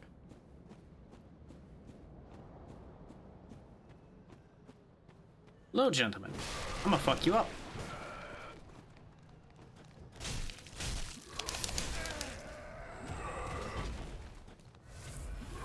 So the funny thing to this is I think I'm getting more stagger with the fists than I was with the sword. So it's actually better in some ways.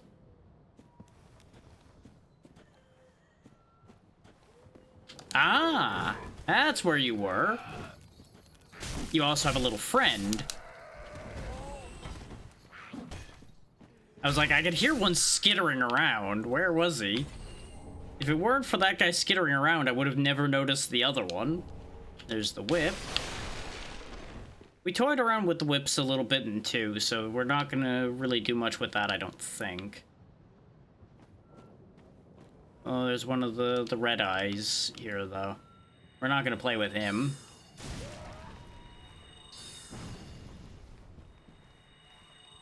Because he doesn't play nice.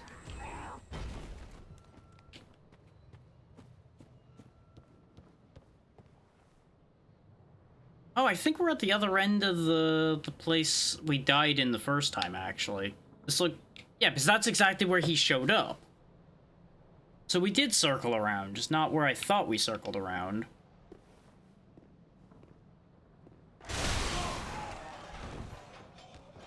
As you can see, trying to punch those is a fool's errand. Because they've got coverage in all directions pretty much constantly.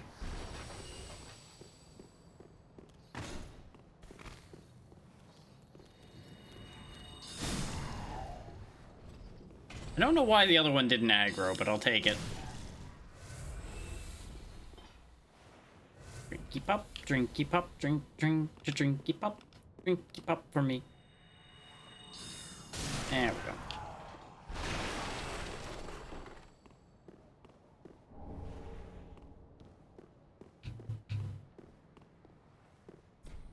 does not open from this side. Oh, there's a thing in that guy.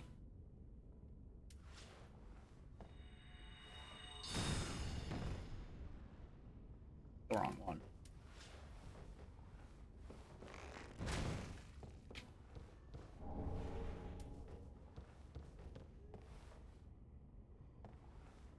Yeah, because now we're back in this room.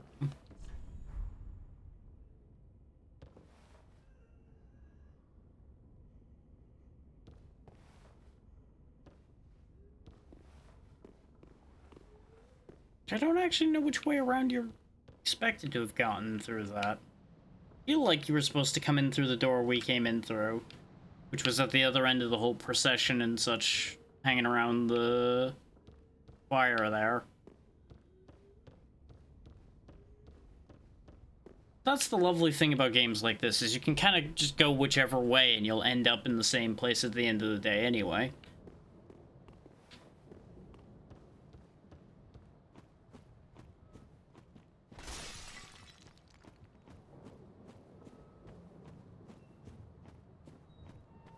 That having come full circle reduces the amount of backtracking I'll have to do, because I don't need to go check where that leads, because we are now where that leads.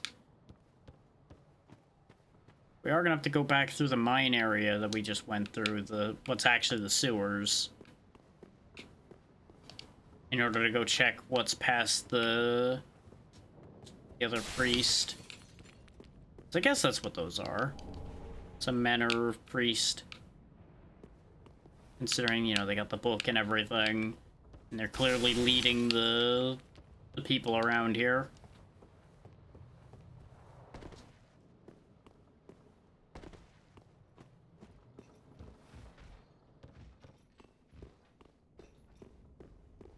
Somebody's clattering around nearby. Oh, it's Punch Bowl Man again. Oh wait, I think we've looped around to the building I saw behind Punch Bowl Man. Yeah.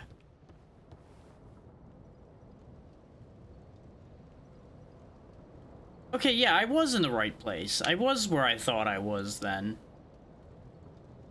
Right over there is where we just were before we went into the mines.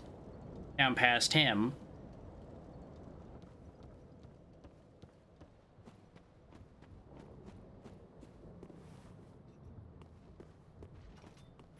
I'm like 90% sure. Also, he's not holding a punch bowl this time. That's a saw.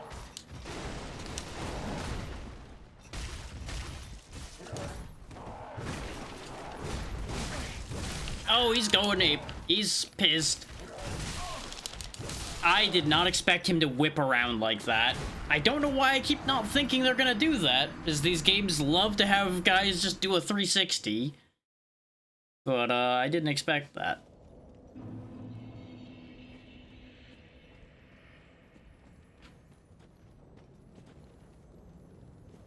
Goes the Titanite Lizard already. Whoop.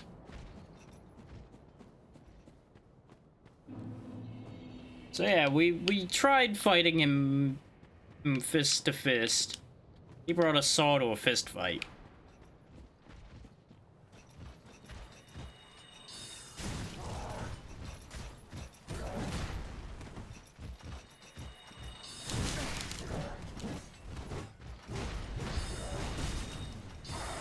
He just has a whole moment there with that saw. He's just like a bucket, slamming it into the ground over and over.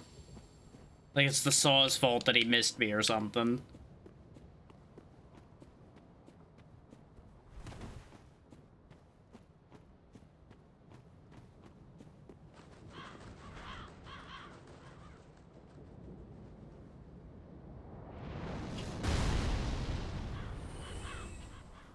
Oh.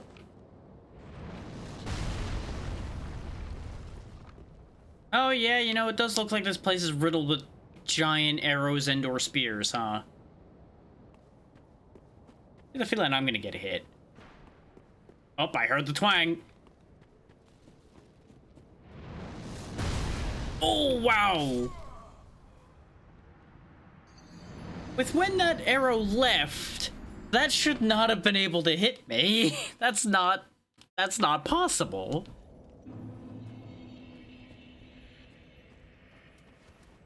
Unless they just... I guess you could have led the shot well enough, technically, but that doesn't seem reasonable necessarily either.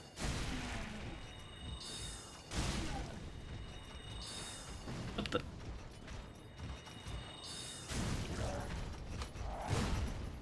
Bad.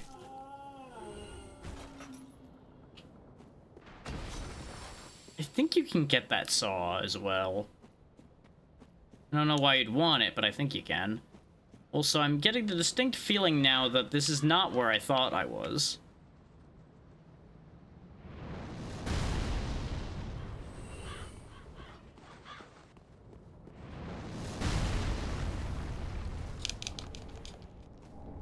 A lot of young white branches here. Whoa there.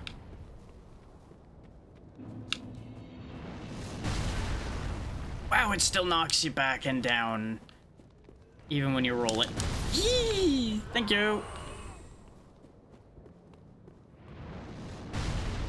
Oh, boy. Coming from over there.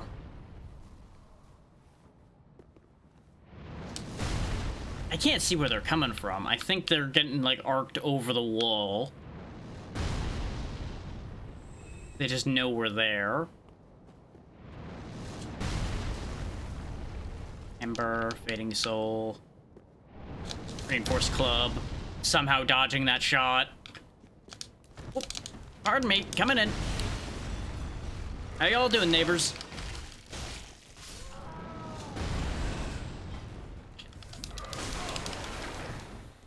Don't mind me, there's a madman out there shooting giant arrows.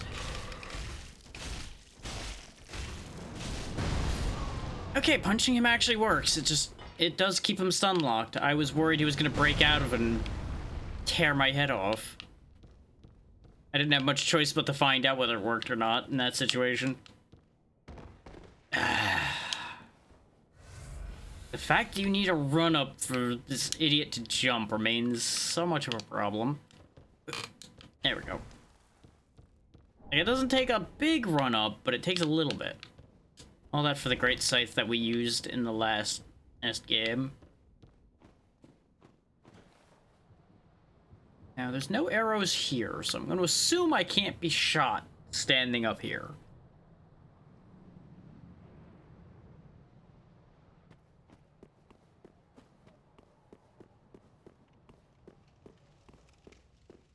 I was hopeful that there was a bonfire here.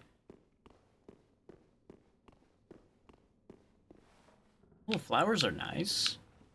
Waiting for the other shoe to drop, though. Time for rolling. Secret passage ahead. I don't believe you.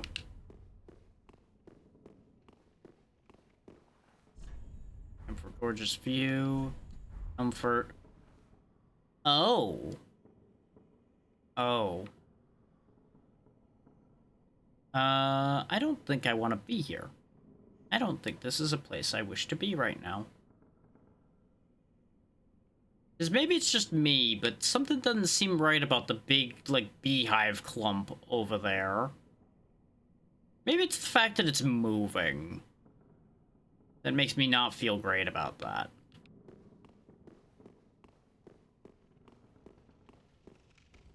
Oh, this door does open. I fully expected this door not to open. And like say it only opens from the other side or something. Ah, now I'm where I thought I was. Because that's where the priest is. Over there's where I dodged going to see Punch Bowl Man. Now I'm in the right place. Now we've come full circle. Can I? Nope. It was worth a try. I was gonna try to be cheeky and hide up there. Assassinate the priest. Away! They are so pissed at me. They are right behind me.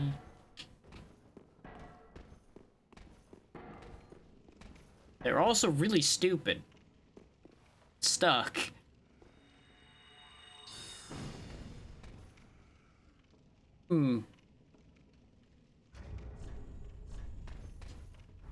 Oh, they're figuring it out. I was getting ready to get a weapon with longer reach out to just go in there and poke them.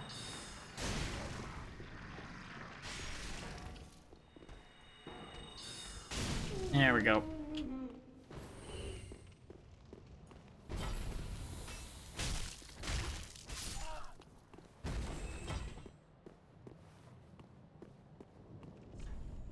Transposing kiln lies within the belly. I see.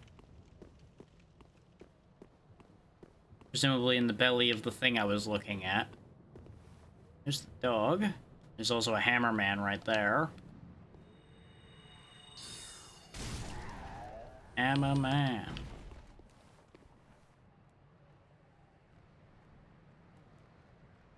Just don't want to lock onto that dog, huh? Oh, goodbye. Guess it was at, like, the exact wrong range.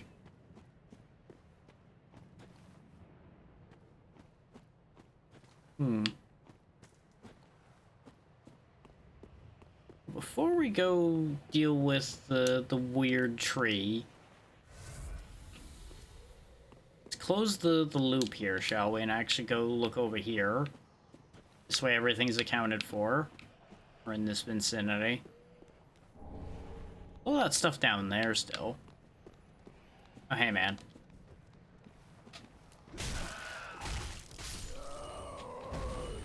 Oh, nice, I got my Estus charge back. Isn't that convenient? Oh, there's two of you. They're twins.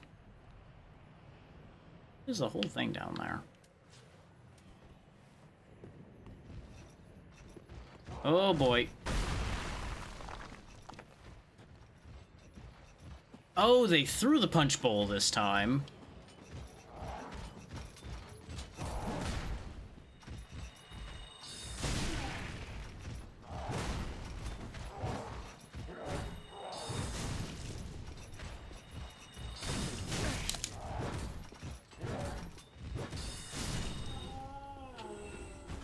So here's the problem we're gonna run into. I'm not gonna have enough magic for whatever fight is up ahead because of dealing with these guys. So we're gonna have to do some extra legwork. That's assuming I don't just die to this guy here.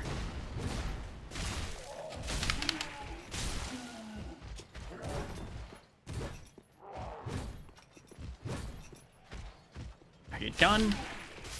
Yes, you are. Whether he was gonna say no or not, he was done.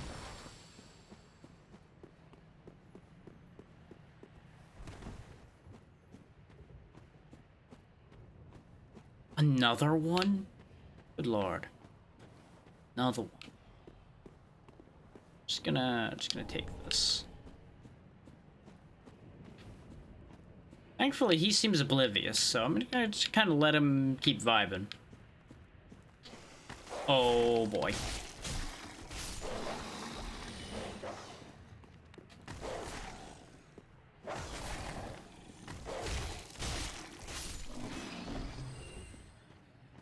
I'm glad they didn't both come out together.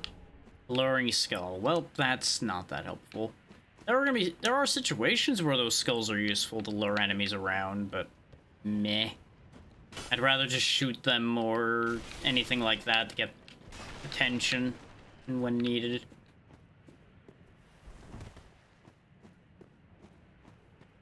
So there's this whole situation over here too.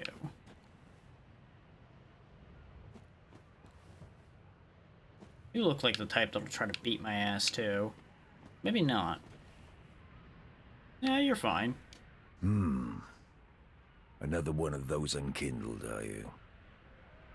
All you faceless undead, behaving as if you deserve respect. No matter. Heed my words. If you've any sense, you go find a coffin to huddle up inside. You here, in this land of hollows. You're like a frail maiden on the front lines. If, like the others, you're fool enough to play the champion, then go on ahead. Traipse right past the abandoned church. You'll face death. And it won't be pretty. I've died plenty of times already. Enough death to leave you broken. Time after time. Yeah. Got anything else? If, like the others, you'll... Then go on. Okay, you're just gonna repeat that. Alright. Resuming my traipsing, then.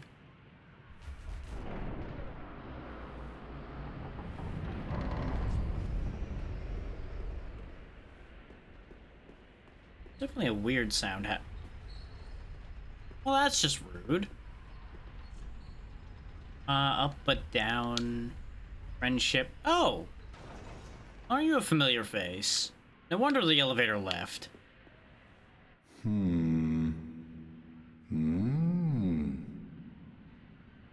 Yes, Oh. Pardon me, I was absorbed in thought.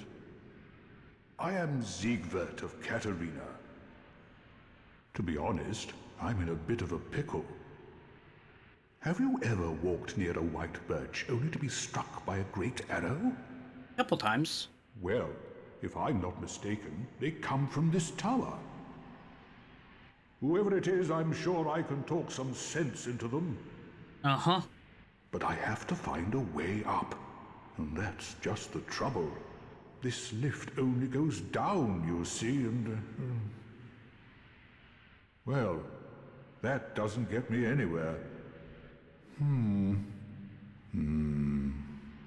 See, that's the trick. This is very clear how this elevator works. There's another elevator ledge up there. When I send myself down, he would see that there's another elevator spot, and presumably he would figure out to go up.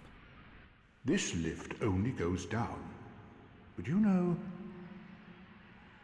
with a little warming up, eventually... No. Though I suppose... I've got to use my head and think. There's a way for me to still be here. It's called doing this. In all his big bulky armor, he can't do that. Ta-da! This lift, with a Yes, this lift clearly only goes down after I just demonstrated to you how this works, Sigvard. You have fun here. Bye. Going up. He's a good sort. Not necessarily the brightest bulb, but he's a good sort.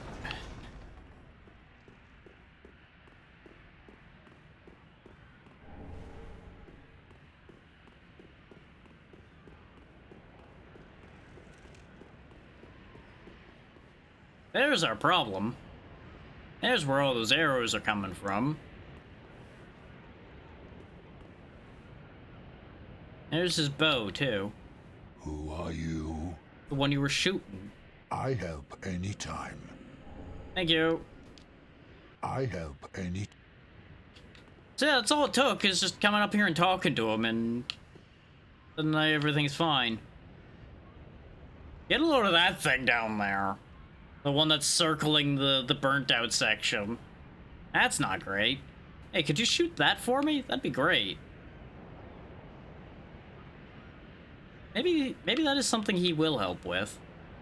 He's gotta have some great eyes on him to be able to identify things in this area from this distance.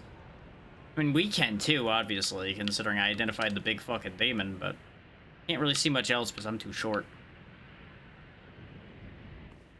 I'm gonna just go in here if that's okay by you. Go have a snoop around and see if you got any goodies. These that I can have. The answer to that question is, in fact, no. But hey, we settled our differences with him, so that's good.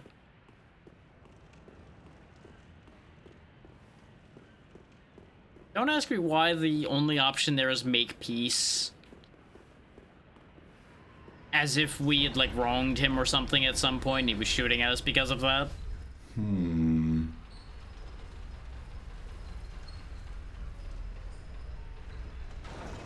I am back from up top. Did he, like, get part way up? God damn it, Sigvard. Where the hell? Oh, yeah, there he is. Huh. How the hell did you get there? And I know how I'm gonna get there, I guess. By doing that. How the hell?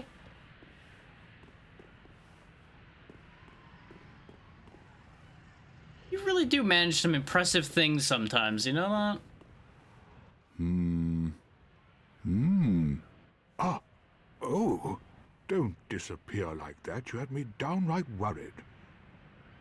But thanks to you, an epiphany has struck me square in the head.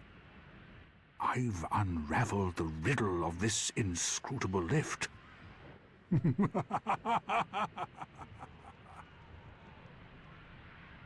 On some days I begin to doubt myself. I went up the tower, so I thought, then somehow ended up here. I'm not exactly sure what happened. Anyhow, do you see that? That humongous beast? Sure do. I'm no coward and I've a steady hand, but that thing makes my skin crawl. That's fair. How now? Think twice before you go down that road. I will. Gonna have to anyway, but I'm gonna think about it. I could try talking some sense into him. No, I think not. He's far too overheated. I've got to use my head and think.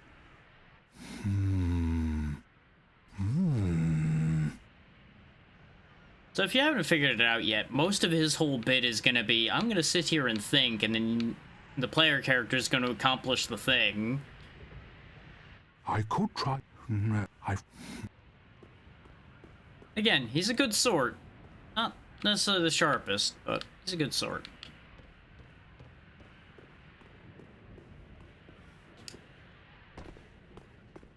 Now, maybe I should have gone down the elevator at some point. But I suppose we could do that later.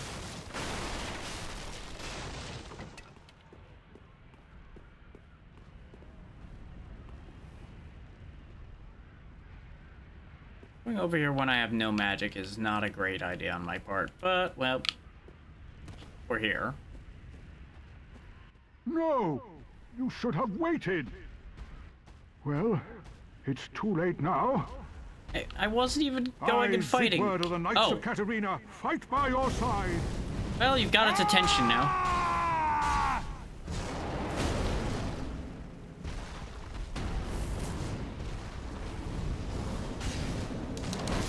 And I'm dead.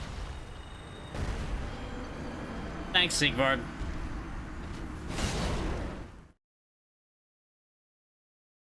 If I had had any magic available, that would not have been a problem at all.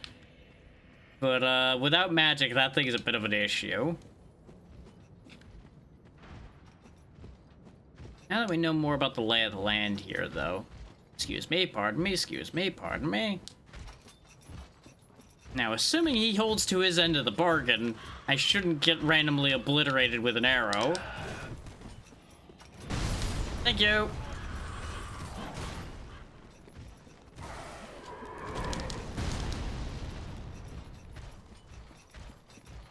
Again, it's kind of remarkable that he can tell the difference between us and them running around over here. Oh, there's the cleric set. I'm surprised that counted for a backstab, but I'll take it. Oh, big man's still chasing me, as it turns out. He didn't get arrowed yet.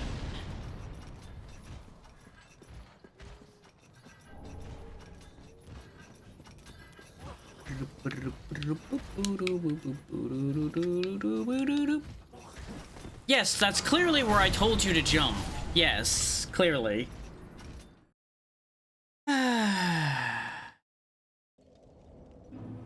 Jump jumping in this game, and any of these games, will remain the biggest downside these games have. Elden Ring at least gives you a dedicated jump button. Not that that makes it work great, but it's more reliable.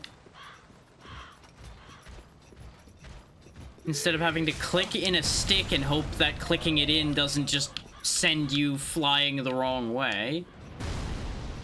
Ah, there's our first undead bone shard. Well, that solved that problem.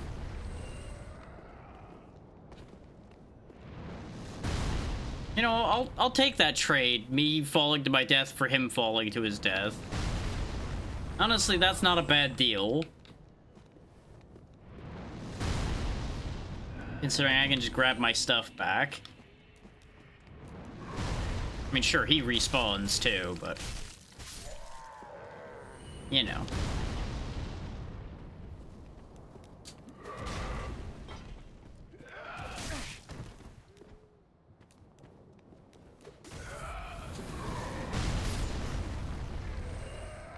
Great job on the close support there, good god.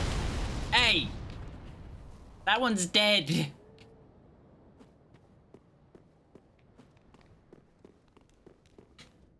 It's the door. Hey, could you shoot this one?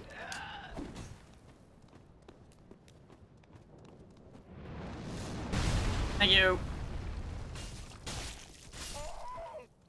Get away from the body before the arrow lands. Anyway. So that solves that. Now we can get back up here again. I guess this will be our cue to go down the elevator this time. Seeing as we're already here.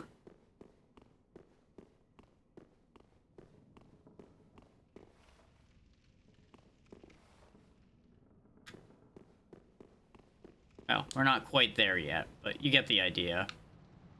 I could also fight that, but we'll fight that later. I don't feel like dealing with that right now.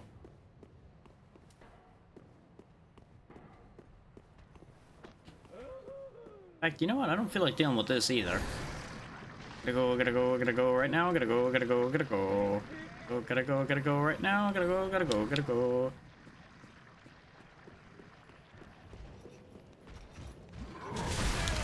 I thought I could dodge at that range. I could not.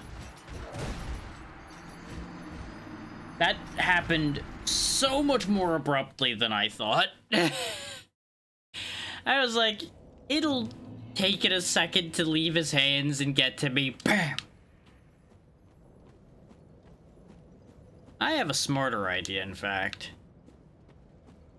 Why am I going that whole long way around when I can just go this way and get back to where those guys are in like half the time?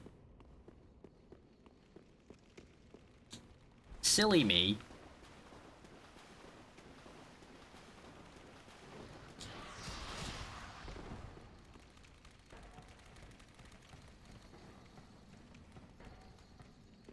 Is ta-da, we're here already.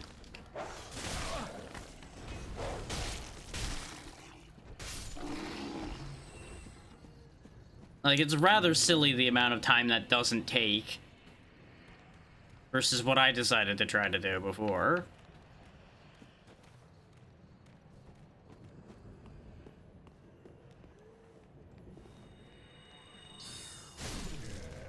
Now, I need to save some magic for the demon, obviously. I pressed roll, but apparently I did not roll at the right time.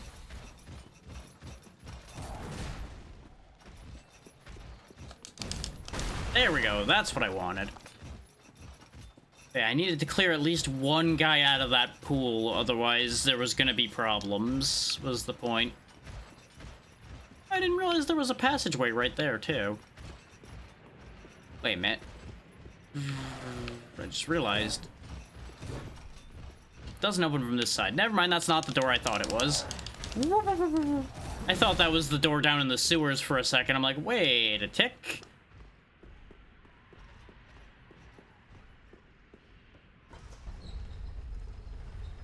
Oh, right, we were riding the elevator down when that whole bit happened. Yeah.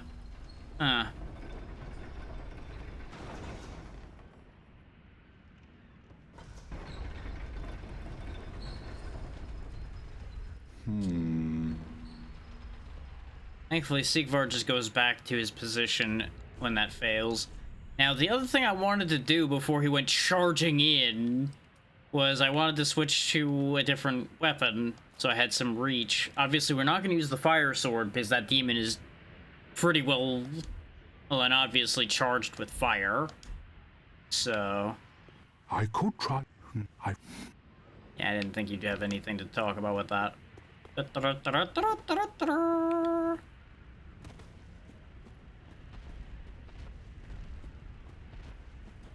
Sigvard a moment to realize what's happening. I guess he doesn't have that reaction till the demon aggroed. I guess the demon just happened to aggro when I was looking at the item.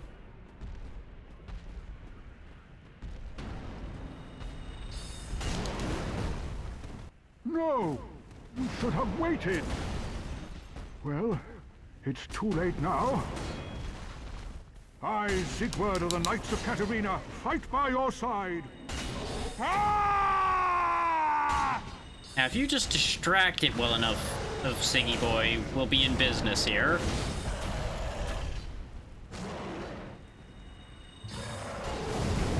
Oh, it's not dead from that. There it goes. And we get a fire gem. And he just sits down where he was. Okay. Great work, bud. That was quite a performance. But you mustn't get in over your head. Too late for that. Unkindled must put our duties first. But, for the moment, we've a toast to make. Then we get the Sigbrow. To your valor, my sword, and our victory together. Long may the sun shine.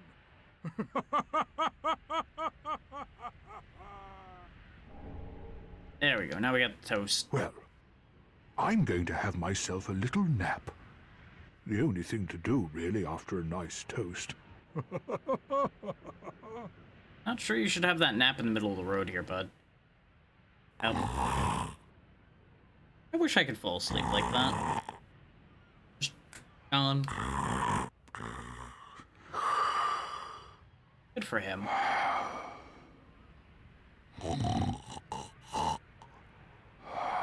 Somebody had to record this whole thing.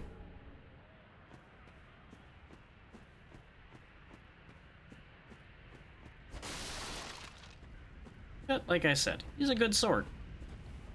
So willing to just fling himself into combat to back us up, having just seen us run out a demon.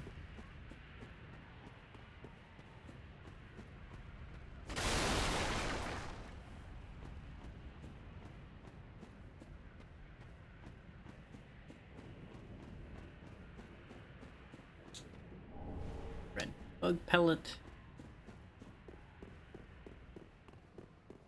I think it's bleed resist temporarily. Like some of these are gonna drop down. Like that one.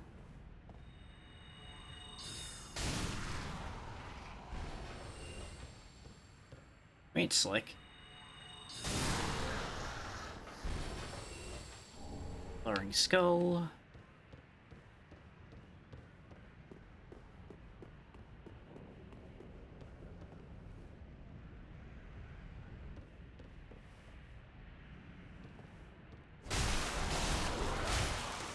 Bye. Note the trees growing out of these corpses. Also, the thing I knocked off the edge, it's still alive. That's all that clattering you're hearing. It's clanking its way around, trying to find a way up here. So we'll be seeing him again.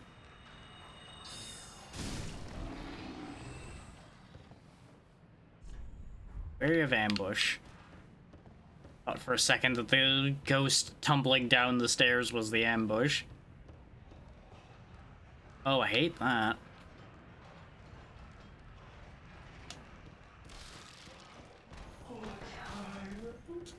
Bye, folks. Bye, folks. Gotta go. Want nothing to do with 2 against 1 with those things. Absolutely not. There are some fights best not taken, and that is one of them. Lynn's ring. We still don't have another ring, do we? Oh, we did have the blood bite ring. Lowering equip load increases attack.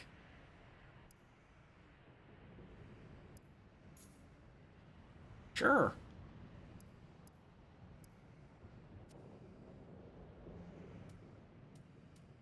Yeah, our equip load's low enough that we are getting a little bit of attack out of it, so, you know, no sense not using it, right?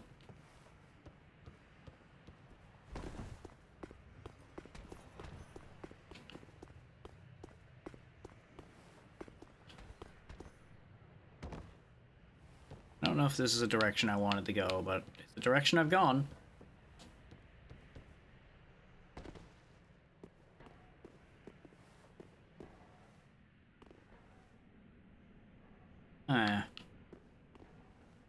Bad feeling about this. Primarily because it looks like there's no way down without breaking my legs. Oh wait, no, there is. It's just not great.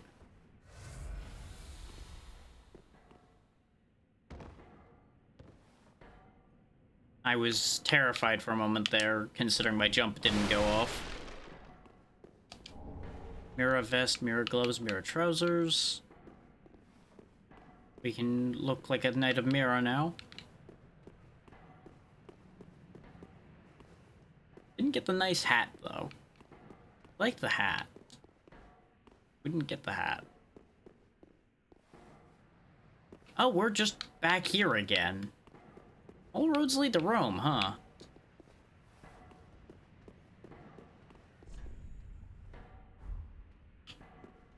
Somehow it always comes back around to the same place. Kind of impressive in a way. The mirror vest is way better, but it's heavy. Like, you might not think 7 is heavy, but for our carrying capacity right now, that is actually pretty heavy.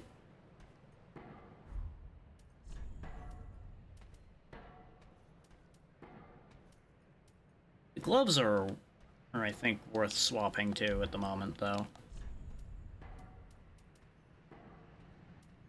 No, the cleric hat's actually the same weight, but just better in every way, so sure, we'll put that on. It's great protection against the sun, too. That's a slight difference, and that's way better, so there we go. And it still actually kind of goes together. If I could paint this, I'd be much happier, though.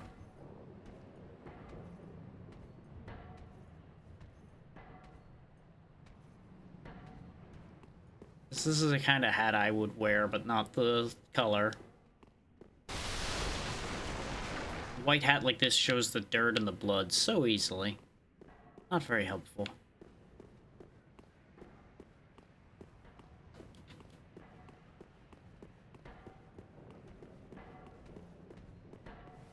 But still, we have slightly better protection now, at least.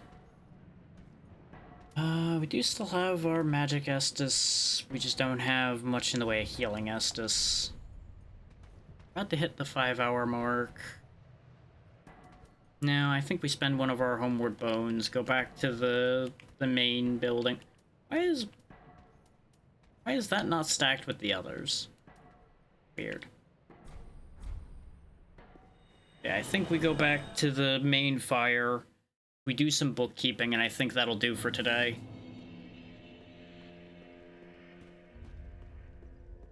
Welcome home, speak. Very well, then Tuthaken.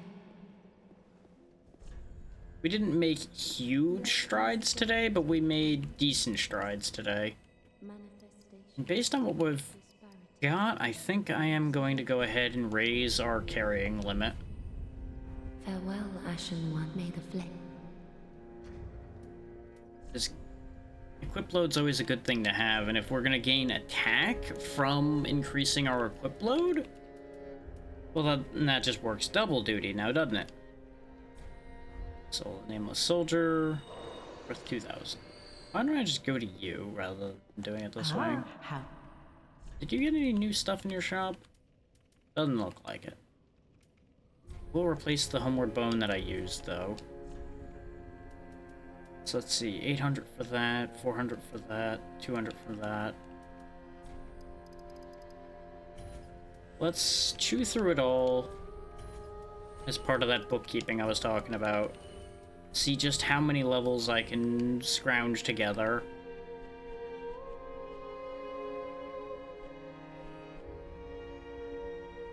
Never gonna use the small leather shield, so we'll sell that. We're never going back to the regular leather shield either. Catechus shield, no. Basically, if it's a shield that doesn't have weapon skill, I'm probably not keeping it. So we'll just sell out of all of those. That helps make up for the souls we lost. Before I burn all that on leveling, though, do I have enough Titanite to upgrade anything? I do. Upgrade my staff again, then. That's all the Titanite I have. Reinforce my flask before I forget again. Let's do 4 and 2. So I'm going to be using my magic a lot. Waiting for having more than one charge of the bottle was the other reason why I wasn't using my magic too much. I don't know if I'm going to have more than 2 charges at any point, though. For my spells, I feel like I'm going to be primarily still using a lot of healing. We'll round that up to having 50 carrying capacity. I think that'll do for me for the time being. Farewell, because we should be able to find a ring that'll give us more carrying capacity based on how these almost always end up working out. Yeah, even then, though, that puts me up to 50%. That's just not what I want. This is a really good defense increase. I just don't want to be that high up in my equip load. As it is, I'm already higher than I want to be.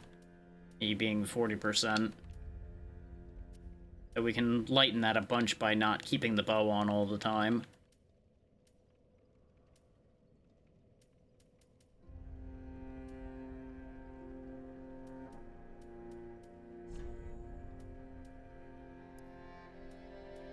Okay, so I am gaining 5 attack from it now.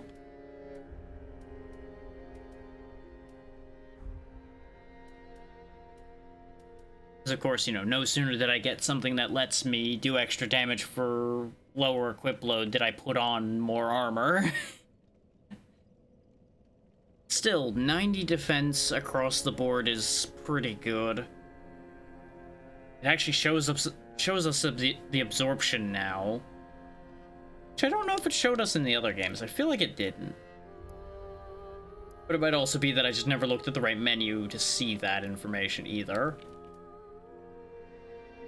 Yeah, I do think 5 hours for day one's not bad, especially since it'll help keep me from getting frustrated with it. Because we already had a couple BS moments happen, and there's going to be more of those. I don't know if I'm going to be doing any, like, backtracking and bookkeeping off stream for this yet. I feel like at the stage of things we're at, I don't have any particular reason to grind. At most, I might go fetch the guy that's in the first area off stream, because it won't be worth chasing him down on stream necessarily, but I might just do it while they all can see when it ends up going horribly wrong a dozen times while I'm trying to do so. I don't know. We'll figure that out. But I do think this is a good ending point for today. Just a simple 5-hour hop for the day. I'm gonna go ahead and snooze those ads because 2 minutes is a lie. It says that they'll fire off in 2 minutes and then they fire off immediately. We've seen that time and again. As to what's happening with the rest of this week, it's still mostly up in the air. It's sounding like we're not gonna do anything with Mecha Chameleon this week.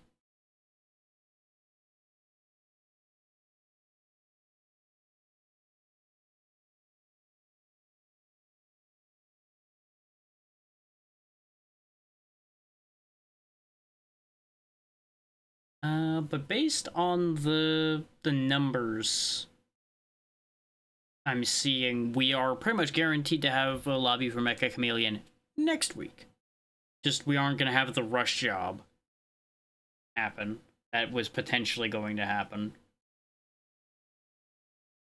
There is discussion about doing something this week, but I don't know if it's gonna happen because nobody's really trotted out any specific ideas. But again, since I've got the slots open and I don't have any ideas majorly planned, I'm open to that happening. Just a matter of whether ideas end up actually getting followed through on. Where are we going? Even I don't know.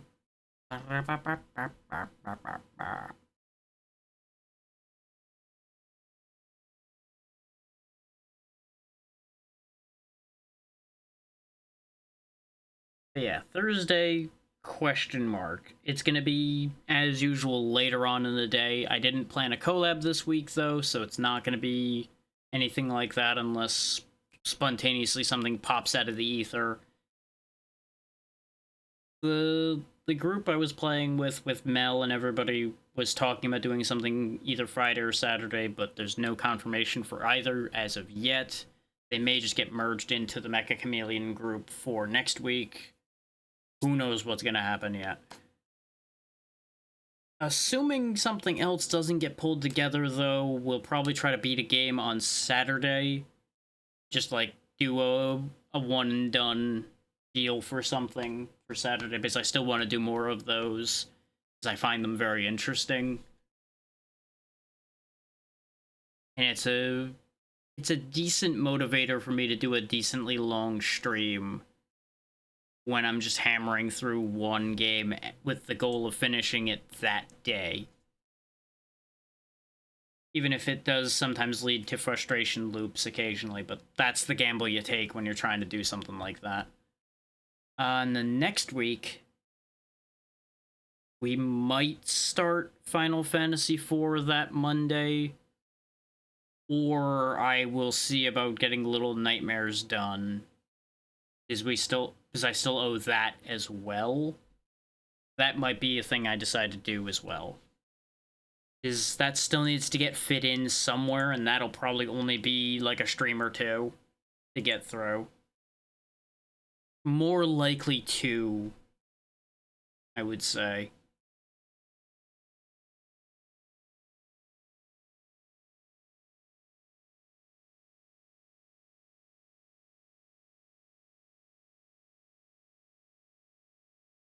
Okay.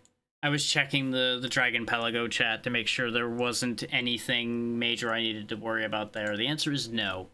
Absolutely nothing's gone in my direction as in terms of the chatting there.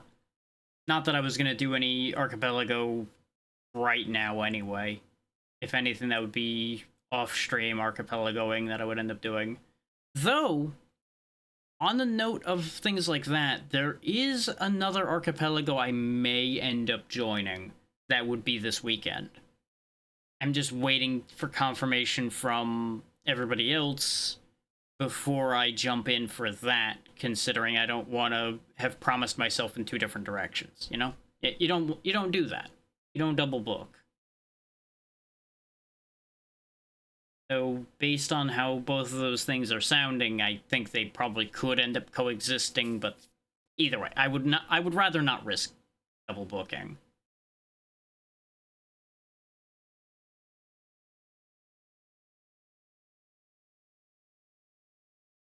I'm just trying to make a decision between my remaining options here.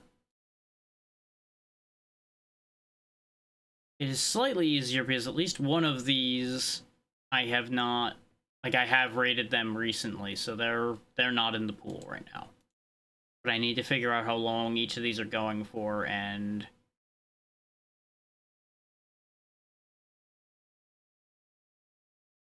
okay, that's a solid choice because they're actually in a quiet moment right now. Yeah, we'll just go with that then. Easy. Makes things very simple when I find easy answers to my problems. We'll go see Aki Hoshikawa, who is one of our fellow Dragon Council people, and they're always very, very nice, so very good choice to pick for today.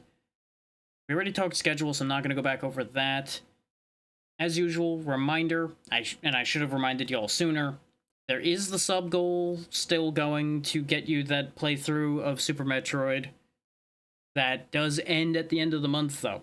You don't get it by the end of the month, that's not happening.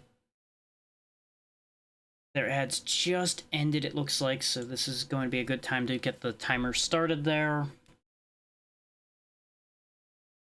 Yeah, I don't really have anything else of note to add right now.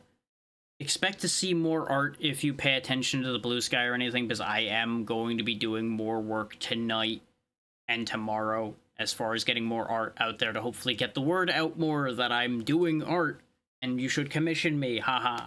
Anyway, be good to Aki, she's good people. Thank you all so much for your time, and I will see you on Thursday. Good night, everybody. Otherwise, I was going to just ramble on for God knows how long.